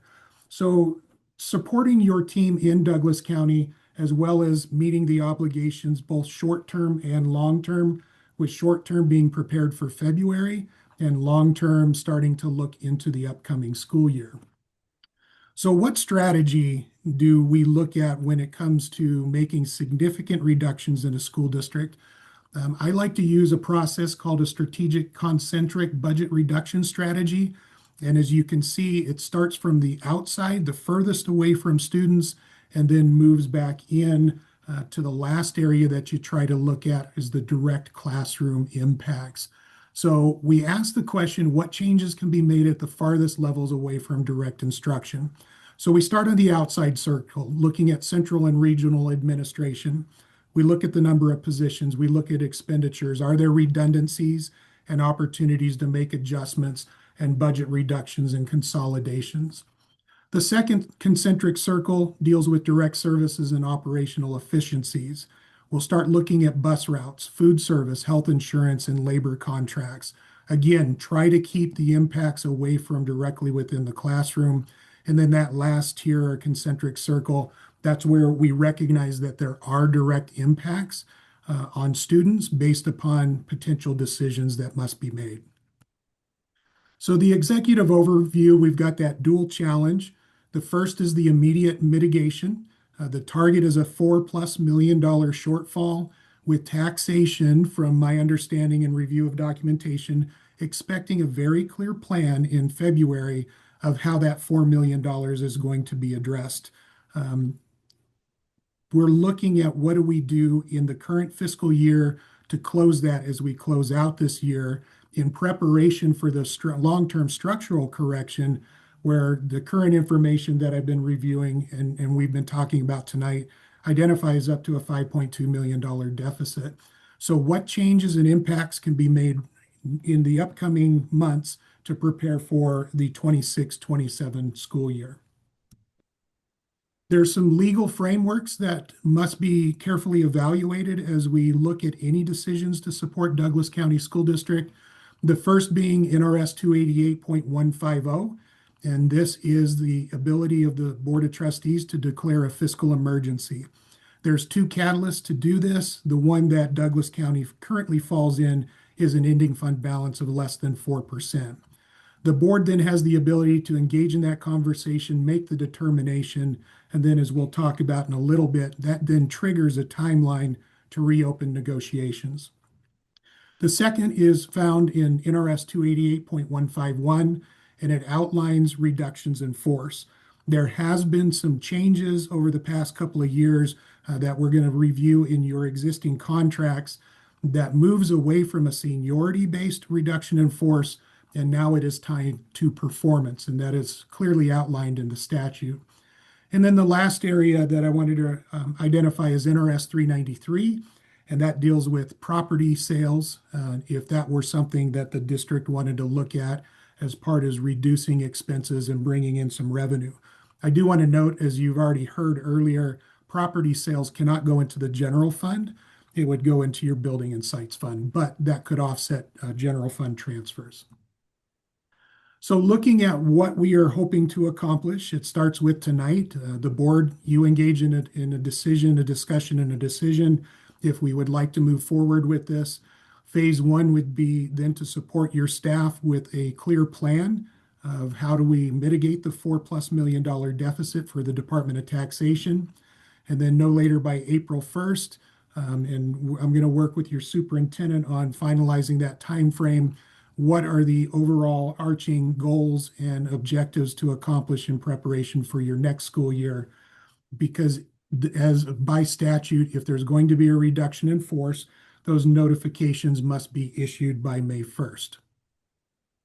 So phase one, the emergency negotiations, the board makes that determination if you so choose to. Once that happens, the negotiations begin within 21 days. Some key elements that we would look at through the reopening of negotiations is obviously compensation, understanding a school district, the majority of expenses are tied to personnel. So look at what we can do there. Another area to evaluate is health insurance, understanding you're a self-funded versus fully funded opportunities. My understanding is right now the district is supplementing the health insurance to about $1 million per year. That gives some indications that, and again, I don't have the answer, I'm just sharing what happened in Humboldt, that the numbers are insufficient to fully sustain and support a self-insured fund. So one of those questions is, well, can you make changes within the existing fund, a self-insured fund, such as copays and deductibles, to make it self-sustained, or is the district better off looking at fully funded programs? And then the other area to look at is PERS. PERS, as we all know, this past biennium went up 3.25%. Under Nevada revised statute, the language is very clear that that is a split between the employee and employer, unless there's, like the bus drivers have that option. I didn't find the option to choose that in any other group. So the district is paying PERS, but it's intended to be an offset of increases. And so like if it's 1.625% and you were able to give your employees a 3.25% increase, 1.625% would go to PERS, net increase on the base would be 1.625. And then the other thing to consider on that is how soon do you make those changes and what would be the cost benefit to doing that in the meantime. Along that same line in phase one, preparing for February, we need to look at cash flow preservation. I want to commend your staff. They've already implemented the hiring freezes. So that continues to be an area to look at. We want to look at capital swaps, meaning are there expenses such as the buses that were paid out of general fund that can be moved to capital or building and sites. We want to look at discretionary freezes. One of the recommendations and things we've had to do in the past is just simply freeze textbooks, technology, supplies, those types of issues immediately so that the cash is frozen up. And then obviously an evaluation of current grant funding to ensure that every possible dollar is being used to offset general fund expenditures.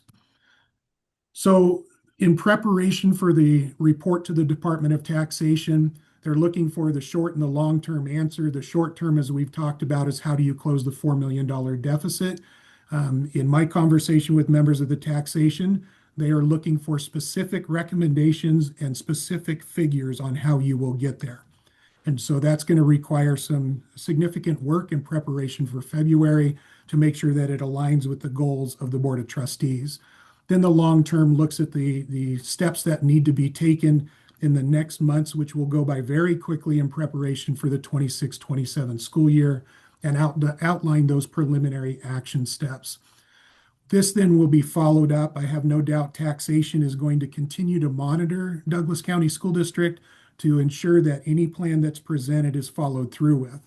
And then, as I think everybody's aware, if the issue is not corrected, then the district becomes subject to state takeover, and that's not a direction that any school district wants to go.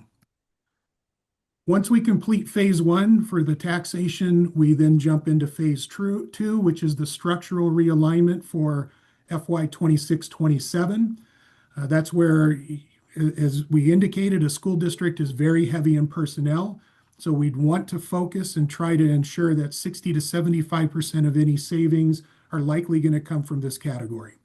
And so when we look at their statutory compliance, as we talked about the RIF process. We're going to want to make sure that there's exemptions for hard to fill positions such as special ed, science, math, and then protecting those critical areas. And you are also going to want to develop your recall list so that if there is that opportunity for some additional funding or things change, you know your process to recall. We'll then look at consolidation. You've had a lot of conversations and a lot of public comment on this topic. I know it is something that the district is evaluating. So I know there's been some preliminary conversations. This has the potential to provide 20 to 40% of your savings. I think some preliminary figures that Frankie shared with me indicates that you could have savings up to $1 million per elementary school closure. Again, not advocating in any direction because that's at your discretion. But we want to take a look at schools that are operating under 60% capacity. And my understanding is you have a number at about 50%. And then we'll want to look at asset liquidation, which is non-instructional land, or if there's properties that the district can sell. And again, those cannot go into general fund, but they can offset expenses in there through your building and sites fund.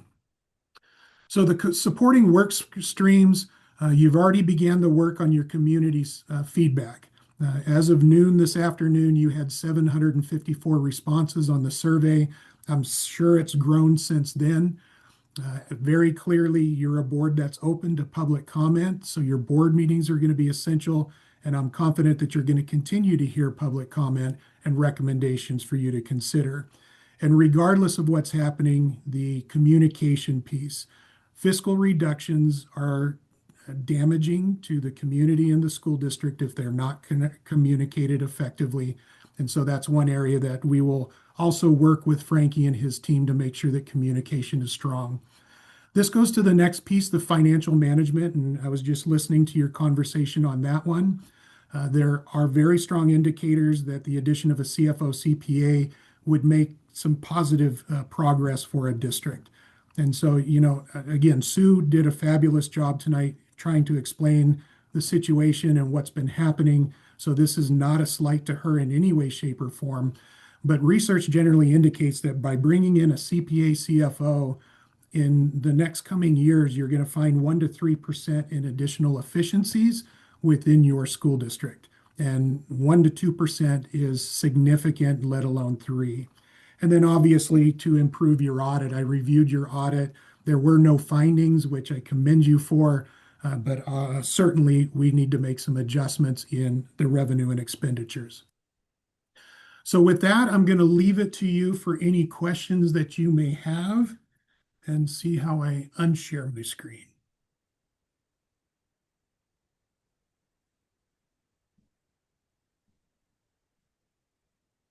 I don't know. Ms. Miller, go ahead. So looking over the contract, it states that there would be approximately 200 hours. It looks like it would be $135 for 100 hours for support services, and then another $100 per hour for HR policies. So you're looking at $13,500 for support services, and then $10,000 for HR policies, which is $23,500 for a cost. My problem is we didn't approve the bus driver agreement for $8,000. So where would this cost come from if we were to approve it?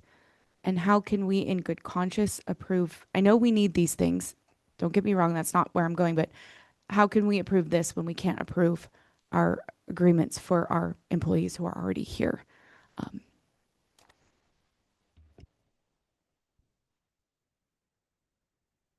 Mr. Alvarado? Yeah, so let's go back to the previous consulting contracts the board has approved. We had a contract with Dr. Fogor and Dr. Tom Ellsbury, which came in slightly over $50,000.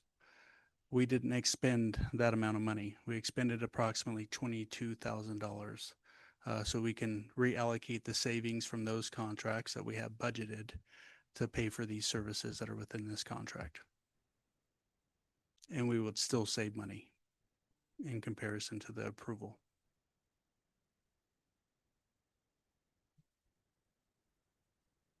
Mr. Zinke?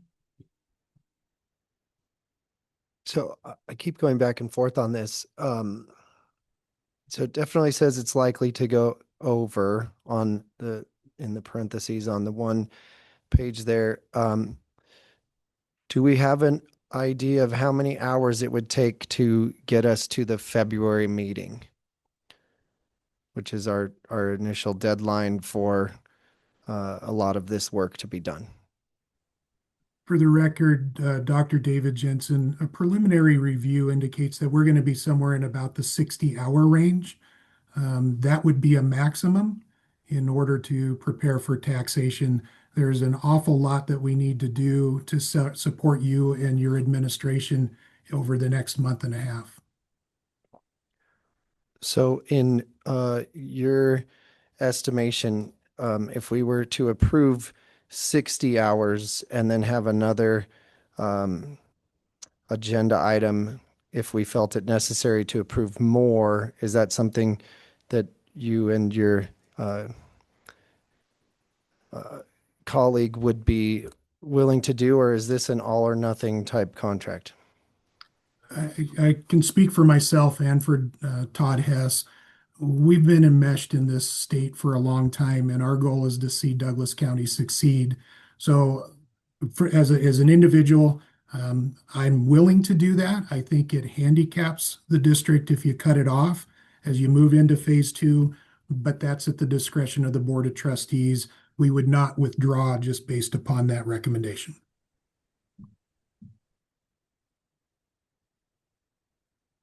So would that 60 hours be HR or support services? It sounds like it would be support services as part of the first part of the contract then? For the record, Dr. David Jensen, that is correct. The HR component is per your superintendent's request to assist in evaluating fiscal policies that are in operation in the district.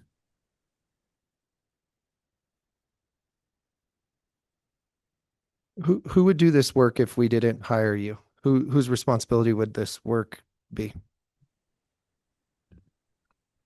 I assume you're speaking to me, Mr. Zinke. Well, I said hire you, Yeah. technically speaking to him, but anyone that has the answer, whose responsibility would the burden be of this work that's necessary? It's a coordination between departments, so position control, identifying reductions happens between the business department and the HR department under the superintendent's direction.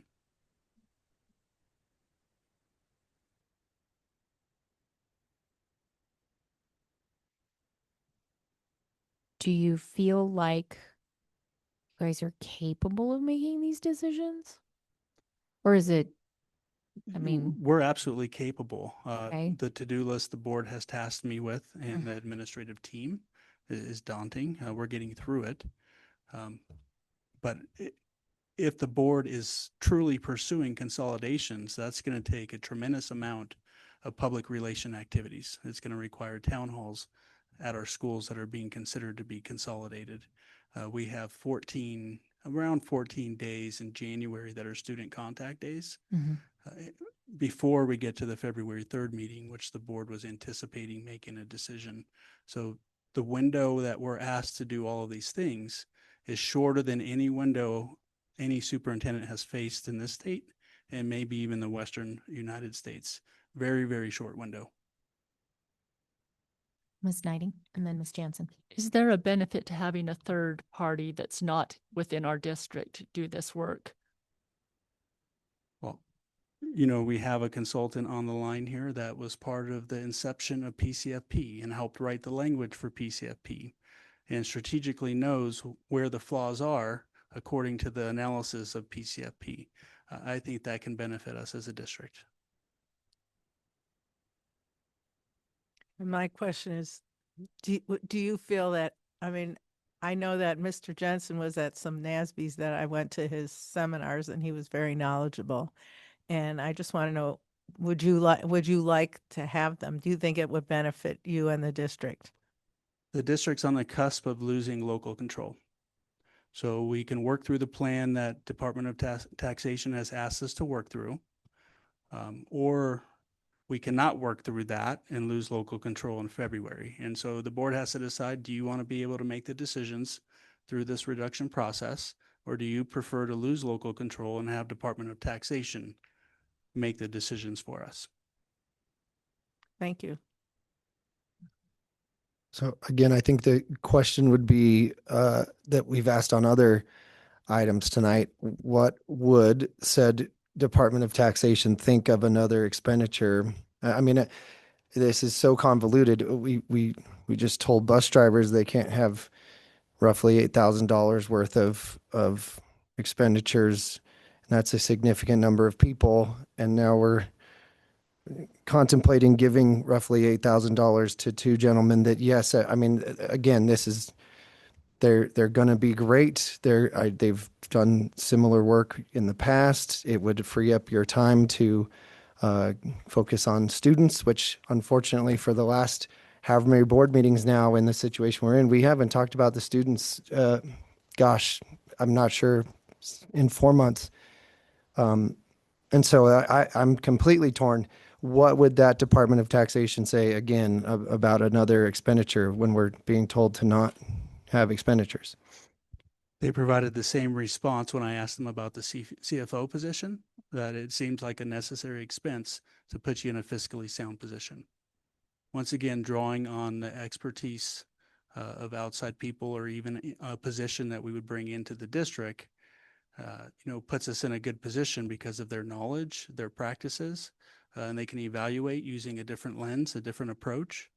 We can't keep doing things the way we're doing them, or we're going to continue to get the same results. I mean, we've seen this and talked about this in our one-on-one meetings, at the board meetings. So it's truly up to you tonight whether you want to approve it or not. No matter what, the work is going to get done, and we will prepare for Department of Taxation in February.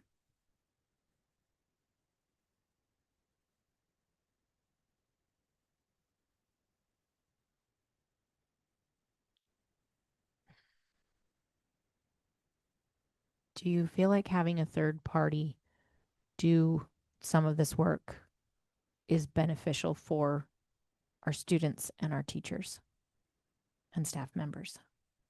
Once again, hinging on the experts that help develop PCFP, which our district is struggling with the funding model that we have. Our revenue has been stalled. If you look at the graphs, and our expenditures have increased. They've increased because of inflation and other reasons. So I'm going to rely on, this work can get done internally, but having this third party who's been in the state for a long time at the superintendent level, has had discussions through the legislative processes.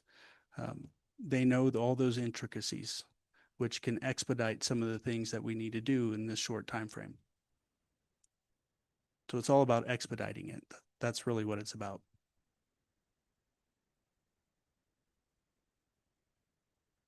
Any other questions? Oh, It's kind of like the house is on fire and we can't cut back expenses on water. That's how I see it. If we don't do well on this with the Board of Taxation, we're going to lose control of the district, which will be worse for students, worse for teachers, worse for administrators. So I think in my opinion, I think we should give Frankie and the administration the help that they need to get this done so that we can maintain control, and it'll give us, because we're not getting a lot of guidance on what we should do. We don't have all the numbers. So with this completed, we should at least have all the numbers to know what the situation is, to, bottom line, where we're at. So anyway. Mr. Jensen, are you still there?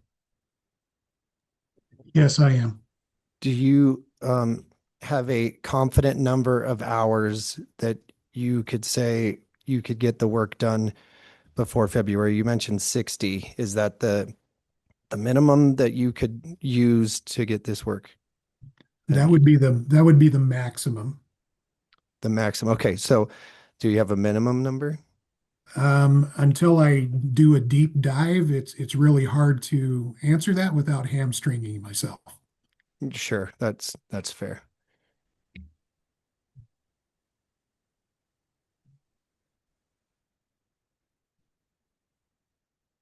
All right, I think we'll go to public comment and then come back to questions or thoughts from the board. So we will open it up at this time for public comment.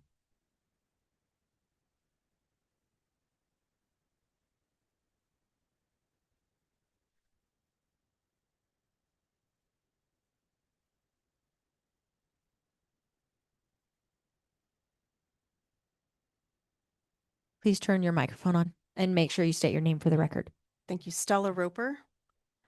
First, I want to say that I think you heard a lot of people mention lack of leadership and financial concern in the district. Not faulting anybody in particular. We just feel like I think what I'm hearing is it would benefit the public to know that outside people were coming in to take a look at stuff on one level. It would also benefit the district in that they have far more expertise in doing this than the people that actually are there currently. It would probably be a more efficient and accurate process. I'm glad that you talked about the maximum and minimum and all those things. That was definitely on my list. I'd like to see a per diem rate for meals and lodging so we know that those don't get out of control. Not that they would, but still, I think it's something normally you have in a professional contract. I do note, and this is the opposite side, but because I've sat on boards, I have to say this. So when I went to look for Mr. Jensen and Mr. Hess, what I found was their contacts on Modern Educator, which moderneducator.com, I believe, is Keith Lewis's company. So I feel like that needs to be disclosed to the district. I think you need to ask if there is a conflict in that because of the district situation. I'm not saying there is. I'm just saying, as being on prior boards, those things for transparency are really important. And then secondly, once they get into it, I hope they do get into it when you are looking at the work stream force for facilities and operations. Like I talked about earlier with the utilization study and the cost benefit, and the cost per pupil analysis, I think we need to really look at those numbers, not just use historical numbers the departments always use to measure things. But if I was looking at a business who was having a hard time as a CPA, I look at every single item of the general ledger. I don't leave a thing off. So I think that's the type of analysis. It needs to include how much money that area is bringing in, the actual variable cost that would be saved versus fixed costs that would be reallocated or moved. And then also any additional costs in that area that would be incurred because you have vacated the building. Thank you. Thank you.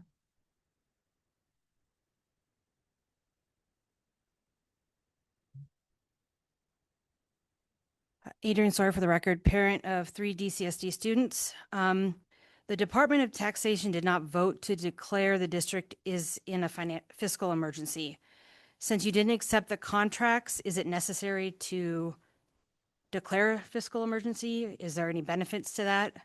And I understand, so in the proposal, I understand that the employee ratio is not in step with declining enrollment, and it makes sense to reduce staff accordingly. But this proposal is asking the remaining employees to reduce salary, suspend differential pay, change insurance plans, increase employee premiums and deductibles, and increase contributions to PERS. It seems like the 75% of savings is going to be on the backs of the teachers, so I have questions about that. In phase 2, in phase 2, it says, can you explain the target savings, what the target savings percentage means? 75% of what? Is it 75% of 4 million that we're saving? So that's 3 million that we are going to get out of the savings by reducing staff. Those percentages, I don't understand there has to be a full number, and then you can say 75% of that number is this amount. I guess I don't know what the full amount is. If we're talking about the current deficit, or are we talking about the long-term deficit? Is legal counsel going to be involved in this as well? So there's going to be extra funds for that. I'm assuming renegotiating, legal counsel has to review all that as well.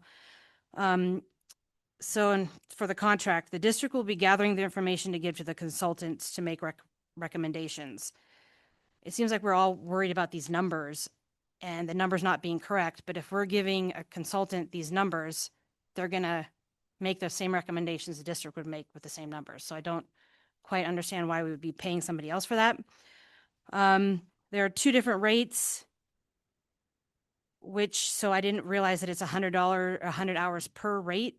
And there's also travel, which includes per mileage, per diem, and lodging. Basically, I think that we can do this in-house. I do agree that they're probably very good at what they do, but if you just told teachers and bus drivers you're not willing to spend money on them, I can't see why you can spend money on this when it can be done in-house. Thank you. Thank you.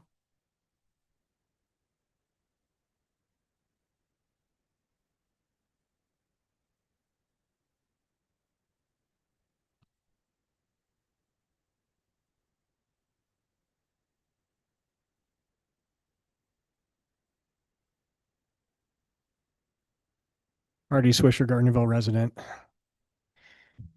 You guys are in a catch-22, and part of the catch-22 got created tonight. You're stepping forward on things that you have direct control over, like contracts, and saying, we want to renegotiate. And that's within your purview and probably smart to do. This whole budget issue and how you deal with this is somewhat out of your control. We could rely on the district staff who's never done this before, has never had this experience, to try to put together a report and continued reports that the Taxation Commission will hopefully see as great and move forward. I use the analogy of doing a remodel, or if you need a plumber, or if you need legal counsel. You have to sometimes contract to get those things and get them done well. My concern is that we may end up where we don't want to be if we are short-sighted right now in this decision. There are different budget categories across the budget, and one of the budget categories is for contracted services. There's money, Mr. Alvarado said there's money that's already been allocated. We'd love to save every penny, but we might be penny wise and pound foolish here in this way of thinking about it. I would recommend maybe looking at Mr. Zinke's idea, start with the first part, get that first report done well. Let's see how well they do it. And then if they do it well, we move forward with them. But we have to get that first report done extremely well, because if we don't, we might be sitting here looking at other people controlling the board and the school district. Thank you. Thank you.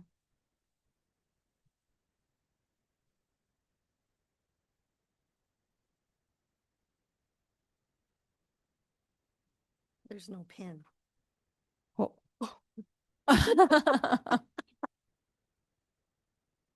Thank you. Somebody probably accidentally walked away with it.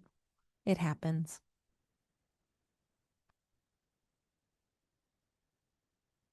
It's already on.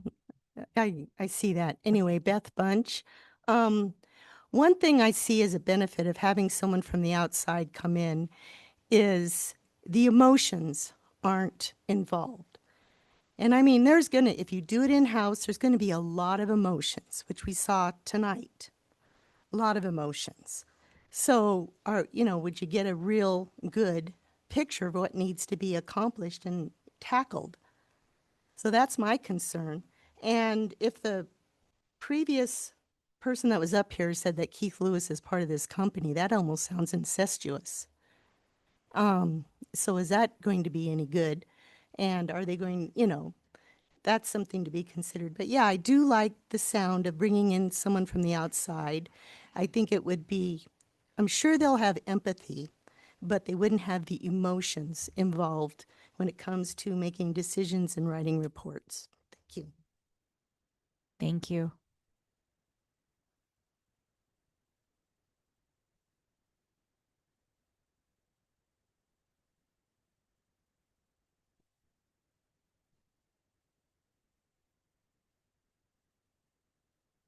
Daniel Hayden. I'm sure the irony isn't lost on any of you with the idea of paying more than $100 an hour for 2 people to present and facilitate options that include cutting the pay of people who make far less than that. I'm curious if the budget reduction ideas presented by this firm haven't already occurred to the board and to district staff. In fact, DCPEA's work on the now denied contract actually included a provision around clarifying RIF procedures to be in compliance with NRS, as was suggested tonight. And so given that, and given Superintendent Alvarado's confirmation that this work can be done internally, I think the best course of action is to avoid this expense. Thank you. Thank you.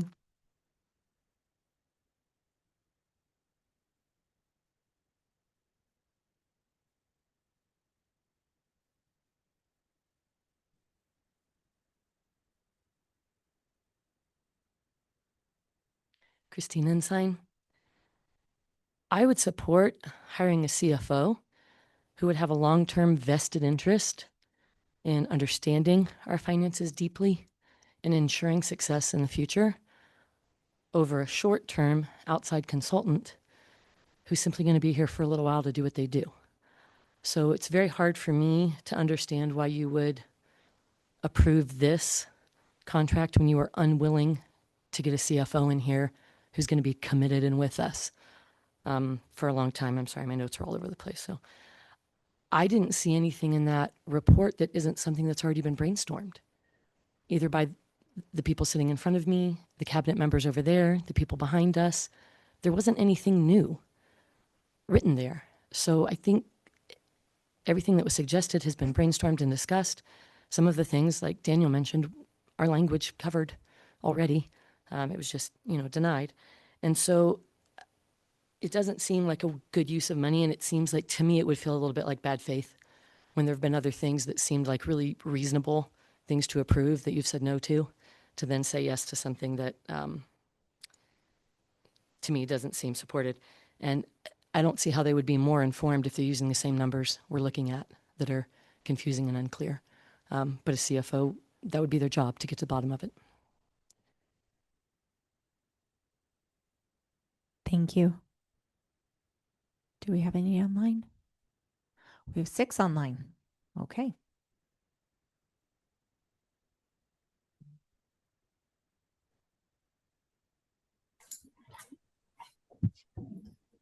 Hi there, can you hear me okay?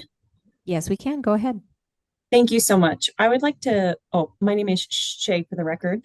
I'd like to piggyback off Miss Ensign. There's a famous quote known as give a man to fish and you feed him for a day. And Superintendent, I don't mean any disrespect to you as well, because I can't imagine the amount of work and stress this probably puts on your team. But hiring someone externally basically is going to eventually down the line put us in the same position. For some time now, we've operated without a CFO, and I think we really need to look internally and figure out why we were able to do that. Yes, it put us into a position that we shouldn't be in, but I don't think having someone to come in to quick fix it is going to be the answer. Like it was previously stated, we have brought up the resolutions that was brought up by this professional services contract team. And a quick Google search will tell you how professional and well achieved this team is. However, we need to make that happen in Douglas. You guys have already considered hiring a CFO and now also a professional services team. You basically want to put out funds that are going to essentially need to be doing the same job. We need to look internally and figure out why our numbers are wrong, why our hiring process was wrong. Where did this go wrong? Because if you say this work can't be performed internally by our team, I understand that time constraint, it can't be done. But isn't that why we have these roles created? Weren't these jobs supposed to be done internally? I just implore this board to really consider if jobs are really being carried out. And if they're not being carried out, that's not a measure on the individuals themselves, but maybe we're not hiring the most credentialed individuals. Are we really looking into the certs and the necessities needed for these job roles in our community? We really need to start asking our questions of why did we end up here? Even if it wasn't on purpose, what did we miss? Because bringing someone in to quick fix it is not going to sustain us in the future. And you talk about bringing the importance to the kids, you can only help the kids if we have the resources to continuously support them. Thank you. Thank you.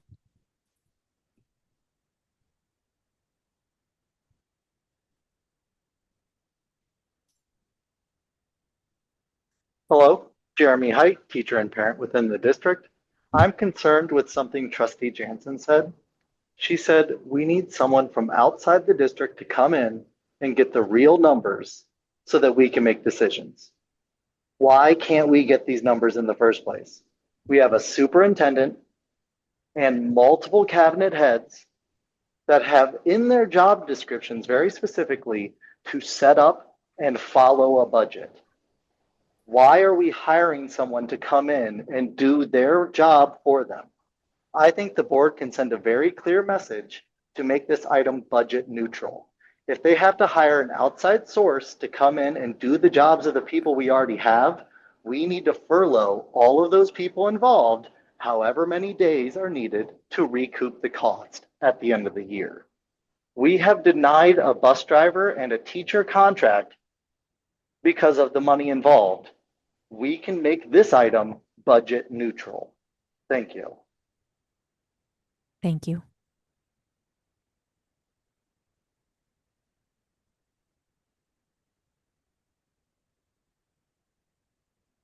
Hi, can you hear me? Yes, we can. Go ahead. Give me just one quick second so I can unlock my car and let my child in the car really quick.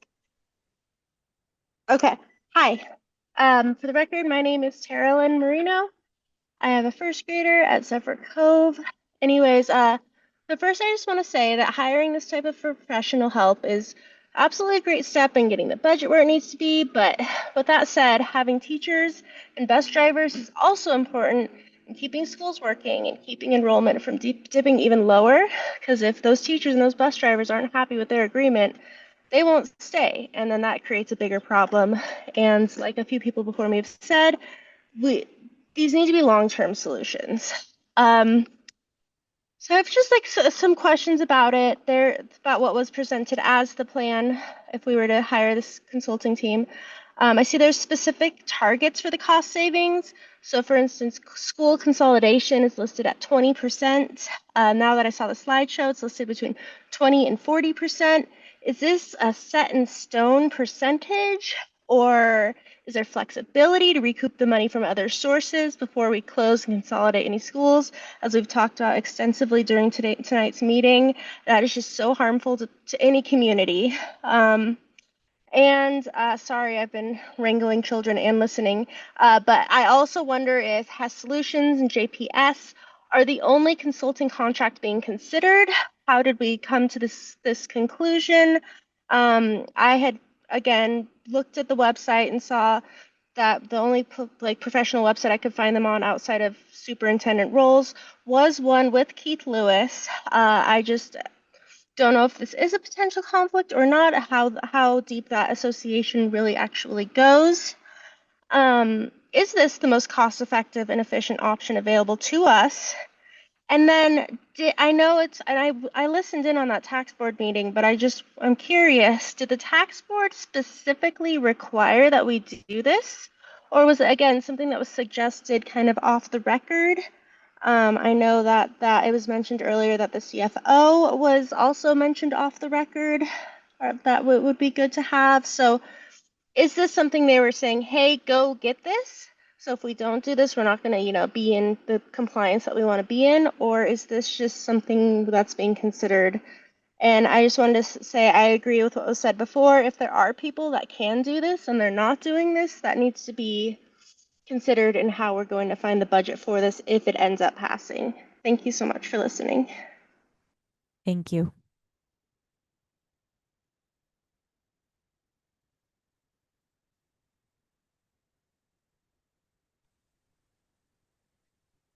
Hi, this is Joshua Lang. I am a parent and a teacher in the district. The district has run their own surveys, held multiple special meetings, gathered information, has worked for months to come up with plans to handle the district financial issues.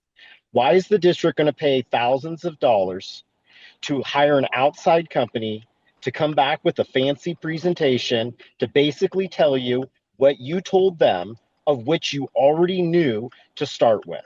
In the end, the district needs to learn how to stop wasting money. It's your job to come up with the plan and implement it. Do not outsource your job. This district simply can't afford it. Thank you.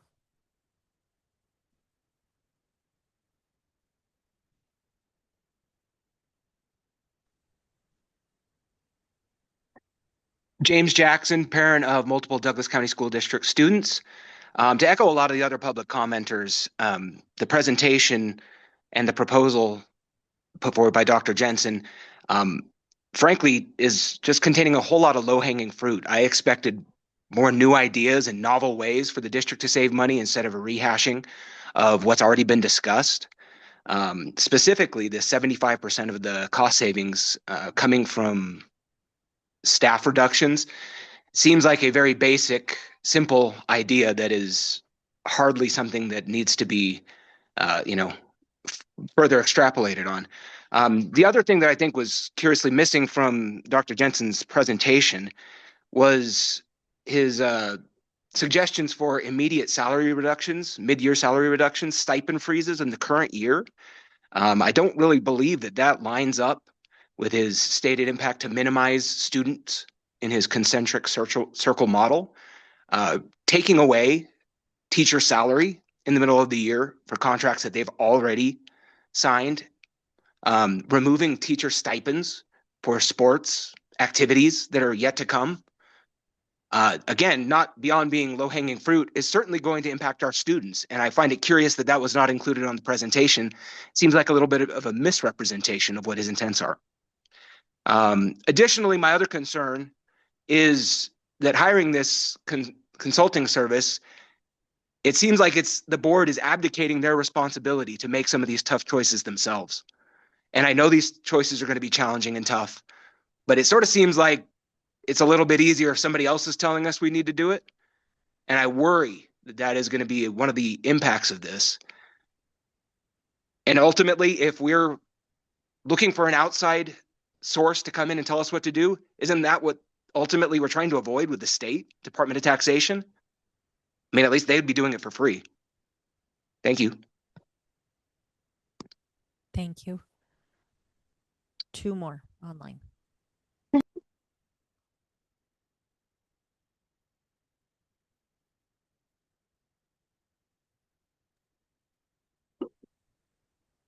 Todd Poth for the record. I think there's some great comments before. I don't see why we have set amounts of reduction percentage like closing schools 20 to 40%, consolidations and things like that. I did not see anything about income increase, although the one individual is a PPF expert, which is great. But I think the bigger overriding thing is we know our numbers are wrong. It's actually been stated in this thing that the budget overstates actual expenses. If we can't even trust our numbers and expenses for schools and everything else is completely wrong, then how are we going to feed those numbers to someone else who's not going to do it? If we bring in an expert to evaluate everything and look at the numbers and make sure they're great, that would probably make more sense.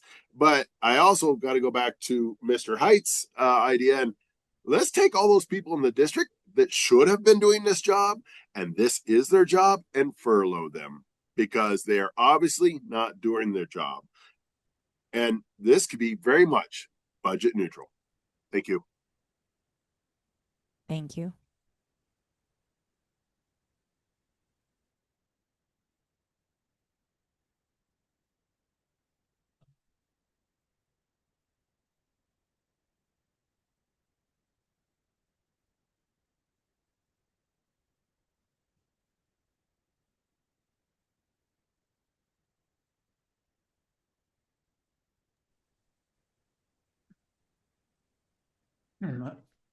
Hello, everybody. Chris Larson for the record.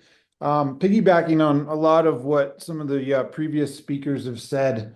So I'm not going to repeat any of that stuff. I will point out, just to be clear, that the the presentation that was given on the agenda shows a target of 20% for the school consolidation portion of that. I believe it's in phase 2, workspace 4. Mr. Jensen's slide showed a target of 20 to 40% as a target savings in that area. That's quite a big difference when it comes to the amount of consolidations that need to happen to reach one of those target numbers, either 20 or 40% or anything in between. I think what this comes down to, and I think Trustee Jansen actually just pretty much admitted this, nobody has faith in the data and the numbers that you guys are giving us. And it will be catastrophic if you guys as a board make any decisions based on this data. It's not accurate and nobody can trust it anymore. While I don't think it's great that we spend any money that we don't have, sometimes you have to take a step back to get 2 steps forward. And I personally think that approving this contract in the way that Mr. Zinke had structured it, basically in a couple different phases, would be the right thing to do. I think Mr. Jensen's understanding of the PCFP model is really, really critical and important and beneficial in this process. And I think that can be very helpful working through some of this stuff, because it's very clear that our district employees and administrators don't understand this model. And I get it. It's hard to understand. We had to do a lot of work, and I'm not sure that we fully understand it either. In fact, we don't. But it's time to get an understanding and a grasp on this. And you guys as trustees have to trust the data, and the data you're getting, I don't believe is accurate, and no, you should not be making any decisions based on this. The last thing I'll say, just in comedy, I mean, at this point, if anyone from the Department of Revenue and Taxation is watching this meeting, they're probably thinking they need to step in like right now, maybe tomorrow, and get a handle on this before it gets much worse. Like, we're not helping ourselves right now. Thank you. Thank you. One more online.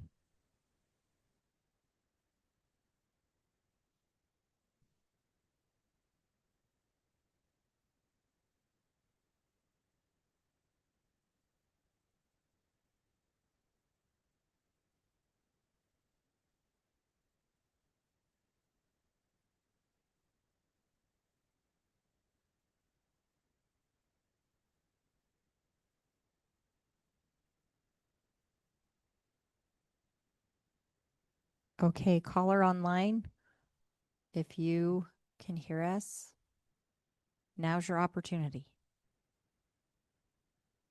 Okay. Ms. Chase.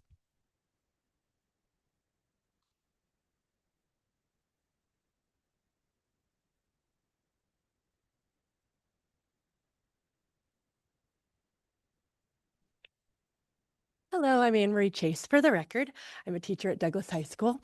I'm just making sure that I'm understanding this. So the man you're considering hiring helped write the pupil-centered funding plan that is crippling us, and we want to hire him?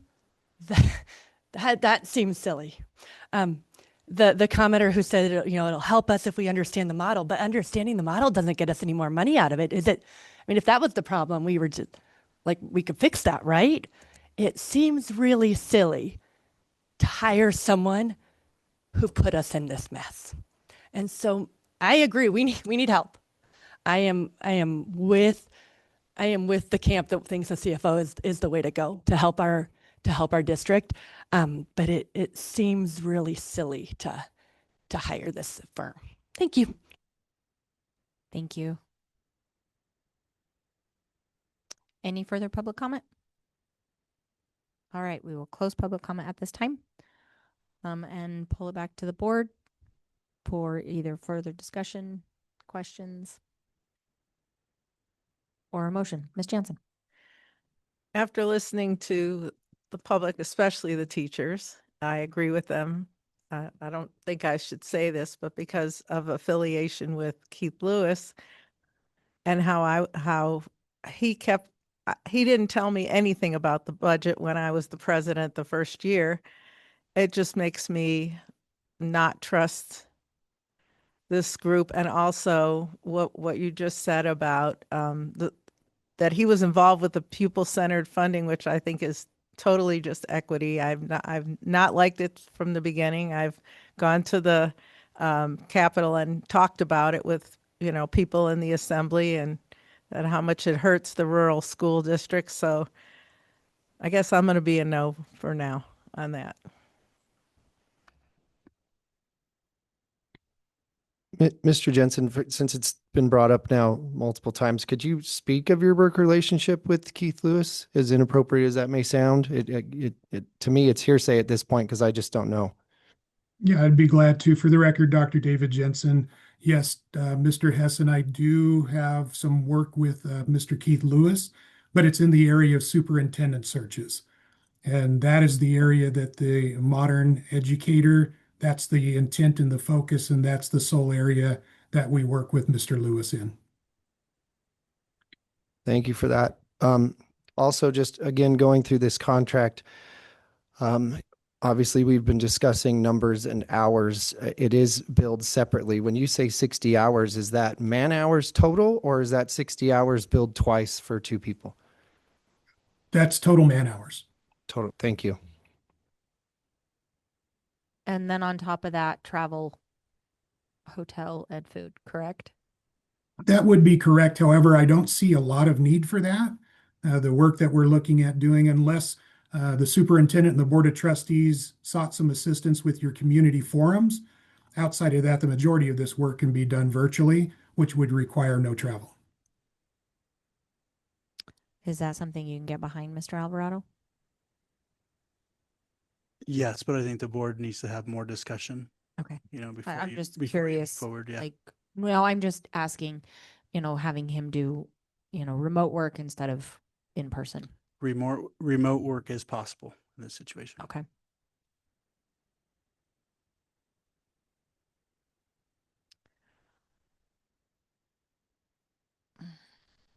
Any further questions, thoughts, concerns? This is not an easy decision in any way. Well, none of them are, right?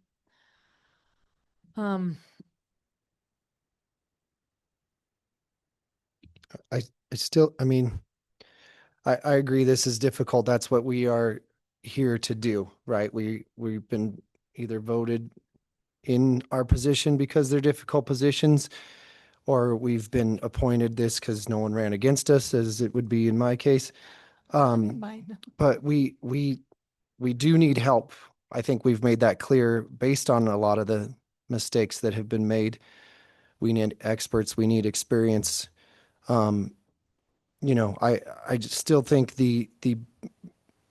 I don't even know if I think this. It feels like the best course of action is a minimal contract to get us to February, to get to the either continued approval by the Department of Taxation to take the appropriate steps forward. They were, as tough as they were on us, they were kind in not giving us distinction yet.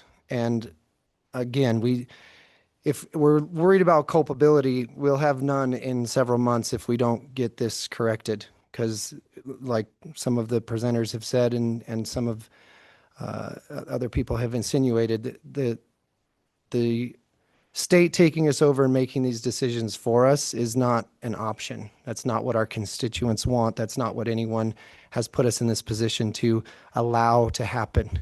And so I again, it would be minimal. We could get back to students. I do see the conflict here, but I think a minimal contract is the best way to go. So are you making a motion? Yes, I would make a motion to approve a contract for Hess Solutions and JPS at the 60-hour maximum as presented. All right, I have a motion from Mr. Zinke. Do I have a second? I'll second. All right, I have a motion and a second by Ms. Miller. Any further discussion or questions? All right. All in favor of the proposed motion, say aye. Aye. Any opposed? Right. Motion passes 4-1. Ms. Jansen is the nay.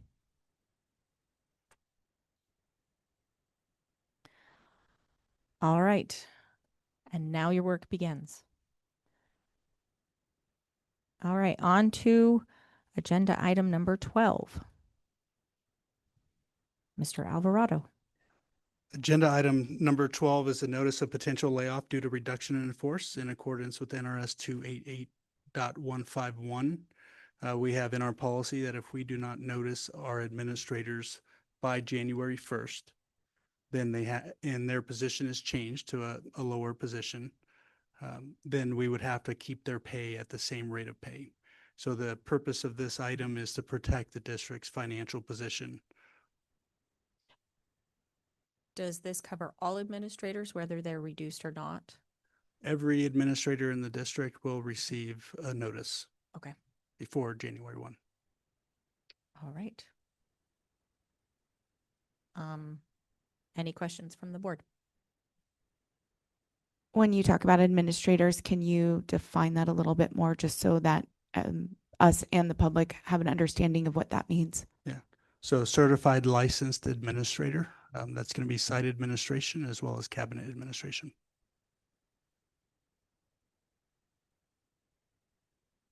Our cart before the horse here, we have a recommendation previously on the slides about qualifications trumping longevity. Is that something that will take place first before we start considering layoffs due to reduction in force? Yes, there's 4 criteria in law, the 288.151. That was the same referenced item that was in the presentation by the consultant. Right, but do we need to? It starts with evaluations first. Okay. Then it goes to a personnel file review and a background check. The last criteria is seniority. So my question is actually, do we need to state that we are in the financial crisis? It's certainly implied, but does that need to be a declaration by this board? At this time, no. At the point Department of Taxation declares it, we have to actually ask them for the resolution, and they'll present us with the resolution to bring to a board meeting. Even though the law states, the board has to make a decision, they provide us with that resolution. Okay, because my concern is that we do a reduction in force and we lose some amazing people based on longevity and not qualifications or past accolades, let's say. So when would these reductions take place in correlation to a future meeting? Yeah, right now, this item is just to protect the district's financial position. If we do not notice administrators by January 1 and a change is made to their title and position, we'll be forced to pay them at a higher salary rate. So final notices, have to be delivered by May 1st. Okay, thank you. So this is just the preliminary part of it. So we're just all of our administrators and cabinets will be noticed with this? Yes, there's a reduction in force notification letter that will be issued to them. It's just part of a process because of the policies the board has adopted in the past. It requires a notice before January 1st. So my question is how are you going to do that when we only have one more school day left? Well, they're going to receive certified mail. They're going to receive an email. Okay. So they will receive notice before the 1st. Okay. I just, with the break coming up, This doesn't require personal service or anything like that. Okay. Yeah. No, I just was trying to make sure that we stay in compliant when we have a 2-week break coming up. Thank you. Yeah. Ms. Jansen. None of this will be implemented in this school year. It'll all be in the future, right? Yes, this is all for the 26-27 school year, and the board still has to take action on the reduction. Okay. Thank you.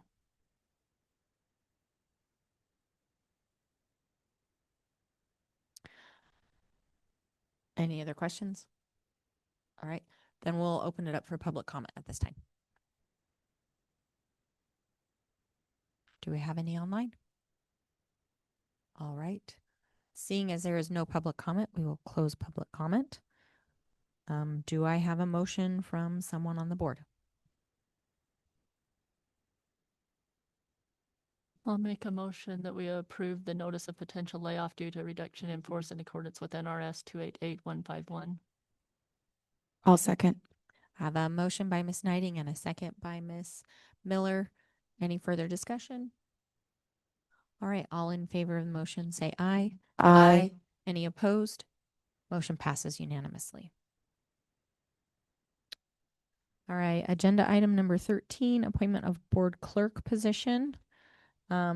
With the resignation that we finalized in our consent items, Catherine Dickerson was our clerk, and we need to appoint a new clerk to continue moving forward until next month when we hold board elections again.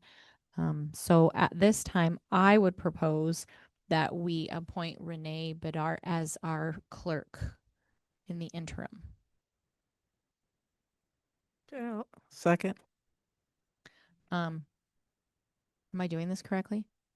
We'll go to public comment. Yeah, public comment first and then a vote and then a Okay, motion yes. and then a vote. Any other questions? Do we need to still have a third officer on the board? According to legal counsel, yes. So the board will consider opening a secretary position when the reorganization meeting happens, if this appointment goes through. Thank you. I think one of the questions would be, is Ms. Bedard willing to take on this role? Yes, ma'am. Yes, you do. Please.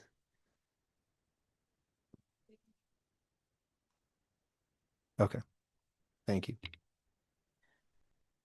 All right, we'll go ahead and open it up for public comment on the appointment of clerk position. All right, seeing as there is none, we will close public comment. Any other questions, comments, concerns? All right, all in favor of the motion say aye. Aye. Any opposed? Motion passes unanimously. If you remember, Ms. Miller, when we did our handbook, we had discussed the possibility of changing that. But we can't do that now, correct? We're not appointing a secretary now. No, you'll do that in the reorganization meeting on January. January 15th. Okay, all right, just making sure. No, I remember. I just wanted to make sure that our public remembers, because that was during a training, even though it was televised. Right. I just want to make sure our public understands as well. So thank you. All right, thank you. All right, item number 14, our 26-27 school calendar review. Ms. Mitchell and Ms. Mayfield, Dr. Mayfield, so sorry. Oh, I thought you were coming up with her.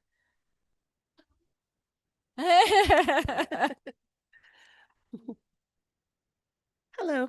Hello. So I shared with you the 4 drafts that you requested at the previous calendar presentation. I do want to start by just reminding you that all of these are currently drafted at 182 days, and teacher contracts are 185, with this year with the MOU in action. So all of these are missing that component and would need to further be addressed through MOU, through whatever process, through adding 3 days in. But the first draft was made as a mirror to the current calendar, which has 182 days. So I just want to start there. So all of these are contingent on that 3-day window. The first draft is as is. It's a mock-up of the current year. That goes along with the survey results. 43% of staff and 39% of the community voted to keep the breaks as they are, to keep PD as is, to keep the start date as is. Those were the majority votes from the community and the staff, and that's reflected on draft number 1. Would also potentially minimize disruptions in the midst of so many other things. Draft number 2 took in your request for an earlier start date that ended at semester break, and does not have a February break. So this starts earlier. That would shorten summer for this first year as we recalibrate. It would also require some board policy changes. Right now, there are board policy that requires a February break and another one that ties spring break to be the midpoint between February and summer. So we would need to reevaluate both of those. Second to the vote to keep the breaks as they are, the second largest vote was if we had to eliminate a break to eliminate February. So that would be 21% of teachers and 15% of families said, if you will eliminate one, to do it at February. So this aligns with that. It is still at 182 days though. So please just keep in mind either the beginning or end would need to add on 3 days to make this compliant. They were just reflections of the current calendar. Draft number 3 has a slightly earlier start, still trying to keep that winter break that you had requested. It has Thanksgiving week off, which was the suggestion. It doesn't have either break. Only 4% of staff and 12% of families said to end both breaks. But that was one of the requests that we use that to kind of balance starting earlier and ending at Christmas. I didn't move anything with PLC. The majority of vote was to keep that as is. So all of and it didn't come up at the previous board meeting. So all of those are as they are this year. Although a lot of calendar survey voices suggested moving it to Friday, but the survey data said to keep it 75 minutes, keep it where it is situationally.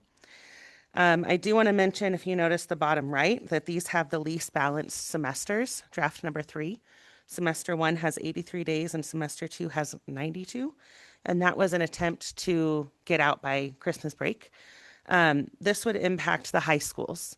So our high schools need to have 29,700 minutes in the first semester, and that breaks down to a course minimum in order for our students to get credit that's valid. So if we make the semesters too short, they don't get credit for that course. And if we make them too imbalanced, then they can't, it shortens their window to drop or change their mind or enroll late or move and have a lot of flexibility. So the shorter we make a semester, the less flexibility our secondary students have to make any calendar schedule changes and still get credit for those changes. It also impacts students enrolling late. Sometimes it puts them in a situation where they can't enter a traditional schedule for the rest of the semester, need to do alternative schedules, and then join a second semester. So our first semester here would give our secondary schools very little time to make those adjustments. Second semester would be fine because that's the imbalance. So with that imbalance in mind, the fourth draft starts as late as possible. This was the request to have as slimmed down a calendar as possible, to start as late as possible, to have no breaks, to get out as early as possible. So this was that request from the board last time. So I could not start this late in August and get out by Christmas and still maintain the integrity of contact minutes for our secondary students. Something to keep in mind with that, because I know we have had previous calendars in Douglas County that started late and got out. We had fewer periods then. Douglas High School, for example, used to have 6 periods. Now they have 7. That means we need to see our students more to meet those course minimums. So with that in mind, this one gets out mid-January, like we have right now. It does eliminate both breaks. It has a late start. Only 16% of staff and 17% of families voted for a late start. And it has minimal PD, which was also part of the request to produce a slimmed down draft.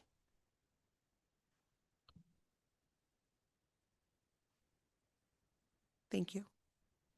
Are you ready for questions? Yes, ma'am. All right.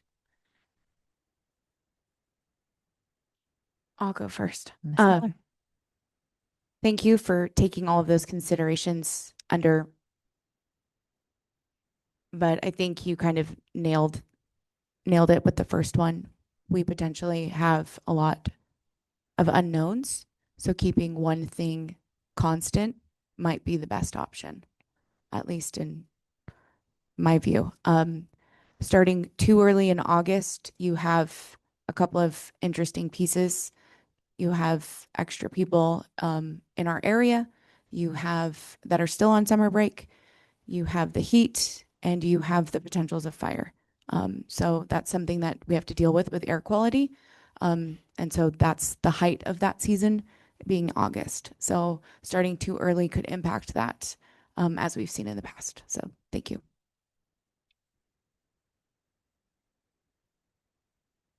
Ms. Jansen?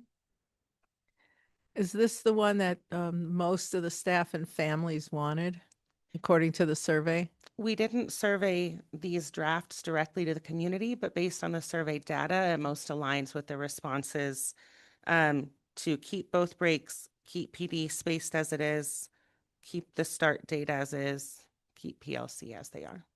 So that's what the survey said that the community Comprehensively. wanted. The only thing it doesn't address is breaking at Christmas, which was a big part of our previous conversation. But that would require changing to an earlier start and or eliminating break, and neither of those align with the data that our survey produced. Thank you. Thank you. Hi there. Are we having fun yet? Yeah.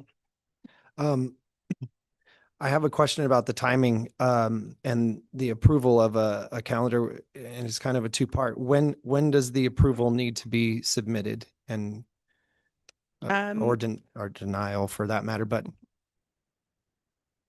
I guess there's two answers. At the state level, we have a lot of time, late spring. The community wants a draft. So the sooner we can provide a draft, it's not formal until I bring it back to you. NDE won't get me 26, 27 calendar amendment regulations until probably February. And those can make huge changes like we saw with the excess minutes and the makeup days. So all of it is a draft until we get their final regulation, and then I complete the calendar application and bring it back to you as a final draft in like March or April. But this community survey, many people said they want to be able to plan for vacations and for next year. So two parts there. It'd be beneficial to the community to have a draft as early as possible, but nothing needs to be finalized until March or April. okay, the reason I ask is with a lot of the discussions we're having about cutting costs, how much do those affect the schedule, both with, I mean, a series of ideas that if we put it set in stone, is this, do our changes trump a calendar, or does the calendar trump changes? It has to remain a draft for several months. So this tells the community that this is our intent to honor this draft next school year. But we don't have NDE's calendar regulation for next year yet. None of those conversations have started happening with NDE. So it remains a draft. Okay. But it does tell our community to start acting on it. Sure. Which has implications for absenteeism and stuff if we make too dramatic changes after the fact. Okay, because we have a significant number of potential changes that we can't really represent at this time. Yeah. Okay, thank you. Does this, I know we're just looking at the elementary draft, so it's just a general draft. But are we still going to be accommodating our high school with their half days for exams? At this point, yes, there hasn't been any conversation about changing that. I just only provide the elementary draft because the spreadsheet to create all those numbers at the bottom is a lot. And so it's the fine. I only was just making sure. The only change at the bottom is the 171 student days go to 172 at Douglas High School. That's different at Whittle because of the 4-day week. But at the secondary level, it goes to 172, and then their half days. They have 6 half days where this has 2. But I have a minute projection on the back end that makes sure it balances the math correctly. It's just not attached here. Okay. Any other questions? Ms. Miller? So it'll be interesting what our January 2026 is going to look like because we have those 2 PD days coming up. So I'd like to pay close attention to that week and a half. If we have a lot of absenteeism for those starting the new semester type situation, I don't know if maybe moving those to possibly that Thanksgiving break or another position in that first semester might be possible. So I just kind of wanted to put that out there for us to remember. Well, and we can wait. The implications on the community, not on the policy. NDE doesn't need this for months. The community's asking for it months ago. All right.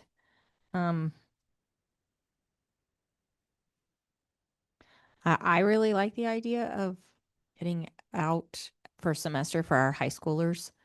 I know, Ms. Miller, you had said that it doesn't affect Wattell. They don't do finals. No, getting out before Christmas break doesn't affect the Wattell kids. Does it affect our high school students, Prairie? It kind of does, but with the new schedule, we're doing like half days for exams. So I think that gives us more time to like study and it's less like impactful now. Okay. So it is, but it also isn't with those half exam days. And your tune may change in January. Yeah, I mean, After 2 weeks off and then back for a week and a half. Yeah, that may be something that'd be good to hear back on, I think, to see how that goes for our DHS students. Is there a reason why one school does it and one school doesn't? If You mean the we're half looking, days? yeah, well, just with the exams and trying to accommodate that within our calendar. So it's ending at Christmas break. I think the biggest motivation for that is for the secondary, like transcripts, the counselor side, students needing to move classes and integrate into a new schedule. We do have students that miss like scholarship deadlines, for example, because we don't generate their senior transcripts until after Martin Luther King Jr. when they have that weekend. Whereas most secondary schools are finishing at winter break, and there's like a national norm there that most districts share. So most colleges and scholarship committees react to that and have an earlier deadline. At least this was the feedback I got from the counselors at the secondary level, the impact is seen mostly by them for late enrollment, for producing transcripts, for student college applications and scholarship applications. And then on the student side, it was more about testing and going to break and then not needing to spend break prepping for test or for getting information, anything like that. It's concerning that our kids might be missing out on scholarship opportunities. And I don't have based any data on the when- scope of that. That Well, was just yeah, feedback. no, I got. that's Prairie, do you know any? Do you have mean, any from my personal experience, there's a lot that are due like first week of January, so it is hard, especially if they need transcripts to get that through. So I mean, I honestly don't know how like people are going to do that because you don't have that. So you can just give what you have. That's concerning. All right, what's your perspective on finishing, besides the scholarship portion there, finishing your finals and then going to break? Obviously, you're a very good student and we've seen what you're capable of, and that's why you're on this board. So maybe what's the perception in the school, if you have an idea of that, of what that would be, either a benefit or a detriment to students? I think it would be a major benefit because I mean, me as an AP student, I take multiple finals before break because of the AP test and how it's tested in May, but then also so we don't forget all the information and how we can do like test corrections after. But I mean, it's just really hard, especially for certain subjects when you have to like study and then you forget and it's the holidays. So if it ended at semester, it'd be so much easier to test. And it's just what everybody does. And I think it's just hard for our high, like us just to test. And it's like, oh, we're not done yet. And we have to wait. And it's just this added on anxiety. Thank you for sharing that perspective. So, Mr. Alvarado, are we supposed to give direction to Ms. Mitchell? Are we supposed to vote on a calendar option? You need to allow public comment. Right. Right. Yes. You can give direction if there's a preference. I would recommend calendar 1.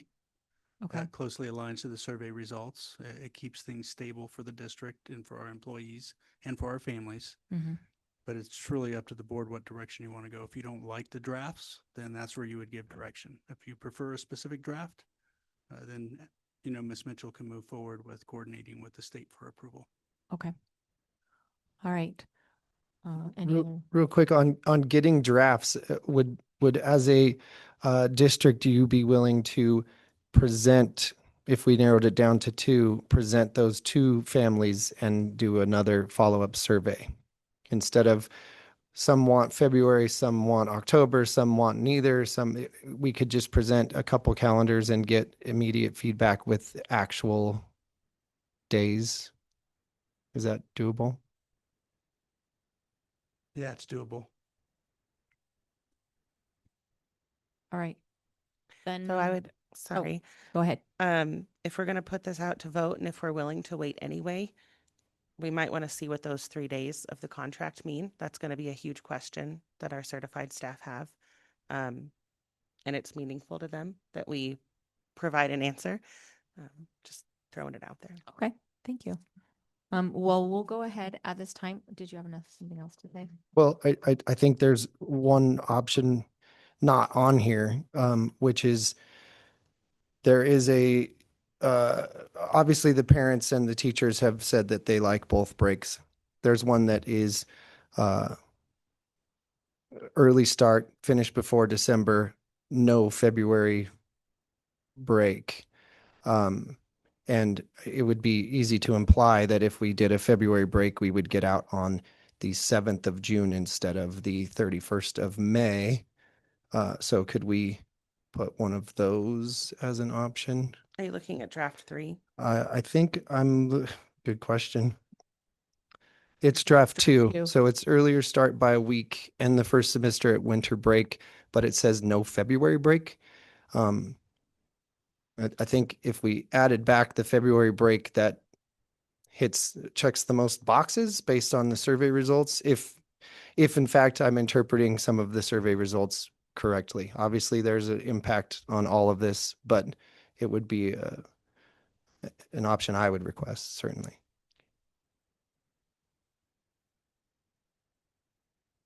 That also, for the record, aligns I know it's a minimal amount, but it aligns semesters a little better. It aligns athletics with other districts. So there is a benefit there.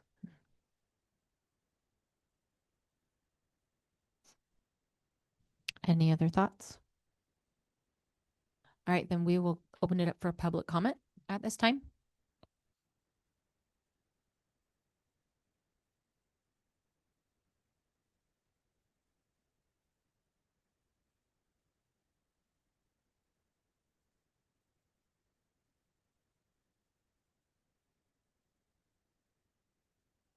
Board of Trustees, good evening. For the record, Andrew Fromdahl. I am currently the principal at Minden Elementary School, and I just wanted to provide some historic background. Mr. Zinke, what I think you're referring to with the date change would be more reflective of our calendar. The last time we had that would be 2022. So we made a 2-week adjustment. I believe this style calendar started back in 2016, 2017. So if you're able to go back, you might see some different, just different calendar variations that we've historically had. There's been different conversations over the temperature, like in August, what schools have different air systems, air quality. So those are all considerations that we've had about the last 10 years. I think there's some good historic perspective to consider. Thank you. Thank you very much. Any other public comment?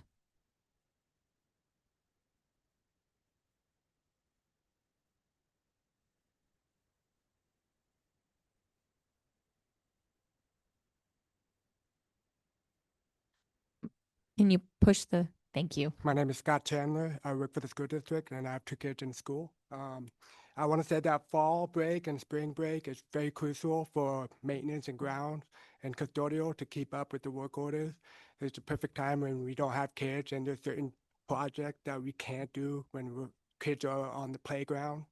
Fall break, spring break is the biggest break. We are so busy. We are so slammed. We're trying to keep up with the maintenance and everything. And it's really crucial that we have fall and spring break to help with that, alleviate all the work orders that we get. So we're not slammed all the time, especially when you shorten that summer. So Thank you. That's it. Thank you very much. Any other public comment? Do we have any online? We have 4 online. We will go online.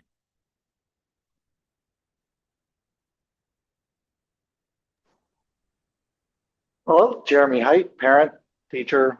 You guys know me by now, hopefully. Appreciate you staying. It's been a long night. But one thing I want to point out, the majority of parents and a majority of students all want to keep the current schedule. They want to keep the current breaks. They want the semester to end in December. And that's fully possible. It is a preference of ours to make the semesters balanced. But according to previous scheduling documents on past agendas, it only requires 7,200 minutes for us to give a credit, a high school credit. If we just ended it in December, it would be 16 weeks of school, maybe 60 minutes a day for 5 days. That gives us 4,800 minutes. That's more than enough to give a credit for first semester. We already have kids who are coming in, transferring in like the first week of January, who have to sit around for 2 weeks while other kids are prepping for finals for a class they can't get credit for. And then we have finals, and then 2 weeks later, we have winter break. We could easily just end it in December, come back, start a new semester in January, still have our February break, which by that point will be about 6 or 7 weeks into the semester. So it makes sense to have that break. We should listen to the parents and the students. We shouldn't shortchange them on scholarships. We should just make the semesters a little unbalanced and end it in December. Thank you. Thank you.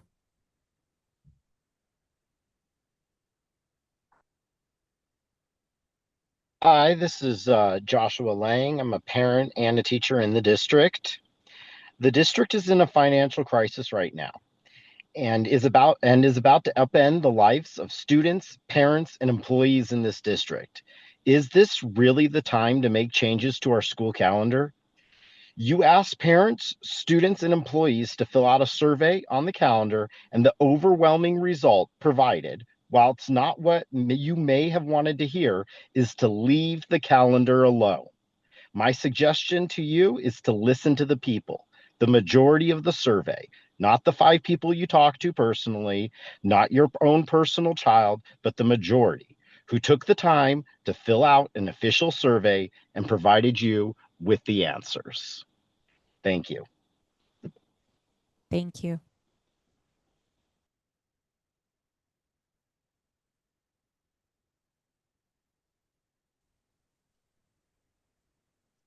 Hello, my name is Terralyn. I'm a parent of a first grader at Zephyr Cove. I just wanted to share a little bit about what I've just been talking to other people about, at least up here at the lake. And I would imagine other places. People are so used to going on vacations and having these weeks off that I feel like a drastic change to the breaks would just increase chronic absenteeism because people would probably just, they go see their family every October. I mean, I personally, I work and I go to school, and every time there's one of these breaks, I have to scramble to figure out what to do with my daughter, but I figure it out, and it is nice for her to have a little bit of time off. Selfishly, if I were to, ask for something, I feel like starting that last week of August is so nice for me where I live because we are so aligned with South Tahoe, and that's when they get out. But I do hear what everyone's saying about the getting out before winter break. The one other thing I was going to mention is, oh goodness, I can't imagine how tired you guys are. I'm tired just listening. Oh goodness.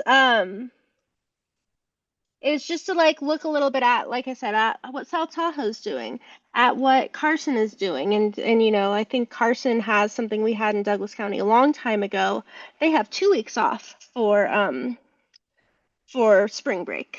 I think in lieu of maybe and then they have their October break in the beginning, so that there's more options than were on that survey. Personally, the only reason I said I want everything to stay the same when I took the survey is because I just didn't like the options specifically that were presented. It doesn't mean that I love the way the schedule is now, and I don't think the answer is to make the survey super complicated so nobody can understand it and the results are unintelligible.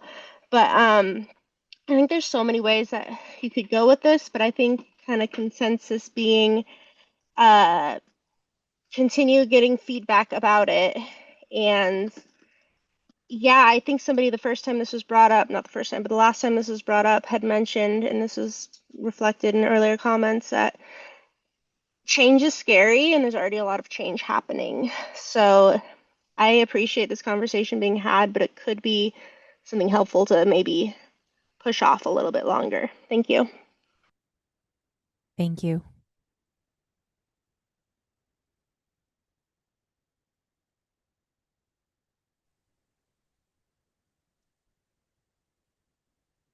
Can you hear me? Thank you. Yes, we For the can. record, Go my ahead. name is my name is Tim Hayes. I'm a parent of 2 students at Wattel. And this is more a matter of preference. But I actually prefer I very much prefer the February break because it is for 2 reasons. One, a lot of young people, including my family and kids, use that time for skiing, which is important to the community, especially up in Tahoe. And secondly, it provides an opportunity for a break that is outside the break of many other districts. So travel time, things like that becomes much better for the environment and whatnot during the February break. So if I had a preference, and again, it's a personal preference more than anything, I would prefer to keep the February break. And also thank you guys for your hard work and dedication to our kids. I really do appreciate it. I know it's difficult decisions that have to be made. Thank you. Is that all of them? Okay. All right. Just making sure we don't want to cut anybody off. All right. If there is no further public comment from our audience, then we will close public comment at this time. I'll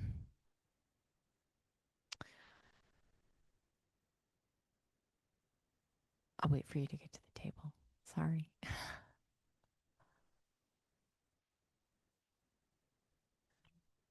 So a question I have, one of our callers alluded to or mentioned that balancing the semester is more a preference than a necessity.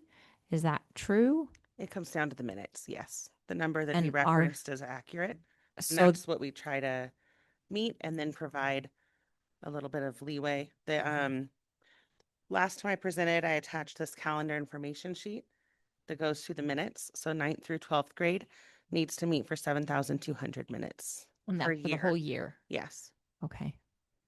And so if we decided to stay with our current calendar, but go ahead and end the semester at Christmas break so that our students could get scholarship, more likely to have the opportunity to apply for scholarships,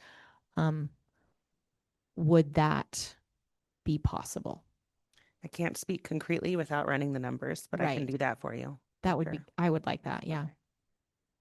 Because I think we need to do that for our students. I think that's important so that they can receive those scholarships. I think that's really important for those that want to go to school. But I agree that changing our calendar at this point in time is probably not a great idea for our families and students. But if we can end semester at Christmas and accomplish that, I think that would be good. Any other thoughts? Like I said before, I think we need to keep a track on what January next month looks like in regards to those PD days. Not changing the calendar, obviously, too much. You know, parents, the survey results said to keep everything the same. But if we see no students that 21st and the 20s, or it's on this calendar, it's the 21st and the 22nd, I think we need to take that into consideration for when we do put together a final calendar. So just so I can speak to it when I'm asked, if I'm coming back in a few months with that draft and we're going to wait till after January, would it be reasonable to tell our community that we're not going to start earlier than draft one indicates, and we're going to keep October break and we're going to keep February. Because they want to plan, and that's the main feedback I get, is just to get it out sooner so people can book things. And the end date is still contingent on those 3 days. We might need to move the end date back, but are we, I don't know. I think that's kind of what we're saying is we're going to keep the same calendar here, just if we can end semester at Christmas so that the high school can take finals before they go on a 2-week break, if that falls within the things. But is that what you guys are? Well, I did do we need- suggest though, but I can rescind that suggestion. I think it's pretty obvious that we should keep things a lot closer to where they are. So we don't need, you don't need to make on my behalf that calendar. Yes, ma'am. Also, I would tell you, your calendars are awesome. I did look at Washoe County's and Carson's, and they're illegible. You can't figure out anything unless you know shapes and weird stuff. So Thank you. Thank We you. inherited it. Thank you for so- that. Wow, this is but I so agree. much better. It's so nice. Thank you. So I don't think we need to make a motion. We just, I think, give direction that I think the consensus is that we're going to tend to keep things the same for our students and for our families and community. And then we'll see how January goes and look at those minutes per semester and see if that's feasible to end at semester Christmas break. Okay. Are we good with that? All right. Thank you very much for Thank all of you. your hard work, Ms. Mitchell. I appreciate it. Thank you. I'm next, so I'm just gonna. Oh yeah. hang Hey, out. keep going.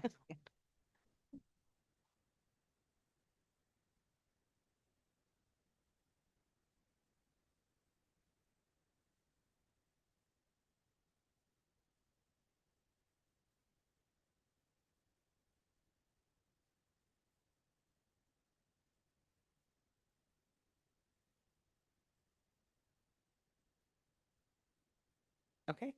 All right. Go So for it. Oh, I'm sorry.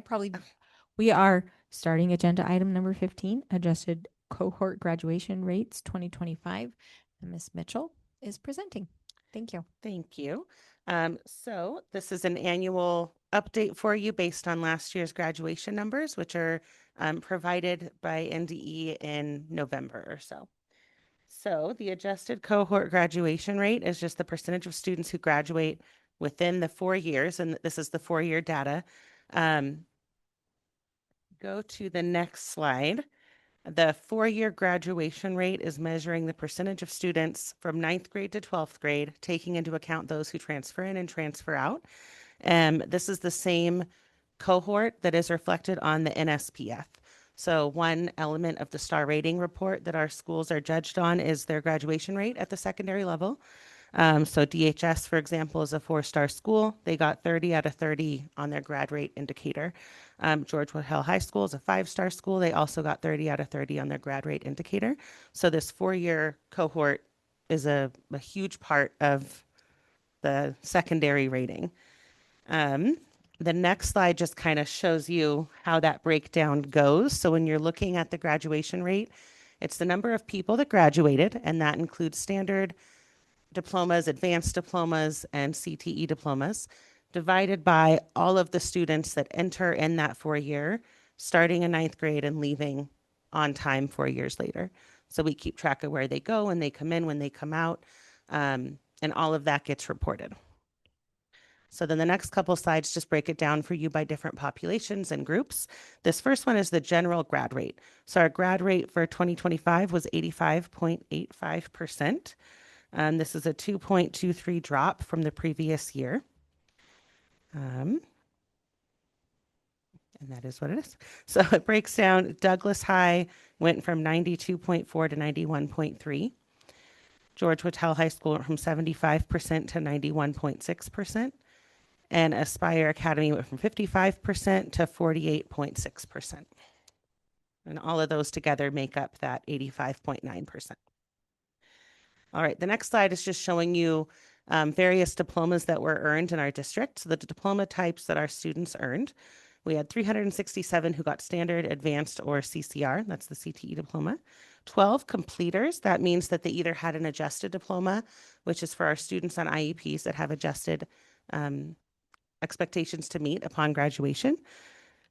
We have 10 students that were currently enrolled as a 5th-year senior. So we do also collect data on 5-year cohorts so we can capture what those students are doing. But that's not quite ready yet. And then 38 that were considered dropouts. And then I wanted to show you, I know our graduate rate dropped a little, but if you go to the next slide, we had some huge achievements. So our low income population, students on free and reduced lunch, their graduation rate went up by 12.6%. So for our Title I students that would matriculate on, that's a huge growth. For our students with IEPs, their graduation rate went up by 11.3%. There was a small drop for our English language learning students by 4.5%, but our students in transition, that's our homeless population, went up by 13.2%. So I just want to encourage everyone to not get too distracted by the 2% loss, but those are huge gains among some of our struggling populations. And then the final slide here is just showing you by school, again, the current graduation rates. Thank you. Does anyone have any questions? Ms. Miller? So obviously the Whitell graduation rate changed because the prior year's class was so small. So then going into this year, it's going to show a drop because again, you have a lower number. And then in 2027, you'll have a higher number again. So it's kind of like, it kind of bounces back and forth because of the enrollment and the graduating class numbers. Yes, and I do have that number just in case there were questions, because that is, it sounds more dramatic than it is. The 2024 number, 6 kids graduated out of 15, but the following year, 22 graduated out of 31. So you've got more than double the graduating class year over year. So it swings more dramatically than the other 2 schools do. So then you're going to see that again next year because you'll have mid-20s graduating and you'll also have like almost the same number coming in from 5th grade into 6th grade. So that's awesome. Okay, thank you. Any other questions? All right. Thank you very much. Appreciate your time.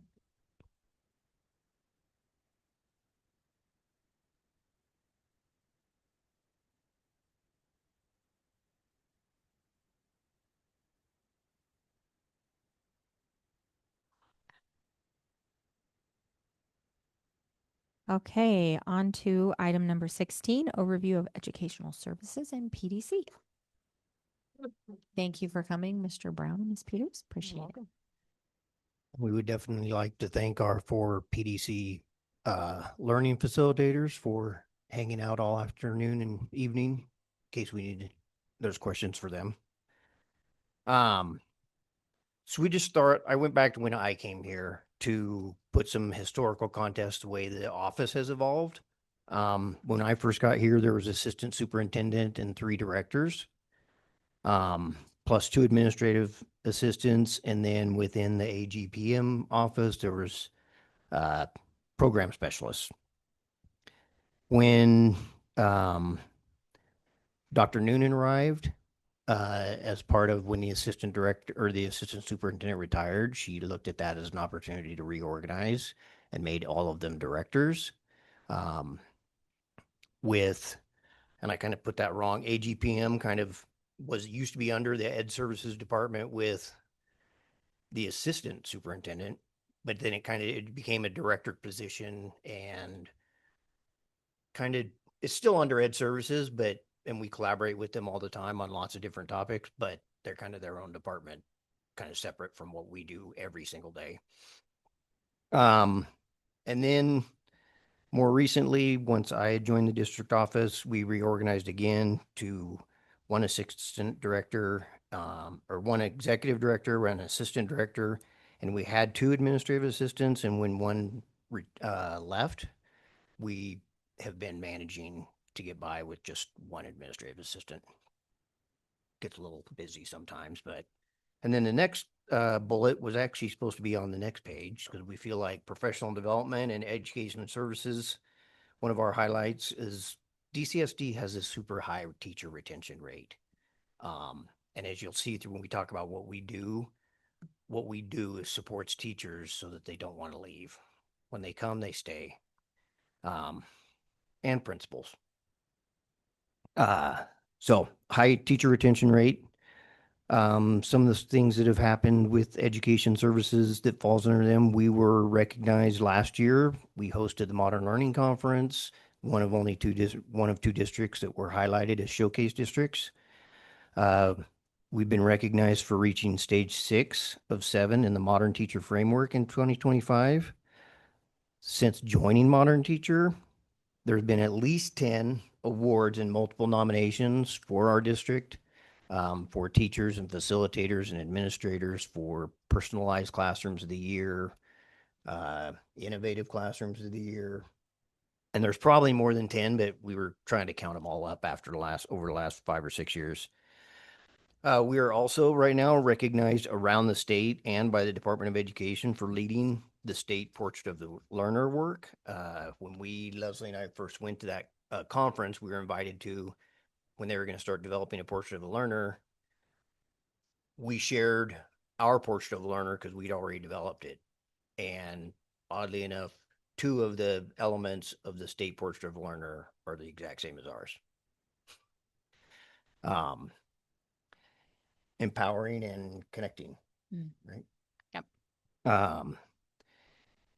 And then just recently, because of nominations from the board, myself and Leslie were recognized as district level directors of the year or district level administrators of the year for impacting student achievement. We also oversee and support Professional Development Center, which when we go to other districts and we go to conferences and we talk about what we have in our Professional Development Center, people are amazed by it. Most people don't have that type of capacity built in-house. And then we also continue to always collaborate with AGPM on academic reporting, assessment, program monitoring, how we're going to spend grant budgets, because we work together on grants a lot, and we'll talk a little more about that later. Leslie, you read up more on this. Okay. One slide. Yep. Is there's NRS around that we need to provide our own professional development, and Leslie's made a bunch of notes on that. So yeah, mandated by NRS that we do offer teacher professional development, and that needs to look different. And with this last legislative session, there was Assembly Bill 355 and Senate Bill 460, both with new mandates for professional development for different teachers. So AB 355 was an English learner bill.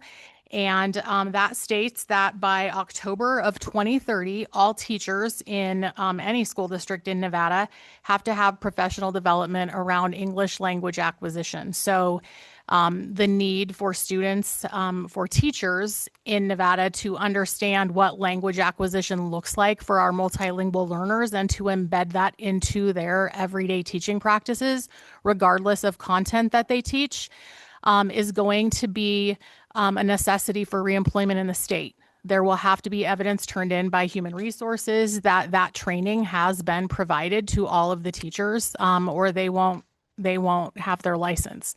That's new, and that's pretty impactful to have people to do that.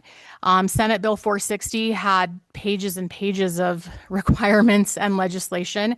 The one that impacts professional development is around literacy and the science of reading. And so there's kind of a 2-tiered system for teachers based on when their hire date was. And I don't have that off the top of my head, but all teachers who teach kindergarten through 3rd grade, along with paraprofessionals who work with students in those grade levels, along with administrators of those buildings, have to have training in the science of reading. And so that's being just kind of still in the works with the Department of Education. But again, kind of a tiered approach to getting all of those teachers in those grade levels, along with other staff, trained in that as well. So those are a couple biggies that came out of the legislation.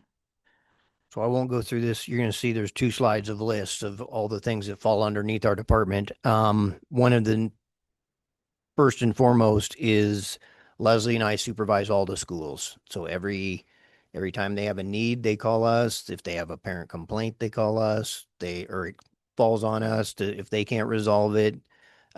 We evaluate the principals. And so all that right now is in our bucket.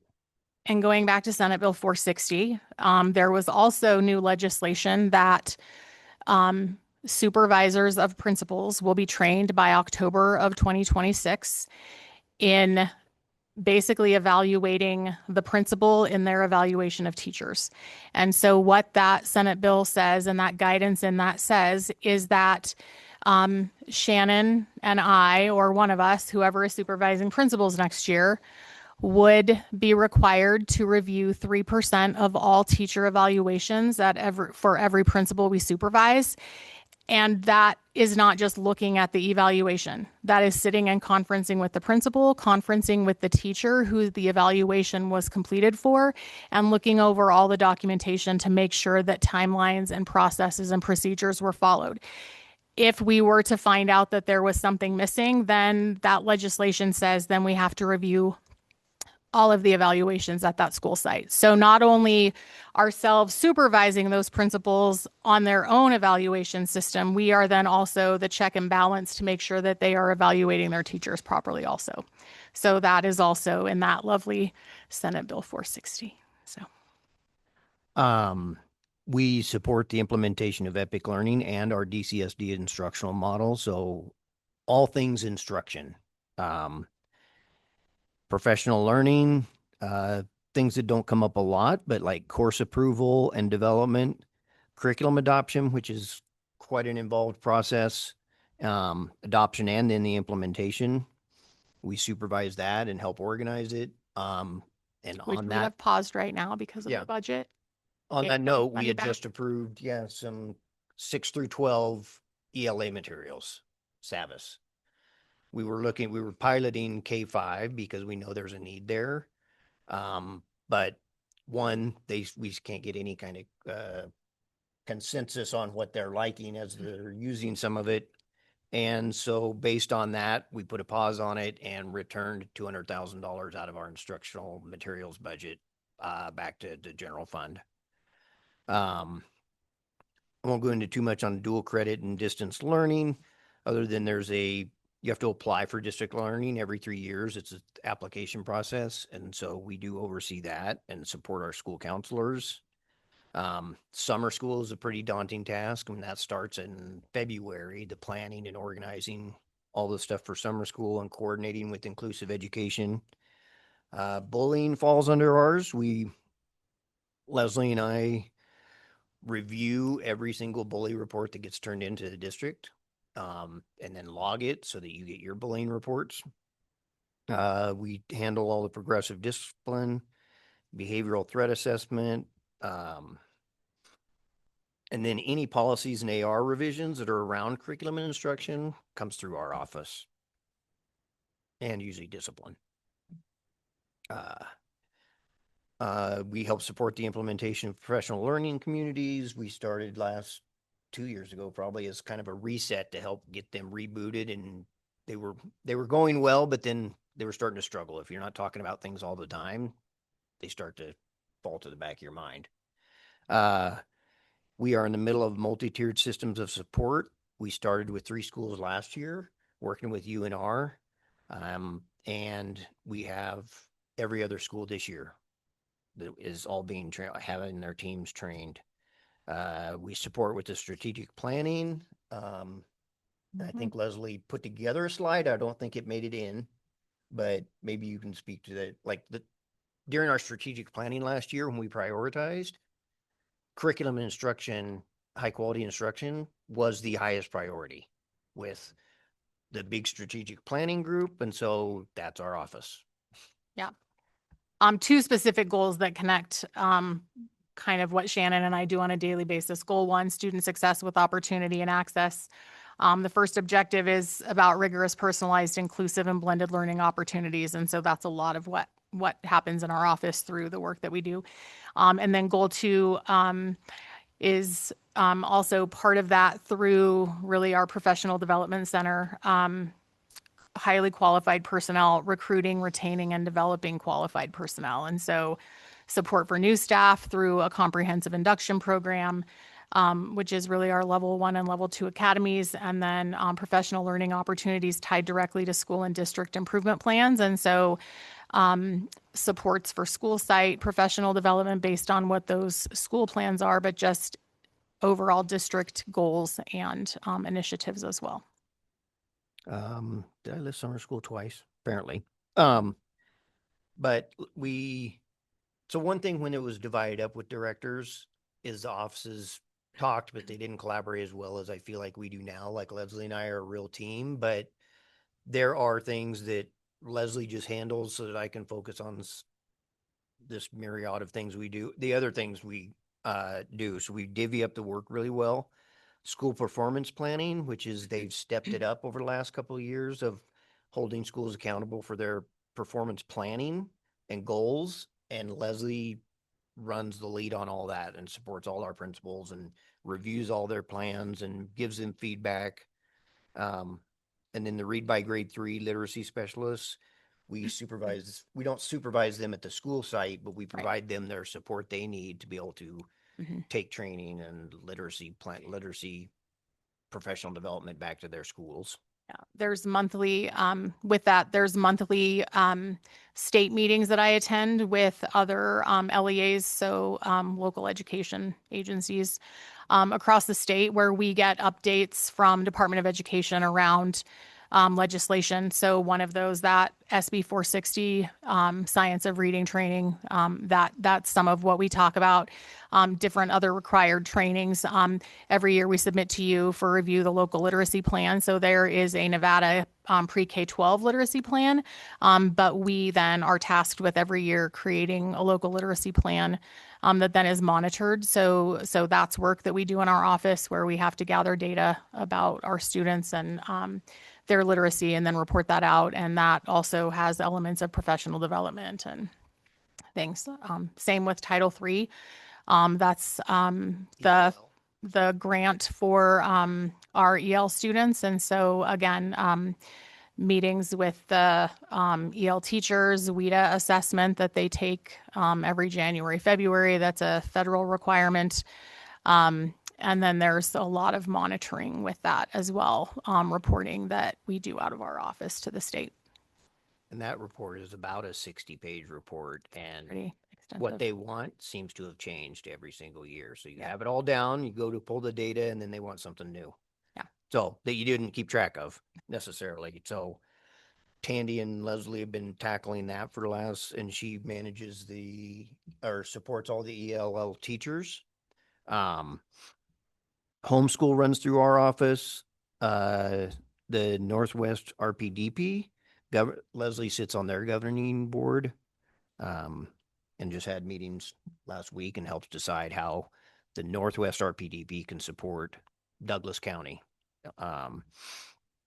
We take care of all curriculum, but like some things get singled out: family life and sex education. We do a lot of the blunt of planning because we know what we decide over the summer, what we want our leaders to take back and do with their schools. So a lot of our leadership forum that some of you have attended sometime in, most of that gets planned. Not all of it, obviously, but a lot of it gets planned by our office. The learning forum that is on that PD day comes out of our office and takes weeks to plan, especially down an admin assistant now. And then any board directed committees, typically that tends to fall in our office. We ran the grading committee about 3 or 4 years ago that helped create the new AR around grading. The board wanted to have an attendance committee to look at chronic absenteeism. Our office ran that. We do instructional walks to support teachers and our principals on the quality of instruction going on in their schools and give them feedback and just learn from each other. And then it's kind of gone back and forth, but a lot of the expulsion hearings end up being run through our office. And so a lot of those pieces as well that, like Leslie talked about, literacy specialist, is our PDC people each take on some of that as well. Like Dave has really taken on, like, coming on new, took on thinking maps and writing instruction. And he's like the go-to person for all of our teachers and principals when they want more PD on writing instruction or on elementary reading. Lauren has took on math. We asked her to make that her specialty. She's always been kind of a math expert and is now learning more about high school math and supporting them. Lindsay's got the pre-K and early literacy background, but through her years of experience can go in and support high school teachers as well. And then April brings that high school lens and also is supporting the implementation of K6, not K6, 612. 612 ELA. SAVAS. Yeah. Or SAVAS.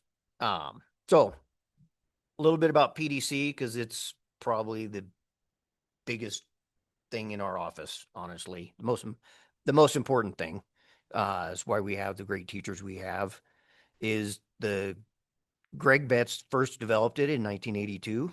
We had to go dig up some history. We might have Encyclopedia Brown back there. Carly, share stuff I miss. But they created this first professional development center, and I'm not sure if any of you remember Charlie Condren. He was before me. But you hear about the Greg Betts Education Foundation because we have this honorarium scholarships every year.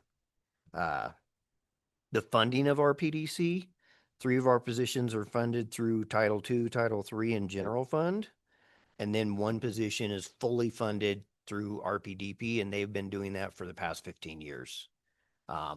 They took a little bit of they thought they were going to get a funding hit, and so we thought we weren't going to get fully funded this year, but it came through in the end. As once legislation all finished, they got the money they needed to. The things we tasked them with, Teacher Academy, which is, I don't know if it's even happens in other districts. It didn't happen for my district when I started teaching, is 2 years of support and coaching. And it's a district requirement for all teachers and all new hires, even if they've been Nevada teachers for 25 years. If they've never been to DCSD, they go through Teacher Academy 1 and 2. They support licensure renewal with classes. Our classes also count as for salary advancements, so they help teachers move along the salary schedule. Principals ask them for support with NEPA, like if a teacher is struggling and they have an educator assistance plan, a lot of times they'll offer the support of professional development center trainers. And then Leslie talked about SB 460. They're in the process of developing work around and figuring out how we're going to roll out the work we have to do for SB 460. Getting off pretty easy here tonight. I know. Do you want me to take the next one? So, you can jump in. Okay.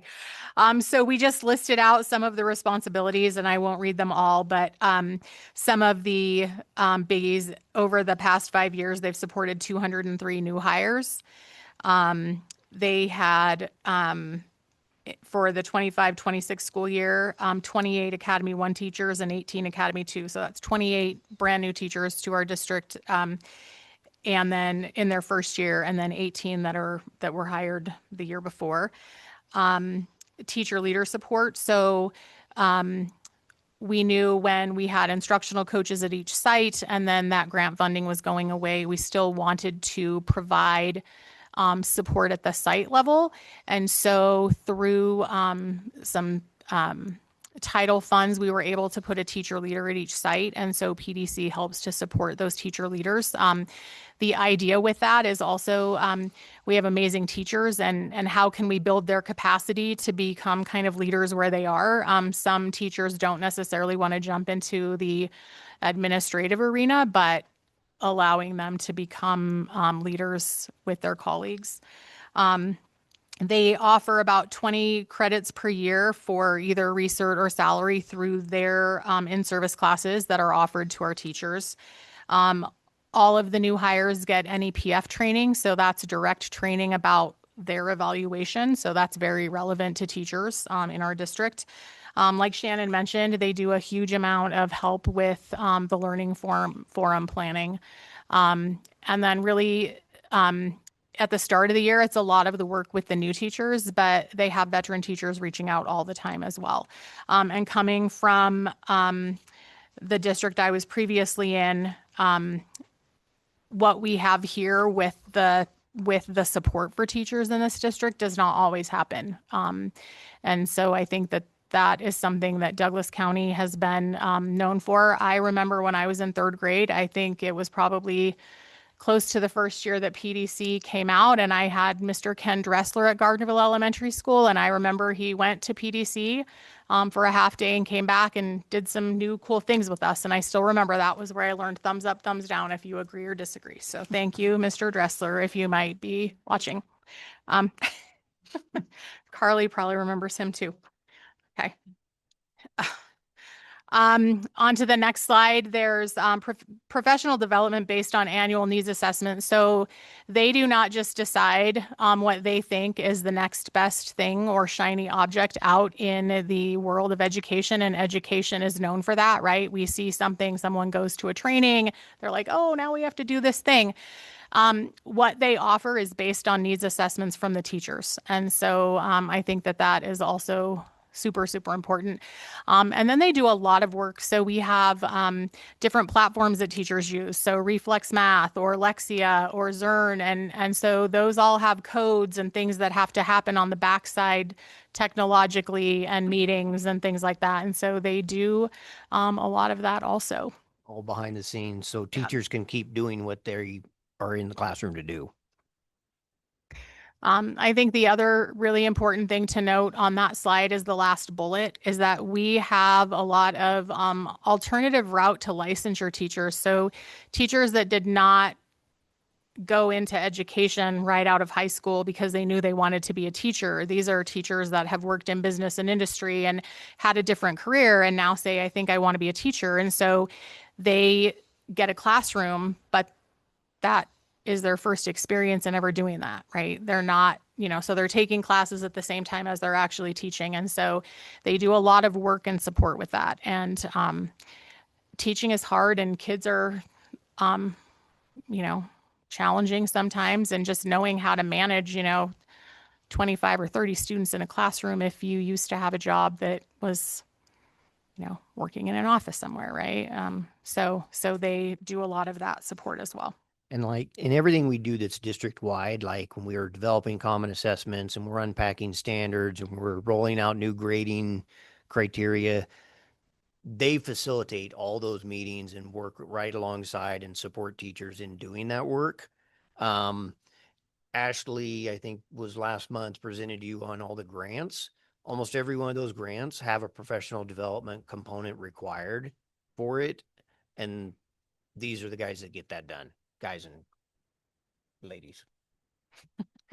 And even developing some of our own curriculum or organizing resources for our teachers. We're actually meeting with that team and someone from the state to look into gaining, it's been so long since we adopted anything in social studies, is to get some resources together for all our teachers in social studies, life, financial literacy, which is required for instruction now.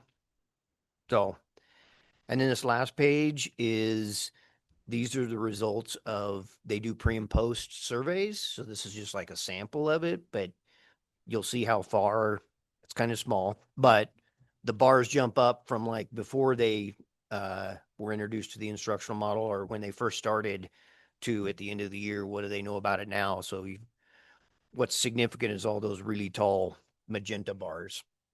And then the comments of how our PDC coaches support teachers and our work. I don't know, we couldn't get all our work done without the support from them. They, especially once we lost another administrative assistant, they jump in and we talk about something that needs to get done. And before I can get started on it, I find out they have most of it done. So they're a great team. Any questions for us? Ms. Knighting? How many years have we had the 4 coaches? So last year it was 5 coaches. So we decreased that office by 1 last year. And I think it's been 4 as long as I can remember. Is this always how PDC has been done, is through coaches? We're their professional learning facilitators, but they do a lot of coaching. So they teach classes and they coach teachers. I don't know if I'm answering your question correctly. Yeah, so they all have their own their classroom teachers that also do the coaching. They are not classroom teachers. No, they're all housed in the Heritage Building, and they have a classroom where they teach classes on, say, the Learning Project or. Okay, that's what I thought. I didn't think they were classroom teacher. They're not. But they have their classroom there that they use. Yes, and they all were previous classroom teachers. Ms. Miller. So I have a couple of questions. Okay. How much of PDC comes from the general fund? You said some was grant, some was Title II, Title III. Yeah, so 25. So Lindsay is 100% out of RPDP, so she's not any general fund. Right. Title II pays 25% of the salary of the remaining 3. And then Lauren Spires has an ELAT endorsement for English learners. And so she also has a portion of her salary that comes out of Title III. So she's probably more like 50% general fund. And so then she's the only one that's out of the general fund then? Or- No, the other 2 have money out of the general. Oh, so they have 25% each out of Title II and So 75% general fund. Yes. Okay. So for the new hires that are transfers, what impact has that had for those? Because they may be veteran teachers. They may be like a 5-year teacher or a 10-year teacher, and then they transfer. So then we treat them as a new hire. So what kind of impact has that had for those veteran teachers? I'd probably have to defer to them because they do their feedback surveys at the end of the year. And I would say though, just in general, and then someone can come up and speak to this, but every district in Nevada is different. Every district in Nevada has different curriculum, different expectations. We have a different instructional model. I mean, not that other districts aren't talking about rigor and relevance and formative assessment. Those are all things that are happening. But we want them to make sure that they know what education looks like in Douglas County.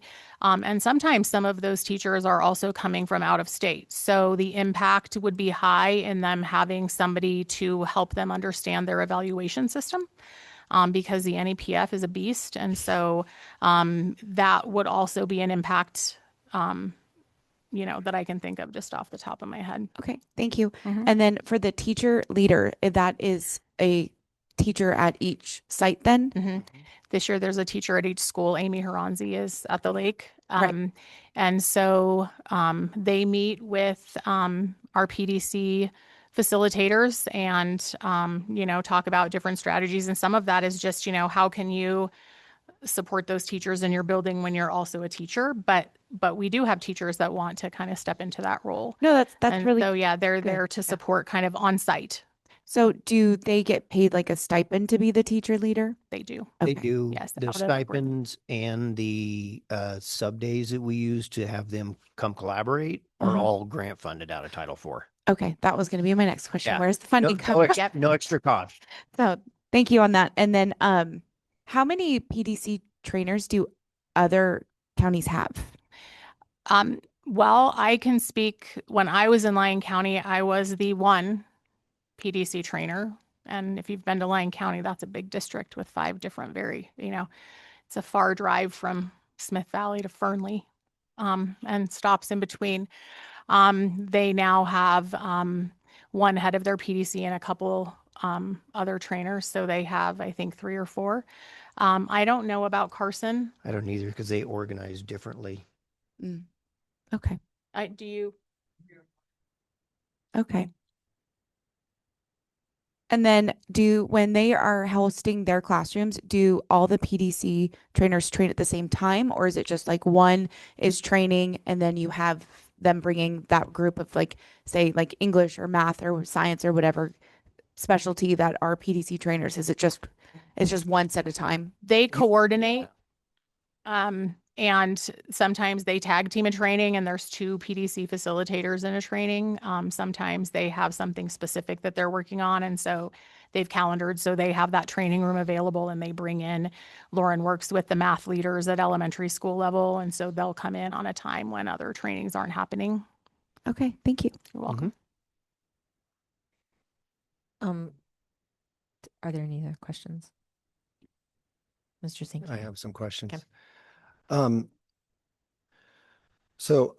There's a couple things listed here that are duties, and if I'm being honest, it feels like a lot of the presentation was a justification for how important you are, which sounds like a little bit of self-preservation, and I don't blame anyone at this point, especially when we're talking about budget cuts, and I haven't made it a secret at all that one of the things that I'm not sure how important it is, and this certainly helps, is PDC, because you talk to a lot of teachers and some certainly find it of value. I find, and it could be my circle of friends, certainly, some don't find value in this. And that doesn't mean there isn't value, but if someone's not finding value, I'm wondering where improvements can be made.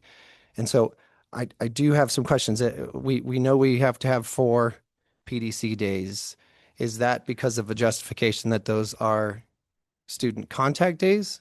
And if they weren't student contact days, would we still need 4 PDC days? For the professional development days? I believe, yeah, we do need those 4 professional development days. Need them out of necessity or need them out of law? SB 460 requires 4 professional development days within our school calendar. Okay. So, and I would say out of being a building leader, out of the value of professional development, I would argue that if there's teachers saying that they don't value the professional development center, those are the same teachers that don't value professional development. They think well, I would say some of them are saying that because some of the things happening at professional development are yoga instruction or listening to podcasts or things like that. And so I'm trying to get to the bottom of all this, because if there's things that are very important that are being done, and I don't think that's arguable in a budget crisis. To me, this is work that principals used to do. And they were in charge of their faculty and staff, and they were responsible for their performance and the implementation of new plans and so on and so forth. And so obviously what helps you is a lot of this is title money and not necessarily from the general fund, which is great because that's where we're really hurting. But can you speak to, again, and I could be off base, but could you speak to some of the things that are happening at PDC when it comes to knitting or crocheting or any of that? Are those just fun during the day as a break? Are those helping people move through this earnings and through their step and column? That's not a PDC thing, knitting and crocheting. We allow that to be offered sessions by teachers during Learning Forum, is to try and tie it into, we call them explorations, almost like what they've been doing at Jacks Valley, like an opportunity to do a little self-care maybe and we limited those so that it's not someone taking yoga all day because they found one every hour. Right. So, and that's what I'm getting at, right? Yeah. People are obviously choosing some of those. They are an option. I'm not sure that they need to be an option unless it's like a break for the day because it's a strenuous day for sure. I hear you. That's what I'm asking. And we've got, every Learning Forum, we look at every single answer in our 200 and something responses to our feedback, and explorations. That opportunity was something that people enjoyed doing for just a small break to do within their day. So I don't know if I'm getting to all your answers. No, I think you are. I mean, again, we're board members and people talk, and some people have a misconstrued view of what you're trying to do, and some really value it. And so I'm getting it straight from the horse's mouth, so to speak, because I hear people played cornhole as part of their PDC. And I'm like, well, was that actually part of PDC, or was that just a, let's get to know? That was some a other 30-minute teachers? option during a learning Yeah, forum exactly. where And there were so- 4 I wanna other clarify sessions. between what PDC does versus a professional development day that we organize, or maybe a site day. So like, we're moving our learning forum because of all this that's happening right now. We were supposed to have it in January. We've moved it. We talked to Frankie, asked if we could move it to March so that we could have more time to plan for it and we could focus on the deals, what we're having to deal with right now. Sure. To speak to one other comment you made, is with things that have been put on the table through surveys and things like that, it's going to make the opportunity for our principals to be instructional leaders less and less and less, because more is going to get piled on their plate as we cut admin. And if depending on where we make our cuts, our principals, I feel like, are going to have less opportunities to provide professional development and to be instructional leaders, which is what they should be first and foremost in their schools. That's my take on it. Sure. And I know that's how Leslie feels. Well, and I'm bringing that up because it seems like over time, principals did more based on how many students they have. And now we're losing students, and we still have some luxuries, I would call them, whether it's other positions or PDC or vice principals or whatever the case may be. And in my estimation, I would like to do the least amount of cuts and the least amount of consolidations or anything like that.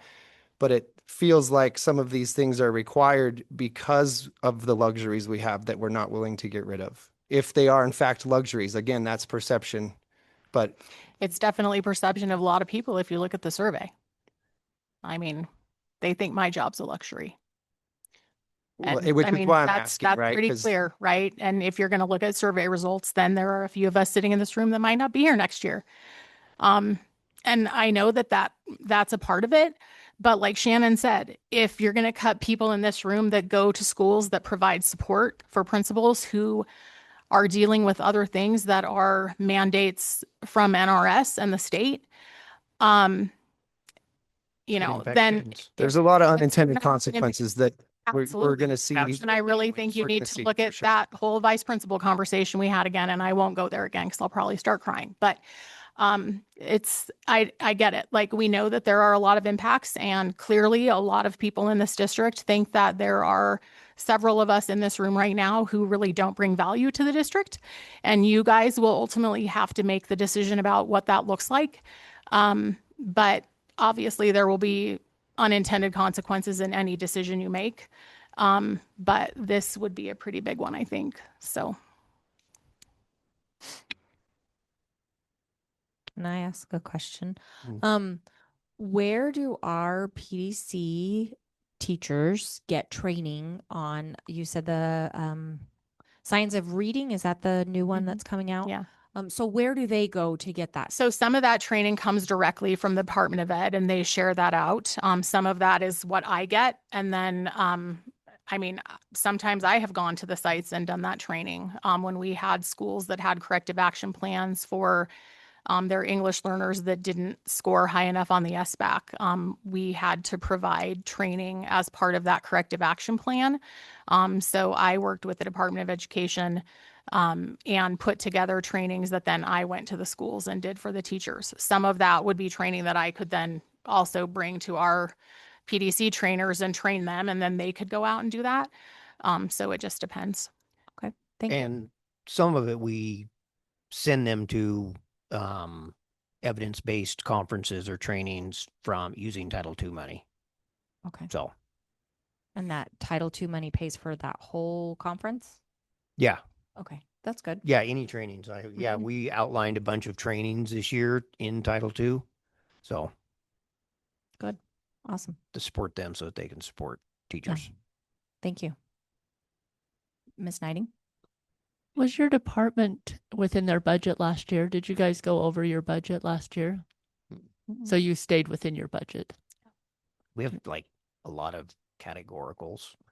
Yeah. I have like 8 different budget sheets we review and give back to Sue at 2 or 3 times a year. Okay, I was just wondering if any of those had gone over budget. No. So you guys were in your budget. Stay within our budget.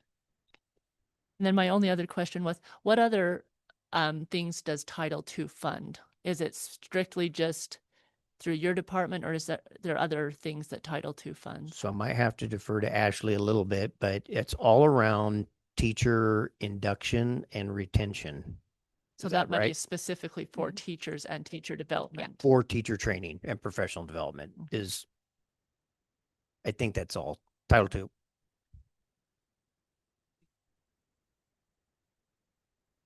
Okay. Right now, I'm speaking from here. Okay, I'm going through the monitoring right now. We're approving the PD that we're providing. We're approving the needs assessment that PDC completed to justify that. We're approving the NRS that it needs. And then we have to further prove that we're building capacity for, like Leslie talked about, for our teachers that want to go into admin or want to become site leaders. And then for our admin that want to progress, we have to provide instruction and support at every level of that. And so that's done for a myriad of things that Ed Services oversees. Leadership Forum, aspiring administrators, all of that plays into Title II. The funding of it predominantly is PDC salaries and the sub days that they use to pull people in for assistance. So that I do think that's a misunderstanding that we hear a lot, that teachers are pulled out of the classroom. That's paid for by Title II. So the sub days are 100% Title II funded or partially? This year. Again, best practice of the past, when we had a lot more money, has shifted. This year, they're paid for out of Title. And we also have RPDP subs. So the Northwest Regional Professional Development Center also, Lindsay has a budget through that. And so there are substitute days built into that as well. So. That also pays for some training and registration to make sure our teachers have access to it. Yeah, we can't hear. No one online can hear you. So, thank you. Does the number, the number that is funded from Title II, is that directly related to the number of PDC teachers and the amount of PDC that is done? Or is it going to be the same, like strictly funding talking here? Mr. Alvarado, do you happen to know that answer? Yes, I have the grants one pager up for Title II, Part A. We receive $163,773.62. And is that contingent on the amount of PDC done? And, or is it a flat amount that we get and we do what we can with it? It's a flat amount. We do what we can with it. Are you asking how much is out of the general fund specifically? No, I'm asking, so like a lot of the Title II money and it sounds like it's paying for itself on a lot of these positions. I'm just wondering if that money is only earmarked for PDC and part of that would be, does it change or fluctuate based on the amount of PDC we either do or have, or is it flat? Because the insinuation I'm making is if we get a flat fee and we reduce PDC and we still get the flat fee, then that's better than having a bunch and only getting a flat amount, albeit that we may be under budget. Budget numbers are also, the money can be spent elsewhere. We just earmark it for certain things. We And receive so, allocation that's standard for Title II. It's a stable allocation. It's a pass-through funding from federal government through Nevada Department of Education, who then comes to us. So we will get 163 no matter what happens. okay, thank you. Did you have another question, Ms. Knighting? Just based on the allocations, then the money from Title II would fund 2. Anyway, We could increase the percentage that goes to salaries. It's just that based on previous needs, we've also prioritized registrations. Help me out. What are some Conferences, trainings? For example, there was a behavioral threat assessment recently that was funded out of Title II, but there is money there to fund a higher percentage if that's something you wanted me to explore. Ms. Jansen, did you have any questions? Okay. Any other questions from the board? All right. Thank you very much for Thank taking you. the time. Appreciate it. And thank you to our PDC personnel that came to support and for all that you're doing for our teachers. We appreciate it. Thank you. Oh, we're not done yet. Oh, I'm like, we're not done yet. But we are going to take a 5-minute recess so that we can have a restroom break.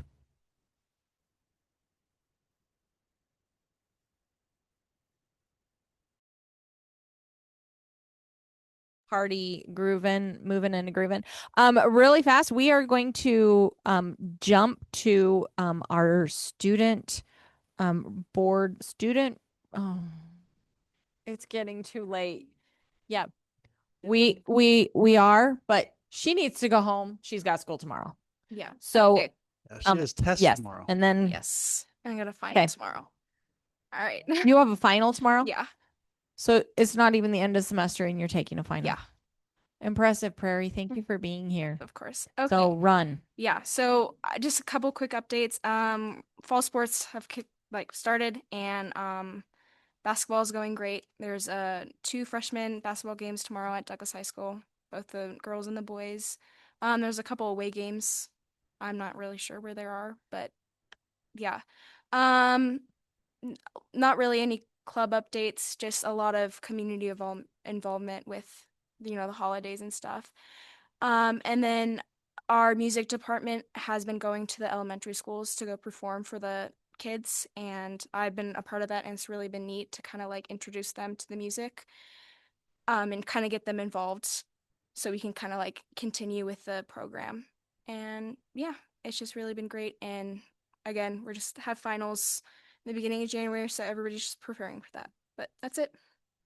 Awesome. Thank you, Prairie. Appreciate you being here and sticking this out with Yeah. us. It's been a long meeting. Yes, it has. So go home, go to bed, and Yes, thank you. and have good dreams that Yeah. we will make it through the end of this meeting. All right, thank you Right? so much. Thanks, Prairie. It doesn't get much better than that. All right. At this time, we are going to take. We did not take public comment on our last administrative report, so we will open it up for public comment.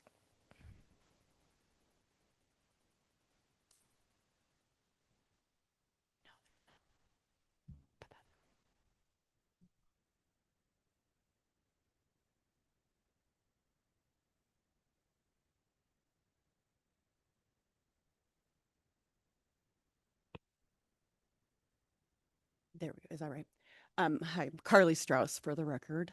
I am newly retired, but spent the last 12, I think, years of my career in professional development. So I just felt like I needed to maybe clarify some of the wording.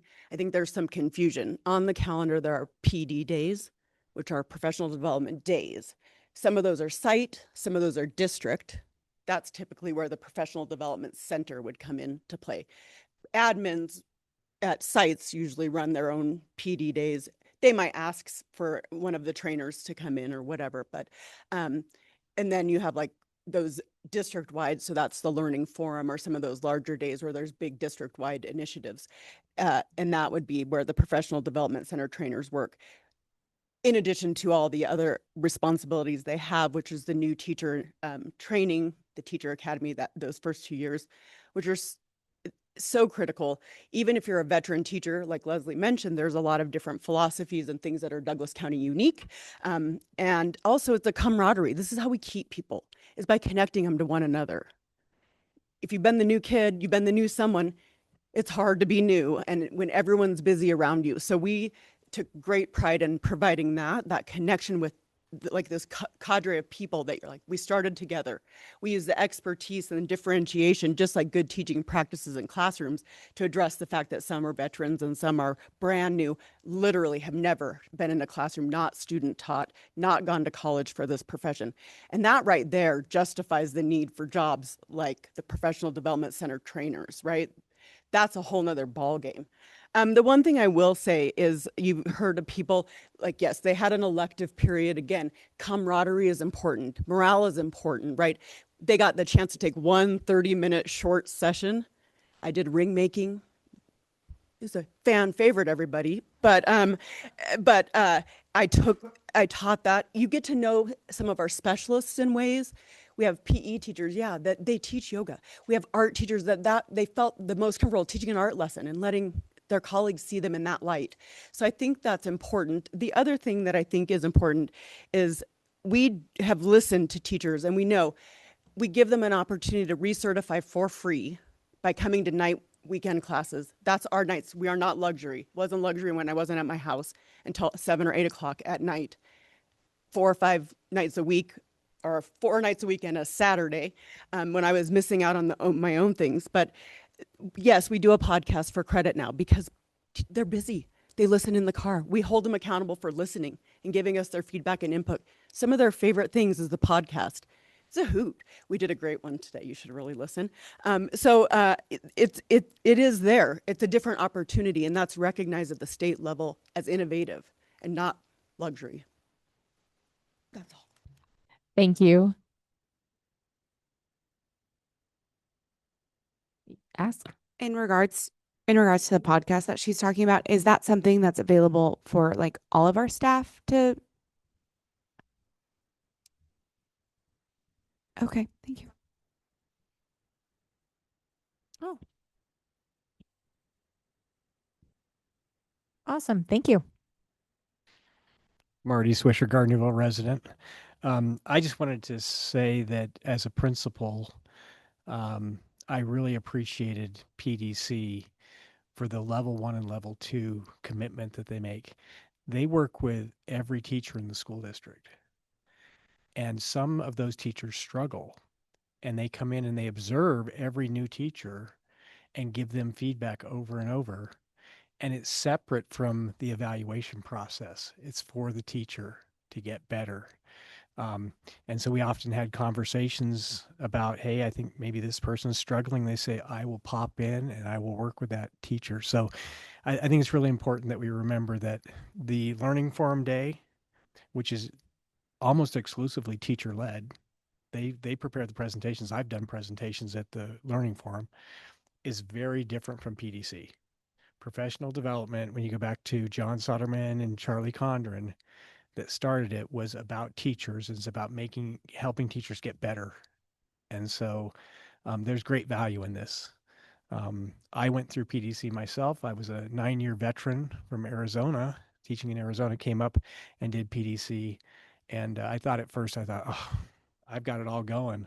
And by the end of 2 years, I learned so much more and became a much better teacher as a result. So, and lastly, all these ladies back here are excellent teachers. So they model what really good teaching is for the teachers that they work with. Thank you. Sorry. Got it. All right. Thank you very much. And we have one online.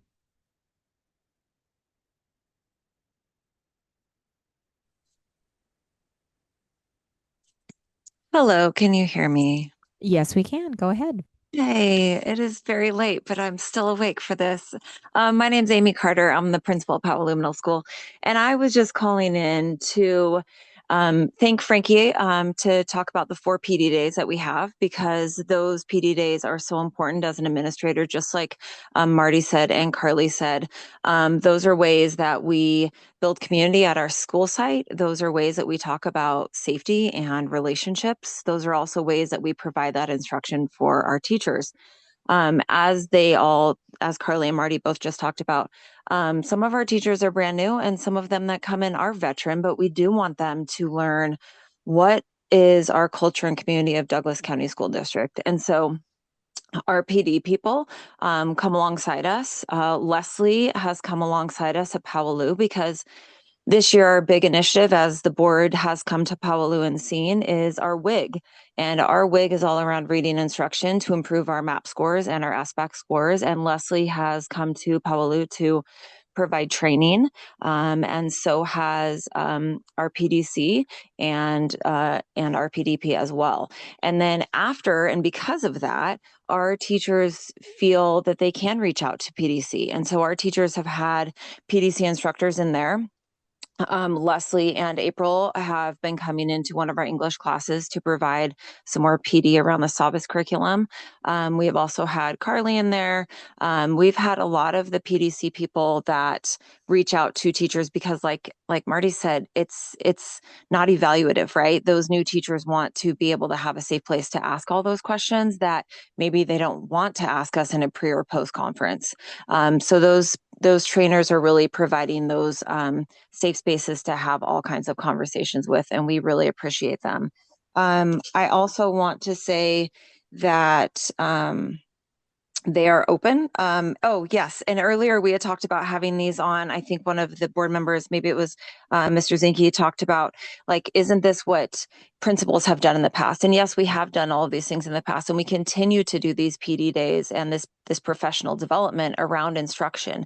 But it does become difficult to plan those days and make them really meaningful when we are doing more things such as observations and those NEPF mandates we have, as well as bullying investigations that principals of 10 years ago didn't have. So when we do have those things, those do take a lot of time during our day to investigate, meet with kids, and the things that we are doing. And so having these trainers from the outside come in, it gives our teachers a fresh face, and it gives another voice. We also have our lead teacher, our teacher leader, she's providing PD coming up on the 21st. So having other people other than their principal always talking at them can be really, really helpful and important to our staff. So thank you so much for the time. Thank you for all your hard work. And I appreciate all of Ed Services and the PDC department. Thank you. Thank you very much. All right. Oh, we have one more online.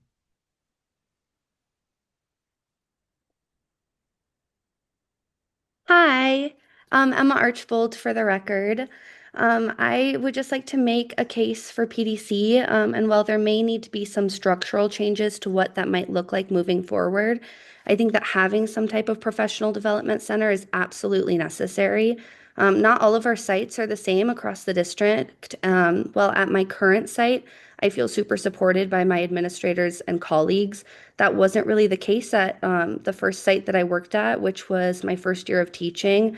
And I was also completely new to the state of Nevada. And my relationships with PDC members were instrumental in keeping me honestly in the field of education and keeping me encouraged through what was a really, really difficult year. So again, while restructuring might be necessary, I think that it is so important to have those types of leaders. They've really made a difference in my life. Thank you. Thank you. Any more?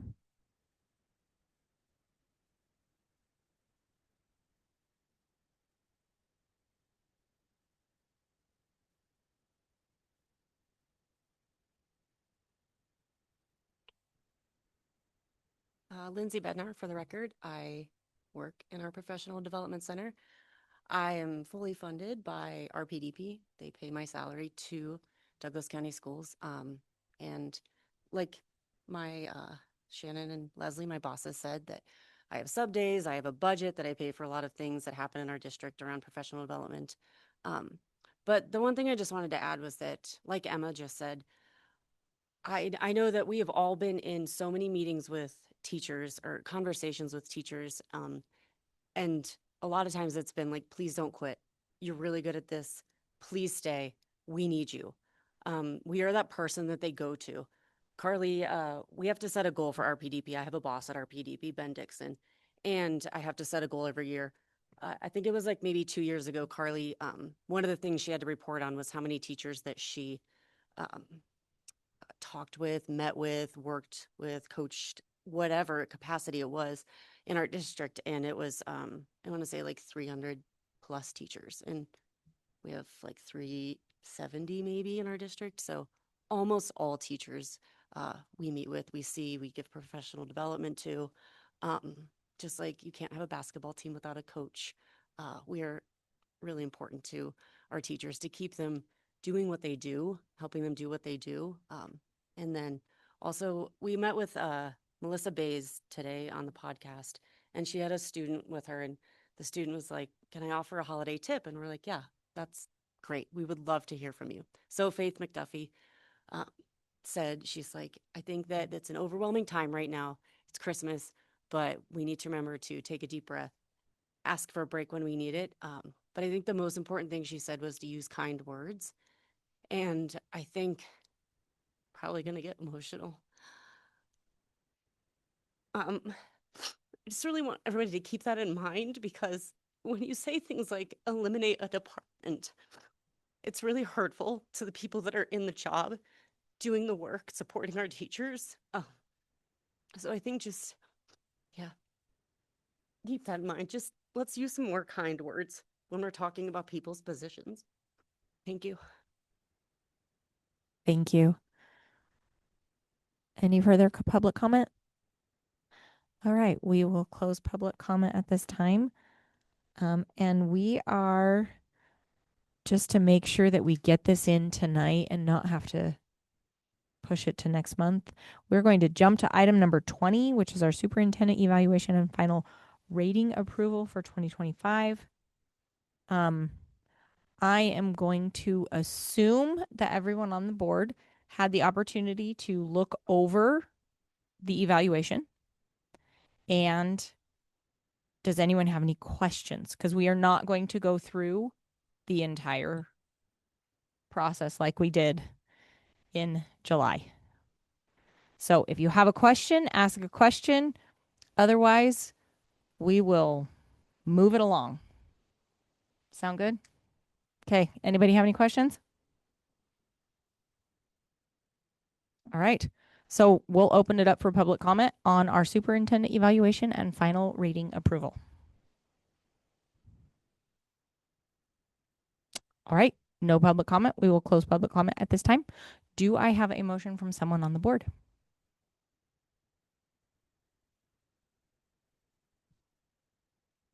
I'll make a motion that we approve the sorry. No, go ahead. Go ahead. Go ahead. I'll second it. I'll make a motion that we approve the superintendent evaluation and final rating approval for 2025 as presented. I'll second. All right. We have a motion by Ms. Knighting, a second by Ms. Jansen. Any further discussion? All right. All in favor say aye. Aye. Any opposed? Motion passes unanimous. That was really fast. Okay. All right. So now we're going to backtrack and we'll go to item number 17, overview of inclusive education services. Nope. We did ed services. Yep. Thank you for letting us get that, because we have to have all action items done before midnight. Anything else discussion we can do after midnight. I really don't want to be here that long, but we would also not like to be here that long. Good. All right. So how fast can you talk? I'm kidding. I know. You've had conversations with me. I think you know the answer to that question. We are going to go.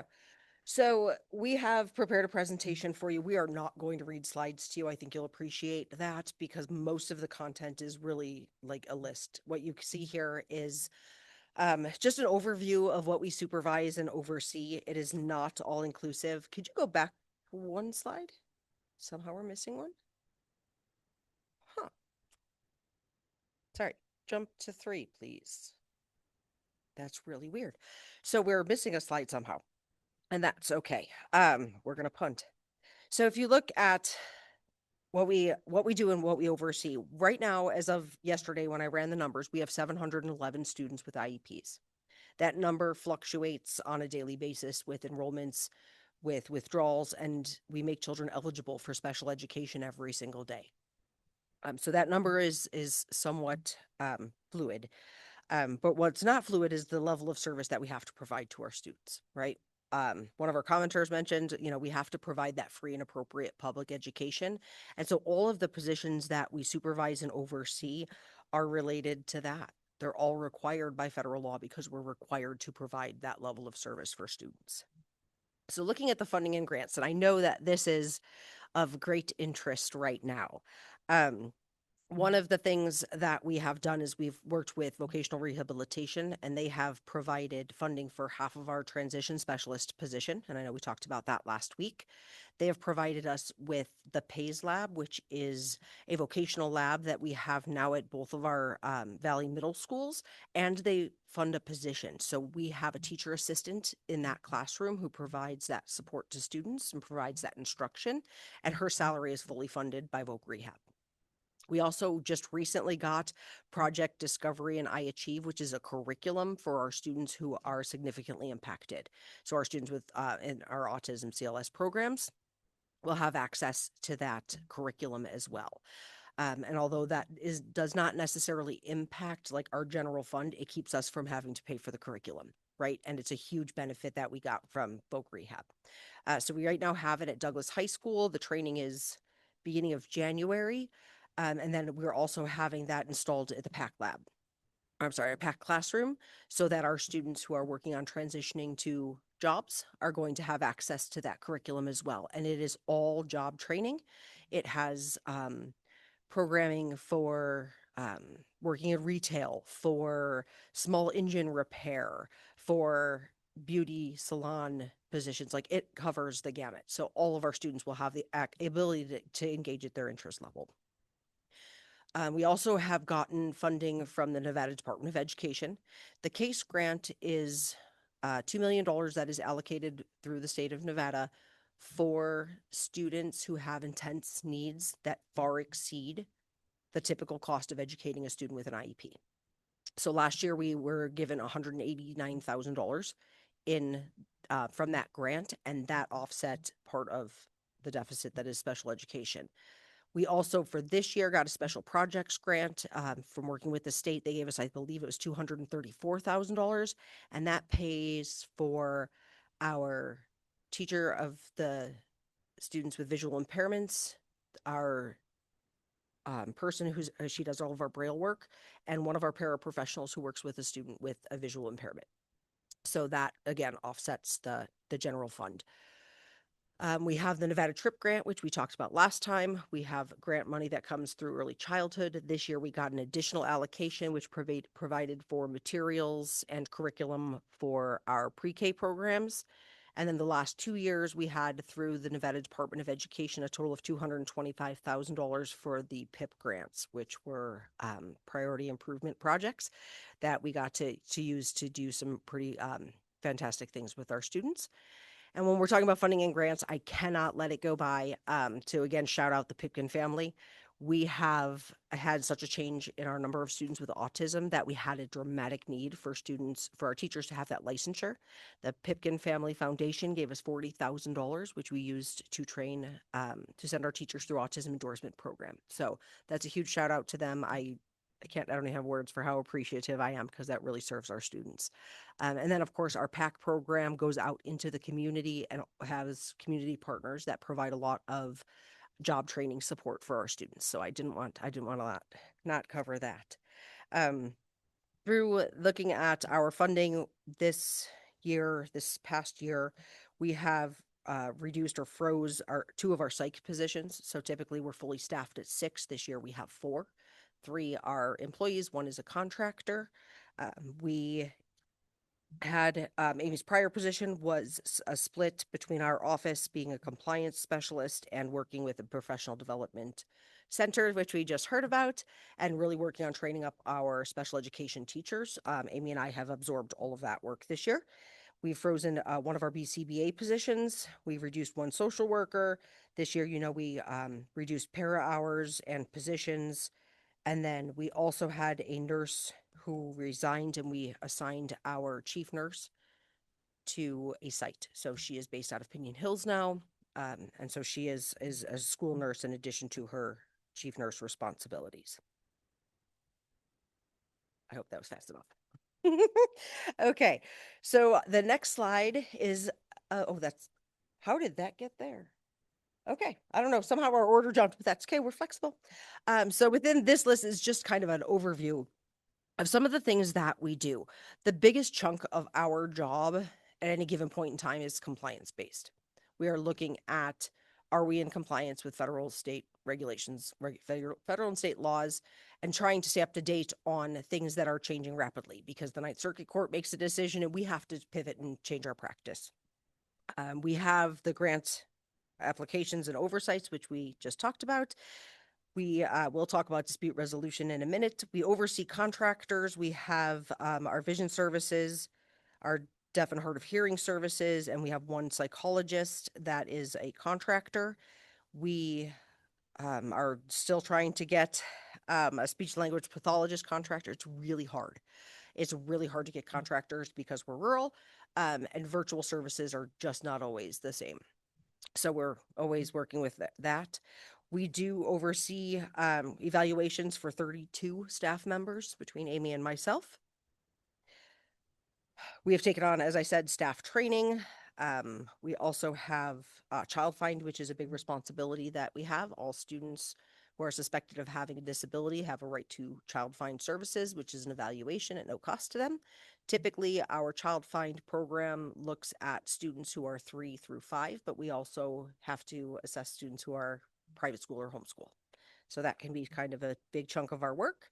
We have a large number of federal and state reports that are required for special education, the biggest of which is our October 1 count day. That is our funding day.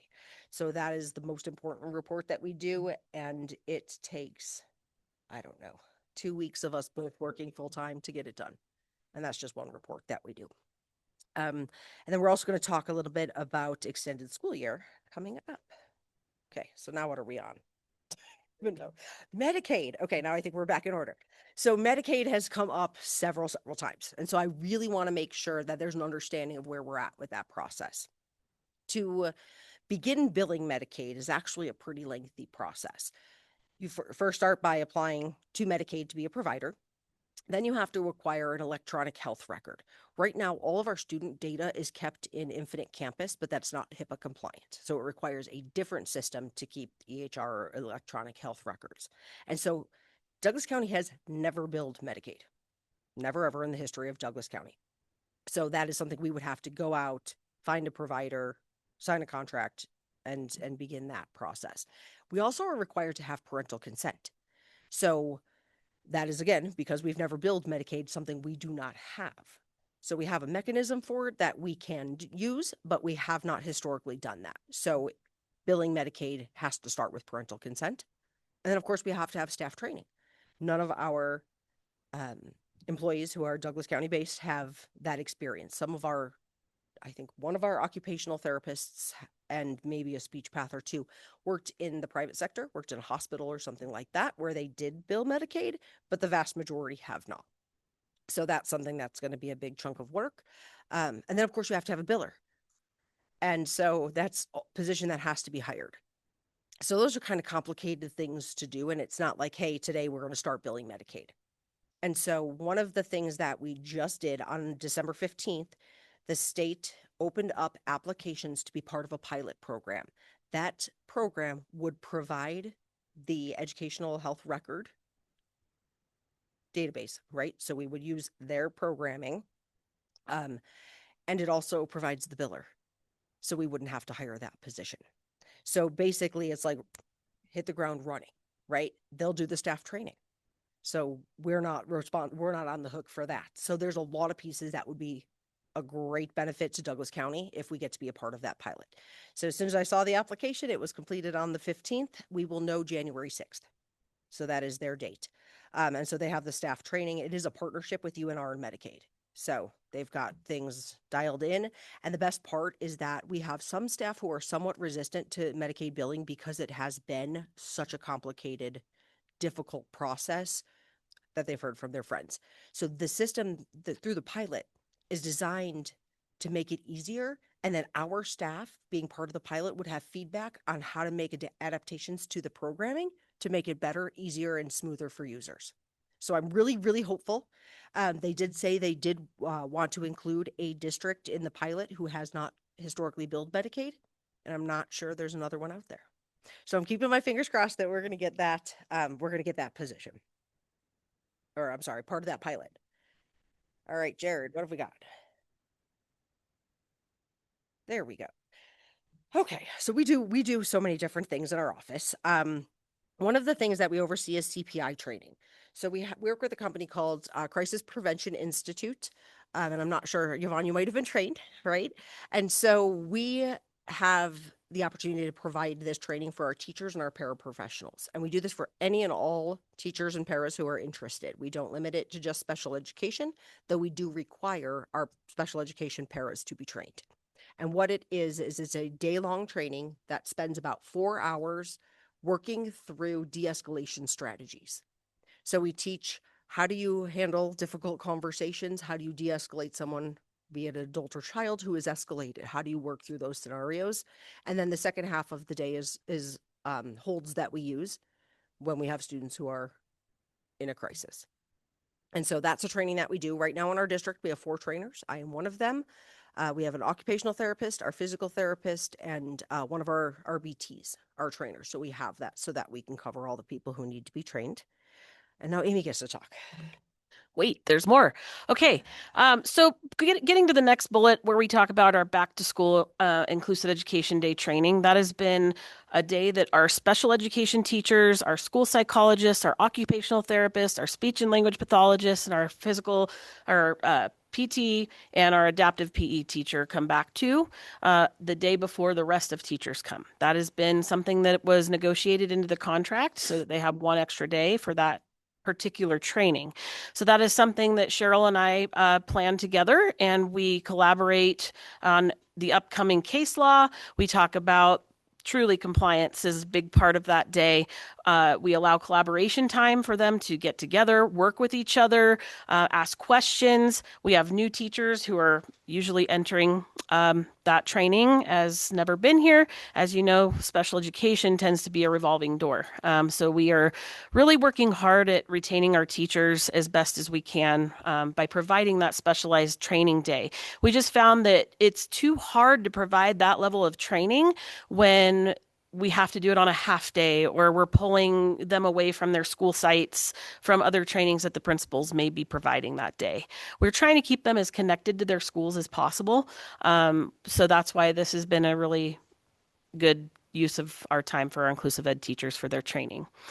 The new teacher PD, we've already touched on this. That was very important and integral for any new special education teachers to our district. At one point, we did have up to anywhere from 5 to 12 new special education teachers at one time. So it was really important in that professional development center when I was there to help bring all of them up to speed on how to do Infinite Campus. That is a beast on its own. How to write IEPs, remain compliant, dates. There are a lot of nuances in Infinite Campus that could create some legal pitfalls for us. So it's super important that we stay on top of those things. You want me to keep going? Okay. AB 56 investigations and reports. As you know, as a school board, when we have an AB 56, which is a use of a restraint on a student, we have to conduct an investigation within 24 hours of what happened. Sometimes most of the time they're permissible. Sometimes they are not permissible, which then require more training, right? And so these take time. We stop at whatever we're doing, whenever we have to respond to these investigations. We have to notify Frankie right away, and then he notifies you, as you know. And so part of those investigations and reports, it takes some time away from all the other duties for that day. All right, back to the reading curriculum. So this year we were really fortunate in having the ability to train our teachers. So every school site has at least one person now who is trained in a specialized reading program for dyslexia. The company that we went with is called Lindenwood Bell. When Amy and I are involved in some of the high profile cases that need our attention, we're starting to see a theme. And we were starting to see a theme that we did not have a dyslexia curriculum that was defensible. And so we are going to get sued. So instead of that, which is something we try to avoid, we went out and decided that we would bring in Lindenwood Bell so that we have staff at every single school who is trained. And it's a preventative thing, but it's also really good for kids. It's evidence-based, it is the science of reading, and it's specific to students with dyslexia. Dispute resolution, I believe, is going to be covered in depth on a slide in just a second. Records requests are another thing that can be can be a huge time consumer. When we have families who, for whatever reason, have decided that they want their students' educational records, Amy and I are in charge of that. And sometimes that requires simply going through the confidential folder and pulling out relevant things. And sometimes it's going through 20,000 pages of emails and redacting other students' names and doing things of that nature. So it's one of those things that it doesn't happen very often, thankfully.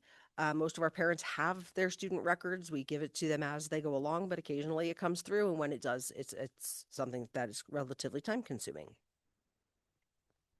All right. So what you're hearing is we have a lot of things that are time bound, right? And so it's very important that we uphold all of those timelines in order to stay compliant. So the next thing is about assistive technology. Multiple ways of teaching students has to be a part of what we do, especially when we're teaching students with disabilities. And so we have the gamut of assistive technology devices and services. And so with that, we have to make sure we are troubleshooting. So we do have an assistant in our office who troubleshoots and also makes sure they set the tech support side of things. They collaborate with our IT team to make sure that all of those devices that our students need to be compliant and remain under free, appropriate public education have all of those supports that they need. We are also responsible for going to expulsion hearings. I've had the pleasure of being there with some of you. And so what happens with that is when a student on an IEP or an individualized education program is unfortunately up for an expulsion hearing, that is where one of us can come in and make sure that we are following the process for providing them a free, appropriate public education, depending on what the board decides. All right. And I already kind of talked about securing additional funding. We do our department budget. We do our state and federal reporting, which I also kind of touched on. But one of the things that thankfully is behind us at the moment that we do is state monitoring. So it's a 4-year cycle. We did it not last year, but the year before. And that is the most massive undertaking, I think, for our department when that comes up, because that is examining student records. And there's a 93 ways to fail. There are 93 things they're checking within a student's folder. And when you have one that is not compliant, then it's a corrective action plan. And so you're pretty much guaranteed to be non-compliant on one of the 12 or so folders that they pull. So there's a corrective action plan, which then requires more work. It took us almost a year to clean that up completely. So although it's a 4-year cycle, it really is 2 years of work to make it through one of those. And then, attending contentious IEP meetings. It breaks my heart that there are times when that relationship between families and our schools break down. And so when that does happen, Amy and I have the ability to be a bridge and to attend those meetings and really to help the school and the family see where they're already at on common ground and how we can start building from there. So that is one of the most important things that we do, is to help preserve those relationships. And I want to let you talk about the last one. All right. So ongoing, what we constantly and consistently provide is being responsive to all of our district staff. So that includes all of our case managers, all of our admin. I implore you to speak with those people directly and just ask them how much they contact our office for guidance. It's a big portion of our day to help guide them. Special education is very gray. People would like it to be black and white, but it is not. There's always an exception or a nuance because every situation is different. So we have to walk through those situations with every student that there's a question of what to do, right? And so there's certain things that may change our answer. Those answers aren't always going to be the same. So the fact that our staff and our admin have the availability or the ability to contact us when they have questions, parents also, we field a lot of questions for parents. And so that's a huge part of what we do on a daily basis, in addition to the other responsibilities as well.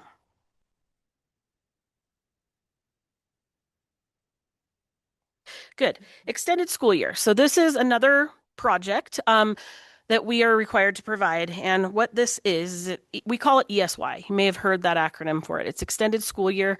So what the purpose of extended school year is for special education students who have an IEP, it's to prevent that regression of skill sets and to maintain skills. So our special education teachers, case managers are constantly collecting data over breaks. So for example, they are going to be prepared to have data collected before we go on winter break, and they are going to be prepared to collect that data once again when we get back from winter break to see if there are signs of significant regression for students on IEPs. So if that is the case, the team will meet and discuss that data and then come up with a plan for them to attend our extended school year program. So that's where we partner usually with Ed Services. They are doing summer school. At the same time, we are also doing ESY. And so that takes us a lot of planning. It's usually anywhere, depending on from start to finish, it could take anywhere from 2 to 3 months because there are certain progressions that we have to follow in order to get how many students, right? They're still having IEPs and determining whether or not these students need this service over the summer. And so that can be ongoing throughout. It's going to start in January, and then we will continue to plan until summer school and ESY in June start. So there's a lot of coordinating. I'm sure you can see the rest of what we coordinate there. But so that's another thing that we start planning next month. This is actually our last slide. Told you I talk fast. Dispute resolution can be a due process, can be a state complaint, could be mediation. And a lot of times that records request plays into this. It's one of the hard things that we do. It means that relationship is completely broken, right? The family feels they have no other option than to go with a due process to file a state complaint or to request mediation. And so these are not very common. Last year we had, I think, 4. This year we had 1. But it's one of the things that budget-wise can be a killer, right? It is not a good scenario in any case. Due process case, just from the very bottom of what it costs, you're looking at a minimum of about $30,000. If we take it to hearing, that's $50,000 just for the hearing. That doesn't include any of the lawyer's fees, anything else. That's just to have the hearing. So we, of course, focus so much of our work on preserving those relationships and trying to work with families and make sure that we are compliant so that we don't have a situation where we end up with dispute resolution. Of the 3, we most prefer mediation because that's our greatest opportunity to re-engage families, to have collaborative conversations, and to rebuild relationships. But I know there are questions about budget, and this is one of the things that is unpredictable. We don't know how many. We've had years with 0. We've had years with 5. And so we just don't know always when they're coming. So I didn't want to ignore that elephant in the room because this can be a huge budget cost.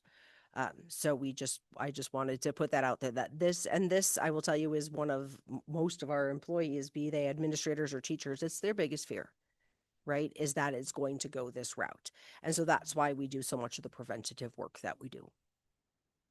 And that's it. That's what we have for you. And I'm sure you have questions and we will try our very best to answer them. Who wants to start? Ms. Miller. Okay, so I have a couple of questions.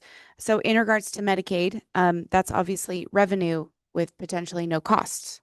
So that's huge. So that's helpful. Would that then revenue go back to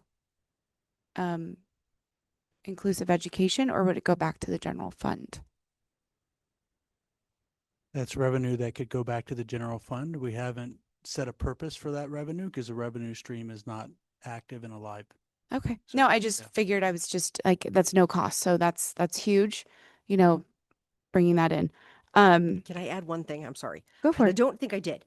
So whether or not we are part of the pilot, this rolls out to the whole state in August.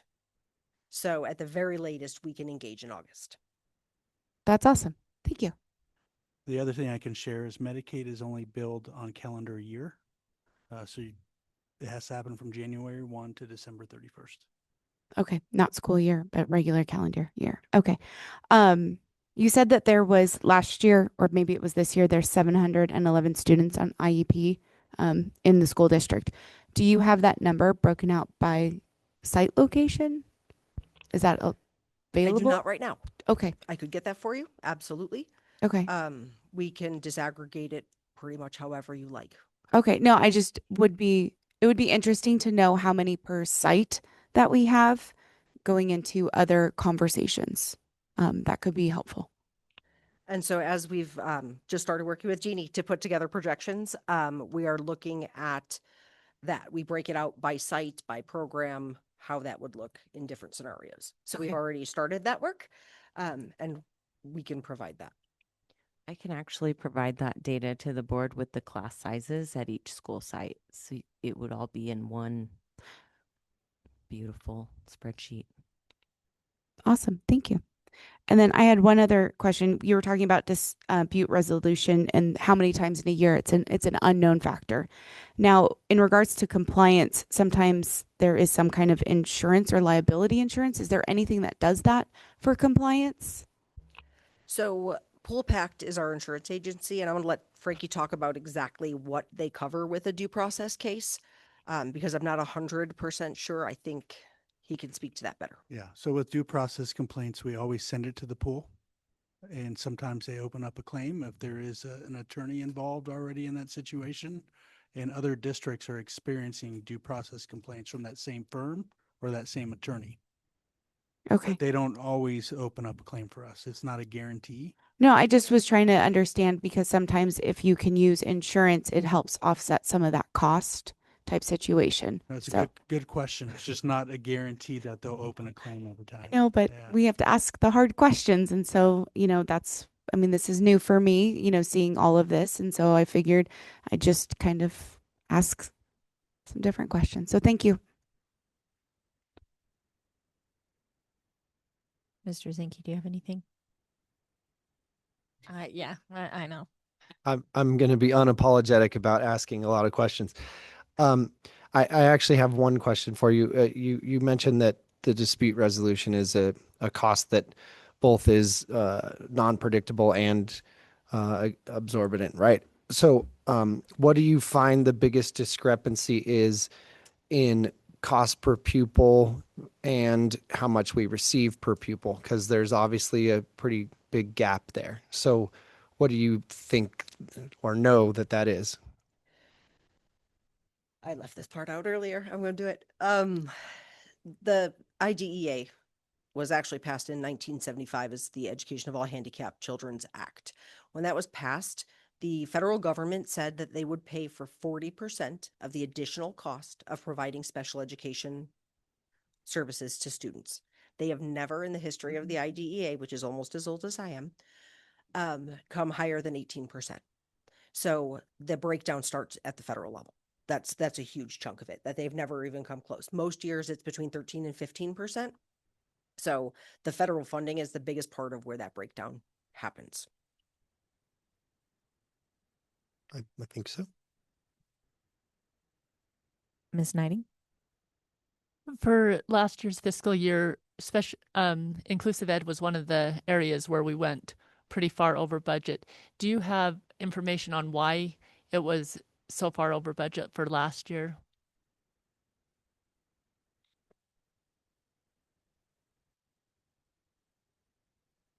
I cannot give you exact things that were the cost, right? I know that one of the areas is substitute teachers, and that is something that we worked on reducing for this year. We have all of our special education teacher substitutes come through our office, and I believe that that's part of where that budget came up short. So this year, one of the things we've done historically is we've provided CPI on a school day, and we have subbed out teachers and paras. And this year we have not done that. We've used the PD days to provide that instruction. We have 4 CPI instructors, so we're able to, our capacity is about 80 people per day. So we're able to train most of the people that way, but that was one example of where we've cut back substitute teacher costs. I don't know other areas that we went over budget. Can I say something in addition to that? We were also training not only special education staff and paras, but we were also allowing general education teachers and principals to come to those trainings because we felt that not just special education teachers and paraprofessionals were the ones that were going to engage in these crisis prevention tactics. And so that's where we thought it's important as teams work with students who could be potentially difficult that general education and administrators were also a part of those trainings.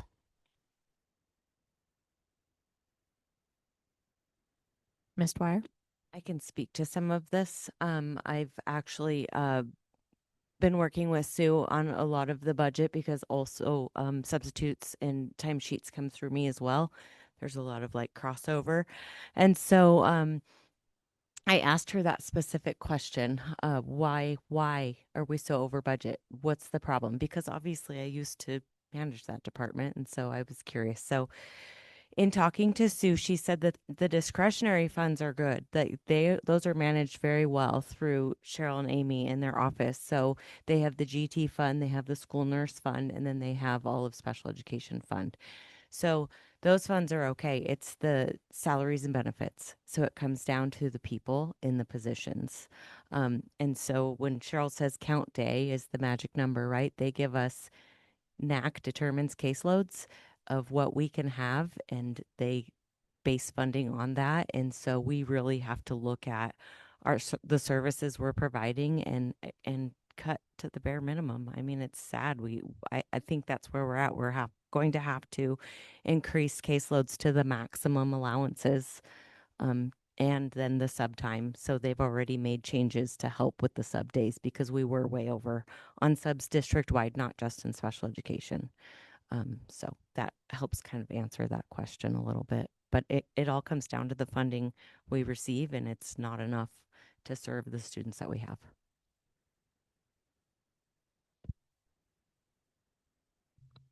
Did you have any more questions? Did you have any questions? I just have a question about pre-K. So we offer pre-K at some of our schools, but not at all of our schools. How are those how do we decide who gets in and who does not? So for special education students, it's I don't want to go into too much eligibility. So it depends on how they are eligible for special education. So the criteria is either they are 2 standard deviations below the norm in one area or have 2 areas that are 1 standard deviation below the norm. If they are only showing a speech deficit, they may be speech only and not come to a pre-K program. So it depends on how impacted they are by their developmental delay or other disability. Do we have students in our pre-K program that are not IEP students? We do have general education students in our pre-K programs. Okay, thank you. Any further questions? All right, thank you very much. Appreciate it.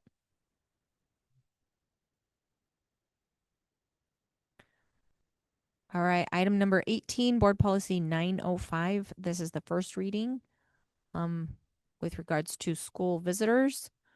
I'm assuming everyone on the board has had an opportunity to read this. Is there anything that you would like to highlight? Yes. So if it's okay with you, can we combine the two? I think it's a 905 great and idea. 906? Okay. Yep. Because we're not taking action. Correct. We're not taking action. We're just talking about these. So these are brought forward for a couple reasons. They're important to our county and they haven't been revised in several years. And the one was actually just established, the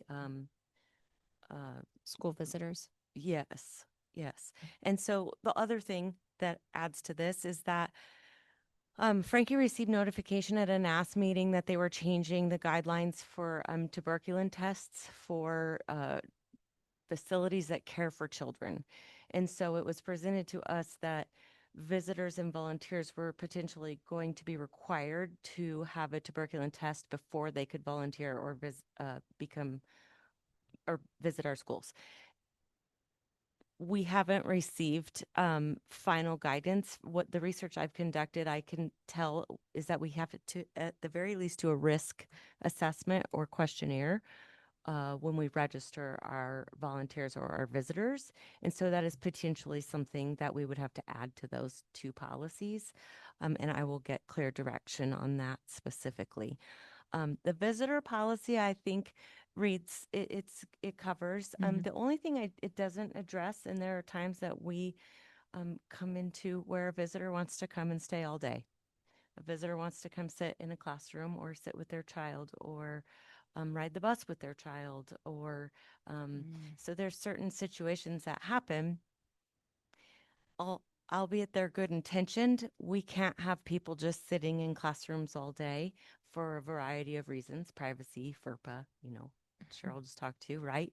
That's not great for teacher morale if we just allow people to sit in their back of the classrooms and watch them, right? So we have rules around that, and I think we're pretty good. And we've typically held firm with an hour. An hour is a good amount of time. If you want to be in a classroom more than an hour, become a volunteer. And so that's the only thing I would suggest to you that we consider adding is a time limit on visitors in schools. It's a good idea. Any questions on the school visitors? I like the Policy? idea adding a time limit for a visitor agree. versus a volunteer. I agree. And you can do that. Yeah, I have another recommendation. Oh, okay. I think in this policy, it should prohibit visitors from supervising students. Right. Difference between a visitor and a volunteer. Right. And this is something that I'd like to see in both of these policies is that we adhere to the dress code of the school.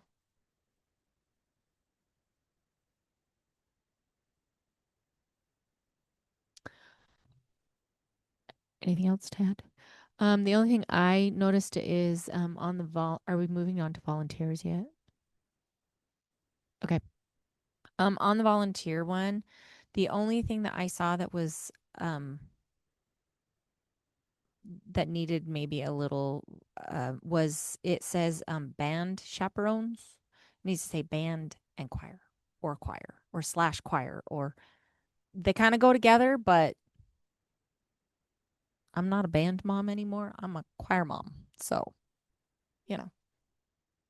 whereas Miss Knighting is a band mom, not a choir mom. Could you just put it as chaperones and just combine field trip, band, and choir? Or do you have to have the distinction? There is a difference between a field trip where you've got like a whole class, whereas like our band and choir, yes, it's a class, but they're going to events. Okay. No, I So just, no, I your was a, abilities. yeah, no. As a band and choir chaperone, you typically like when we go to Vegas, we stay overnight. So we have different qualifications that we have to meet. Right. You're going to be chaperoning like maybe 3 kids, 4 kids kind of thing. No, I was just, versus a field trip, which is what I've done with like leadership or going to Virginia City or things like that. So, right. Okay. That makes sense. That would be my guess. Am I off base on that one? Sorry. Not at all. I can add that. Okay. I think that's fair. And it also says these are some examples and they're not limited to, but we're revising it. Why not add that? I think it's totally acceptable. This was the one that was just developed in 2017, so I think it's good to have a fresh set of board eyes on it.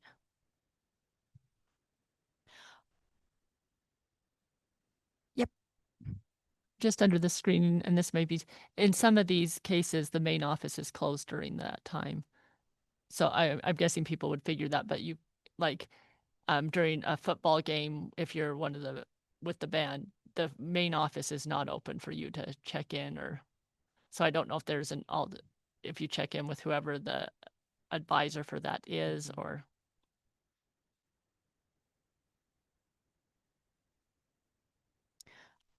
Also, I didn't notice, and maybe I just missed it, any overnight trips that we take with our kids.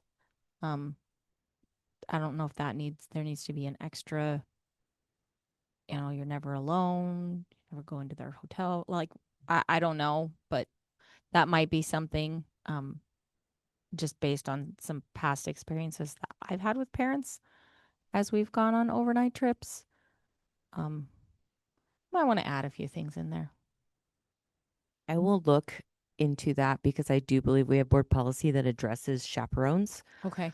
on trips. So I'll just make sure that they correlate Complement correctly. and Yes. work together. Okay, thank you. Anything else? It talks about displaying volunteer identification. Do we have something that is district wide, or is that site based? As far as I know, it's site-based, correct? Yes. So our subs get badges, but I don't believe our volunteers do. But I know every site has a visitor/volunteer badge that they give the people when they come check in. Obviously, it doesn't have their picture on it. I think if we have a volunteer that is a consistent volunteer, we would make them a badge. If it's someone coming to the school to do something weekly, often, we would make them a badge. Okay.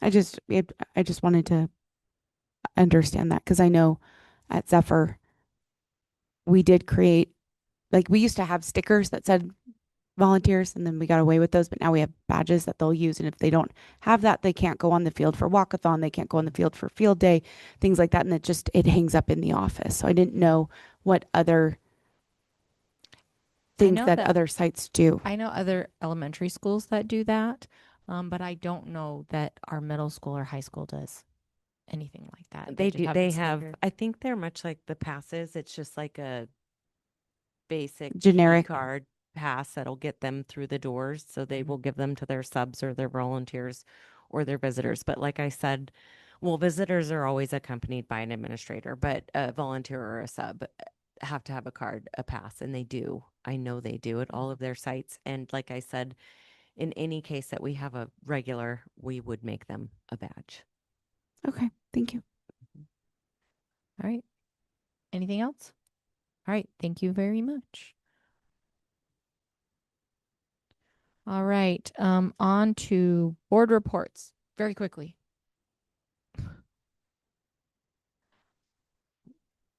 Do you want to start? Sure, I'll start. Okay. I finished my pullback training. On the 3rd, I went to a special board meeting. I went to NASB training from the 4th to the 6th. And then on December 11th, I traveled across the country to watch the Mighty Mites Douglas Pop Warner cheer perform, along with Friendly's little vaqueros. So that was really cool to watch them perform on the national stage. And then yesterday, I attended the state superintendent meeting at Douglas High. Good job. That was quick. So I'll just speak on the Parks and Rec portion of this. They did come up with a final list for where budget money could go, and one of those items they're going to put forth is $100,000 towards the tennis court improvement project at the high school. The restroom at the Warrior Way parking was not one of them for a couple reasons. One, I don't think it can come from the room tax as its classification is outside of that scope, but also because it would be quite the cost. So, thank you. Ms. Knighting? So there hasn't been a health advisory committee meeting since the last time. I attended Jacobson High School graduation on December 3rd, the NASB annual conference, December 4th through the 6th. And I attended the Department of Taxation meeting on December 10th and the state superintendent visit yesterday. Ms. Jansen? Microphone. Lots of school board meetings, and I've been going to the Turning Point USA meetings at Douglas High School, I'd say every other week. All right. And they did not have a State Board of Education meeting that I knew of. So. Okay. I attended virtually my matrix subcommittee. There will be a survey that will be coming out next month, and anyone and everyone is encouraged to fill it out, but especially board members. They have very low turnout on board participation in that, so we will be sharing that out through the school and getting that out to our community members and students and staff. I attended a needs sensing meeting with Steve Canavero as he's beginning to establish the Education Services Center, which I think is a great opportunity for Douglas to be involved in. I attended the NASB meeting on the 4th, where we approved a new contract for the Tom Clark Solutions to remain our lobbyist representing the common interests for our state to our state representatives. I then attended the NASB training that sorry, my brain is really fried. Through Saturday night, where we had an awards banquet. Shannon Brown and Leslie, as I said earlier, were awarded the district level administrator of the year, and Mr. Alvarado was awarded the superintendent of the year. I attended the Department of Taxation meeting, the CVMS choir concert, band and choir concert. I had the great opportunity to go to CC Manili, and they do their student candy dance. If you've never had the opportunity to go, it's pretty awesome. Attended a transportation meeting with Melinda. We went and visited with Blair and Ashley and got a glimpse into the transportation department. I attended a community town hall meeting held up at the lake and had the opportunity to attend our meeting yesterday with Dr. Wakefield at DHS. And I think that's it. And time's now yours. Mr. Alvarado, take it away. All right, let's go ahead and get started with the informational items. First off, I want to say thank you to the community. We have a very generous community here in Douglas County. So let's go ahead and look at the summary of donations. Sierra Club Great Basin Group donated $500 to CCMES. Pawalu received 4 donations, $500 to CLS from an anonymous donor. Jethro's hosted a family night and donated $300. Catherine Dickerson donated wigs and costumes to the drama department. Brandon Hill built props and sets for the drama department. And the Genoa Volunteer Fire Department donated $3,500 to Jacks Valley to split evenly for the purchase of books and supplies. There was also another fundraiser for McKinney-Vento, a district-wide fundraiser. Minden Dental donated 10 gift vouchers for exam, x-rays, cleaning, and fluoride treatment. We don't know the value of that, but I'm assuming it's quite a bit. Carson Valley Inn and Casino donated $5,000. Dick Company, Carson City Toyota donated $2,500. Cooked Restaurant donated 10 $30 gift cards. We have received community contributions of one $25 gift card, MasterCard gift card, $25 Smith's gift card, 4 $25 Target gift cards, and 1 $200 personal check. And the Pawalu Middle School Fundraiser Fall Festival earned $15,490.02. That's a big fundraiser for that school. Monthly enrollment counts, it shows us up about 105 students from the first day of school till present day, but we are still down in comparison to December of last year. There's also noted on the information is a budget transparency webpage. You'll see everything budget on this webpage. I encourage everybody to go to it. And now for my superintendent report. The cabinet and I attended communication meetings at 4 schools. We went to Aspire, Jacks Valley, went to the Lake Schools and Pawalu Middle School and spoke to staff. I recently met with Blaine Osborne, the new assemblyman for Douglas County and Lyon County, advocating for change in pupil-centered funding plan, and really highlighted the harmful effects of declining enrollment and the provision within PCFP. He left the meeting and informed me that he's contacting the governor's office and is hopeful to get a meeting with a representative from the governor's office. I also spoke to Rick Harris from NASB, and he's utilizing Tom Clark, the lobbyist for NASB, and he's also trying to coordinate a meeting for the district and a representative from the governor's office. So far this year, we've been unsuccessful. As part of the NAS Academy, I am the committee chair, one of three that's planning the NAS Superintendent Academy in June. So I did some work with the other two superintendents, AJ Fueling and Joe Gent. We sent out a survey. We discussed these priorities with the other superintendents across the state, and we're moving forward with planning the keynote speaker and all the different breakout groups for that June professional development. I met with Trustee Wagstaff, Trustee Knighting, and former interim state superintendent Steve Canavero. He has a new assignment. He's standing up the Education Service Center, and it was a need sensing meeting, just really discussing what do we need as a district and as a rural district, and how can they support us. Really looking forward to see all of his work come together. Had a meeting yesterday with the state superintendent. We walked classrooms, we met with the board, we had an individual meeting as well. Once again, that felt like a need sensing meeting as well, and as part of his listening tour as he's visiting all the districts across the state. Last week I met with Jocelyn Crow, who is our student board rep. She'll begin here. She wants to attend the January 15th meeting with Prairie. So it'll be Prairie's departure meeting and her first meeting here on the board. We discussed her responsibilities, and I provided a template for her board report, and it's her choice if she wants to utilize that or not. Last week, met with the Department of Taxation, and that was a difficult meeting to attend. And they gave some very firm directives, and they're very serious, and they're allowing us to maintain local control temporarily. And really what we do over the next few months is going to determine whether we maintain that control or they place us in receivership.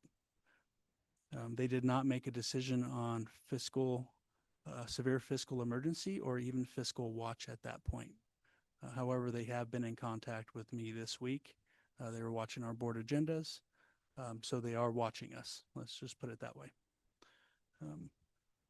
I also attended the CVMS choir event. What a great show out, adding 5th grade band to this group. It packed the house. I mean, we had to bring in more seating just to get through this event and have enough for all of our families and students that attended. It was great to see.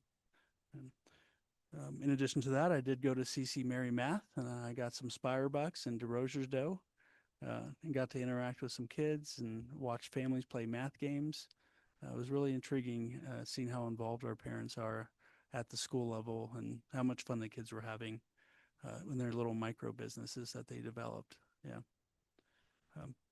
Recently met with DCAA just as a meet and confer and kind of discuss our financial situation on how we would apply certain policies that the board has established and the administrative regulations that coincide with those policies.